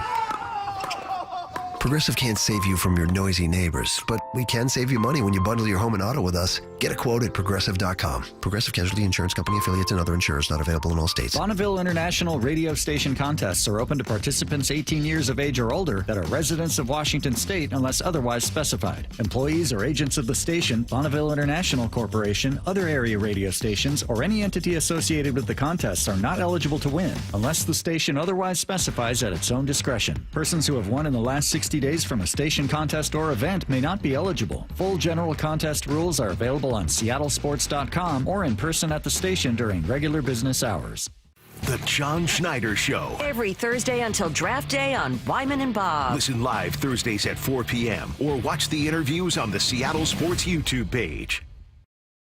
You know, someone asked me the other day, do you know how many devices the average home has connected to their Wi-Fi network? It's way more than I thought. So I actually went home and counted how many connected devices I own. It's more than a dozen. All to keep me connected to the good stuff. Streaming, gaming, all the interneting, you name it. Xfinity knows that the number of devices we have connected to our internet is growing by the year. And that's why they engineered their gateways to handle hundreds of connected devices. Hundreds, for real. And now through March 18th, get Xfinity Gig Internet for $25 a month for a year with no annual contract and Wi-Fi equipment included when you add an unlimited mobile line. And ask how to get an eligible free 5G phone with trade-in. Make sure your home Wi-Fi can handle everything you throw at it and then some. Visit Xfinity.com Call 1-800-XFINITY or visit a store to switch today. Restrictions apply. Requires paperless billing and auto pay with store and bank account. Taxes and fees extra after promo regular rates apply. Xfinity Internet required. Reduce mobile speeds after use of monthly data included with your data option. Data thresholds and actual internet speeds vary. Do you want to lose weight fast and keep it off? I'm Dr. Ryan Coogan with Eastside Weight Loss Clinic, and I have a plan that has helped over 4,000 people in the Seattle-Tacoma area lose up to a pound per day. No surgery, no exercise, no box packaged food, and no drugs or injections with potential side effects. We have a team of health coaches that can support you every step of the way. Schedule your free 15-minute, no-pressure phone consultation online at eastsideweightlossklinik.com and also see our incredible before and after transformations. Yeah, Mike Salk here, and I am one of those 4,000 people. I lost 35 pounds in just 8 weeks, and it's exactly as Dr. Coogan said. I lost that weight while eating good, quality food that you buy at the grocery store, and it wasn't that hard. Call them at 425-588-0080 or go to eastsideweightlossklinik.com. Let our proven system help you lose 20 to 30 pounds or more in just 60 days. You can start our program in person at our Kirkland office or virtually from anywhere you live. Schedule your free phone consultation online at eastsideweightlossklinik.com. That's eastsideweightlossklinik.com. Dr. Ryan Coogan, D.C. Results may vary. From the Quantum Fiber Studio. This is Bumpin' Stacy. Weekdays 10 to 2. On Seattle Sports and 97.3 FM HD2. Get your questions in for What I Need to Know to the Mac and Jack's text line 866-979-3776. Soft move or boss move? Eating donuts in the morning, says a listener. Personally, it's a soft move to me. I don't need all that sugar in the morning. Vacation, donut me, please. If I'm at work and there's some donuts in there, most of the time I'll grab it. I've been actually pretty good. Have you noticed? I've been pretty good with the donuts I'm proud lately. of you. I'm really I haven't proud done of you. it. I'm almost 40. My body doesn't respond the same way. Vacation boss move. I'm going to say vacation boss move only. Typically a soft move, but we all have our soft moments. You know what I mean? We all have our moments of like, look, I'm not proud of what I just did. Ideally, you should be having some protein. Brady, you got to bring us donuts if what? If Logan Gilbert starts on opening day. And then if he doesn't start, he still owes us donuts. I still don't like this double-sided coin you How'd put you me guys on. get this because one? he was our nephew yesterday, and you listened to your uncles. Pretty much the way they laid it out was if I get it right, I have to bring donuts in, and if Curtis or Bump gets it right, I also have to bring donuts in. You guys, this is genius. I'm so proud of you guys for working this situation out where Brady's bringing us donuts. Had to do it. On opening day, no matter what. There we go. Wow, how fun. What I need to know, out of all local teams, which has the best uniforms? You know what? I like the Sounders' new kits, man. Have you seen them? No. They're little vertical stripes on it now, green, a lighter blue, and a white. I kind of like their kits this year. The Salish Sea.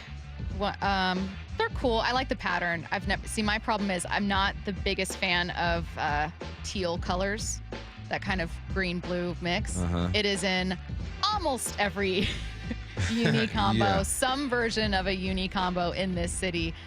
Most of them will have a teal or a navy, and I don't like those colors. So, look at the Storm. Well, you better move. Yeah. Best combo. Seahawks throwbacks. I think the Seahawks throwbacks. Actually, that's Get it. that teal out of here. That's it, That's the it. best one. But Throwbacks. but I like the pattern on the Sounders. Yeah, that's a good one. That's a good answer. Curtis, did you have another one? Out of all the local teams, the best uniform. Best one. Yeah, it's hard to go against the Seahawks. I can't believe it took me that many minutes to get to that. Yeah. I'm ashamed. I personally like the Kraken Road jerseys. Yeah. The white with the S logo. That's a really good look to it. What I need to know, would you rather be loved and admired like a panda or feared like a lion? Feared like a lion. Feared, yeah. Get out of my way. Yeah. Don't talk to me. If I decide to be nice, I can be nice. You see that when those like wild animals, for some reason, they're just nice. Yeah. No, I won't be feared. I think I would do feared like a lion as well, but only because people make fun of pandas. There's videos you can find online of pandas like getting stuck in things, and everyone just laughs at them. And they're like, how do these animals survive in real life? What idiots. I don't want to be that. So pandas, they don't kill humans, huh? Not that I know They're still of. a bear. I know, but I think they're like a bear that doesn't realize it's a bear. I think they're a bear that thinks like, I'm a chipmunk. I'm an otter. I'm just gonna sit here and eat bamboo. They don't strike me as like the smartest bear. Yeah. No offense to pandas. I mean no disrespect. I recognize that they're adorable, but I don't know. Maybe there's a panda attack out there that I need to research. Go ahead. I'll Google Yeah, some thank real you. quick. Okay, what I need to know, what holiday should we add between President's Day and Memorial Day? It is such a long gap between those two holidays. Before I answer that, there are no records of pandas killing a human. Because they ain't got it like that. They ain't got it like that. Not only does no one want the smoke with them, they don't want the smoke. They don't want it. They just want to hang out. Yeah. So what? I don't know. I need like specific dates, historical dates or something. I will say there's an unfortunate gap between now and the next holiday, Memorial Day. That's a long time. Maybe fun idea. What if we all get opening day off? Yeah, right. They're gonna have us standing outside. Freezing cold. Someone said pandas are in the raccoon family. Are they? Why do they call them bears, huh? I honestly think a raccoon would beat a panda in a fight. Probably. I think raccoons. I bet a raccoon has killed someone before. I don't bet that. I take it back. No, but I can see that. Right? They can bite you. It can be all diseased They up. can be really violent. Yeah, raccoons don't. I don't mess with raccoons. That's why I keep telling my parents to stop feeding them. You know how they have still three? there? They have 3 now. It's that one still coming around, living rent free, literally. And then there's 2 other ones now, and they make them food and sit them out like equidistant from each other. Like they have little plates and a little. It's really annoying. We can never sit out on the patio and just have a nice day anymore. Because they just walk up there every time? They'll just, Do that's they live where they underneath the patio? I think so. They must. That's scary. Thank you. I've been trying to tell them, but let's see. Someone said, what happened to St. Patrick's Day? Oh, I guess that is a holiday that exists. Especially because it's my people. You're Irish. My people. Are you going to celebrate Irish. St. Patrick's Day a little different this year? I'm going to do it knowing like that I you did in college. I'm going to get crazy. Get crazy to St. Patty's. Somebody come pick me up. You've become shockingly Irish over the last, I don't know, since we started talking about Notre Dame a ton. It's who I am. It's just who I am. You have to really lean in this St. Patrick's I'm leaning Day. in. I don't know what day it is. I'll figure it out. I'm leaning in. For the culture. For the culture. The Irish culture. What I need to know. Let's see. Hypothetically, if you were the Mariners GM and had to choose one player to sign, are you taking Rafael Devers or Vlad Jr.? Vlad-a-daddy. Yeah, We likes to party. You already know. He already had the song ready, you guys. He's been wanting Vlad since we were talking about a hypothetical Vlad situation here in Seattle. Easter. That is, I knew there wasn't that big of a gap. Wow. Oh, no. Wow. Oh, no. You're going to have some explaining to do. Wow. Stacey. I need to repent. This is not good. Brady, are you wearing a cross that you just lifted? Yeah. You're shaming me right now. I am. Oh, Look at no. him. I'm so sorry. I'm so sorry that I forgot. He is arisen. Okay. 866-979-3776. It's the Obumpus rules, someone says. Come on. I I need to develop a beer or something. I know. Did you guys already do best and worst part of your jobs? We did, yeah. You did? Okay. I was like, I think this one's from yesterday. Best was talking ball. Worst was having to take it home because it never stops. Yeah, you're always plugged in.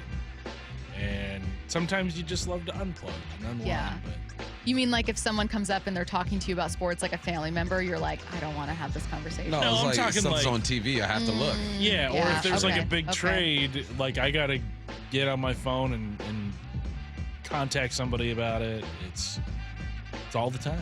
Yeah.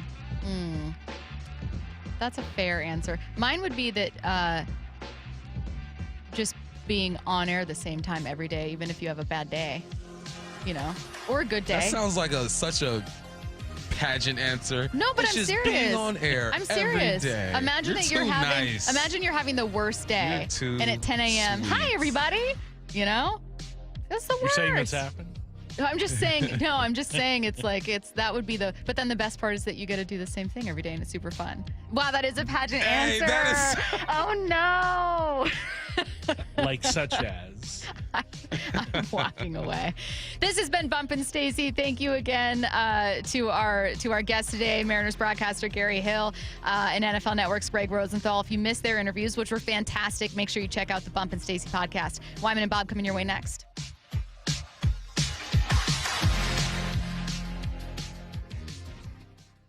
Seattle Sports, your home for Wyman and Bob. Is the Seahawks offense currently built like Clint Kubiak wants it to be, Dave? You have seen instances of an offense or a player Weekdays that 2 to just 7. responds to coaching really well. Because the defense looks like it's fixed. You know, it started off rough, but the offense, you just hope that there is some kind of a message or some kind of a way that they run their offense that certain players that are key to making the offense good respond to positively. Streaming live on the Seattle Sports app.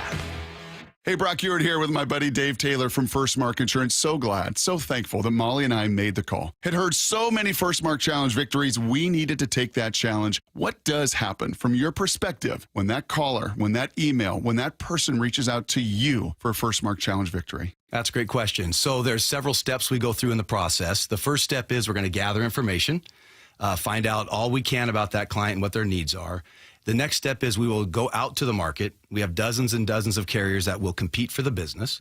At the end of that process, we will then bring those findings back to the customer, show them what we found, and who the eventual winner was in that competition. And it may be who they're with. It might be, yes. And sometimes that's the best we can do is recommend they stay where they are, but maybe modify a few coverages to put them in a better position. So go take that challenge today. Go be the next First Mark Challenge victory. It costs you nothing, and they will be there with you every step of the way. FirstMarkInsurance.com. FirstMarkInsurance.com. For over 113 years, Pacific Lamp and Supply Company has been your #1 lighting specialist in Washington, from the Space Needle in Seattle all the way to the Riverwalk in Spokane. With the largest lighting inventory in Washington, Pacific Lamp's knowledgeable and experienced staff can assist with any lighting issue, including intricate lighting and control designs. Plus, they work with all utilities in Washington to get you the best available lighting rebates. Pacific Lamp and Supply Company, Washington's lighting experts since 1912. Visit pacificlamp.com.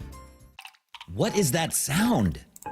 Ugh, that sounds like a plumbing sound. Luckily, there's a company that fixes all the plumbing sounds across Puget Sound. That's All Sound Plumbing. Puget Sound's plumbing experts. Have a sound? Visit allsoundplumbing.com. Emerald Queen Casino, the entertainment capital of the Northwest. The best place to watch all your favorite sports. Featuring wall-to-wall viewing screens, 6 windows, and 30 kiosks. Be there at emeraldqueen.com. Emerald Queen Casino, the entertainment capital of the Northwest. Guys, did you know your testosterone level impacts your energy, libido, sleep, weight, hair loss, mood, and even ED? And right now, Revive Men's Health Seattle will check your testosterone for free. They've helped thousands of men since 2011 feel and perform better. They're so confident they can help you, they even guarantee it. Schedule your free testosterone test, exam, and consultation today. Call 206-529-1111. That's 206-529-1111. Or visit ReviveMen'sHealth.com. So here's the deal with Mariners season ticket memberships. You've got 2 great options. With a Flex membership, you have the freedom to pick your seats, games, and number of tickets whenever you want. Or if you like knowing where you're sitting all season long, go with a reserved membership and lock in your seats from day one. Both plans get you access to exclusive pre-sales, year-round discounts, special event invites, and more. Check it out at mariners.com/25. Now Raleigh wins it in the 10th inning for the Mariners. If you're 55 and up, T-Mobile has plans built just for you. 2 lines of unlimited for just $30 a line. That's a 45% savings compared to Verizon and AT&T. But don't just take our word for it. It's not just the savings that are great with our T-Mobile plan. There's all this value from all these other things that T-Mobile offers.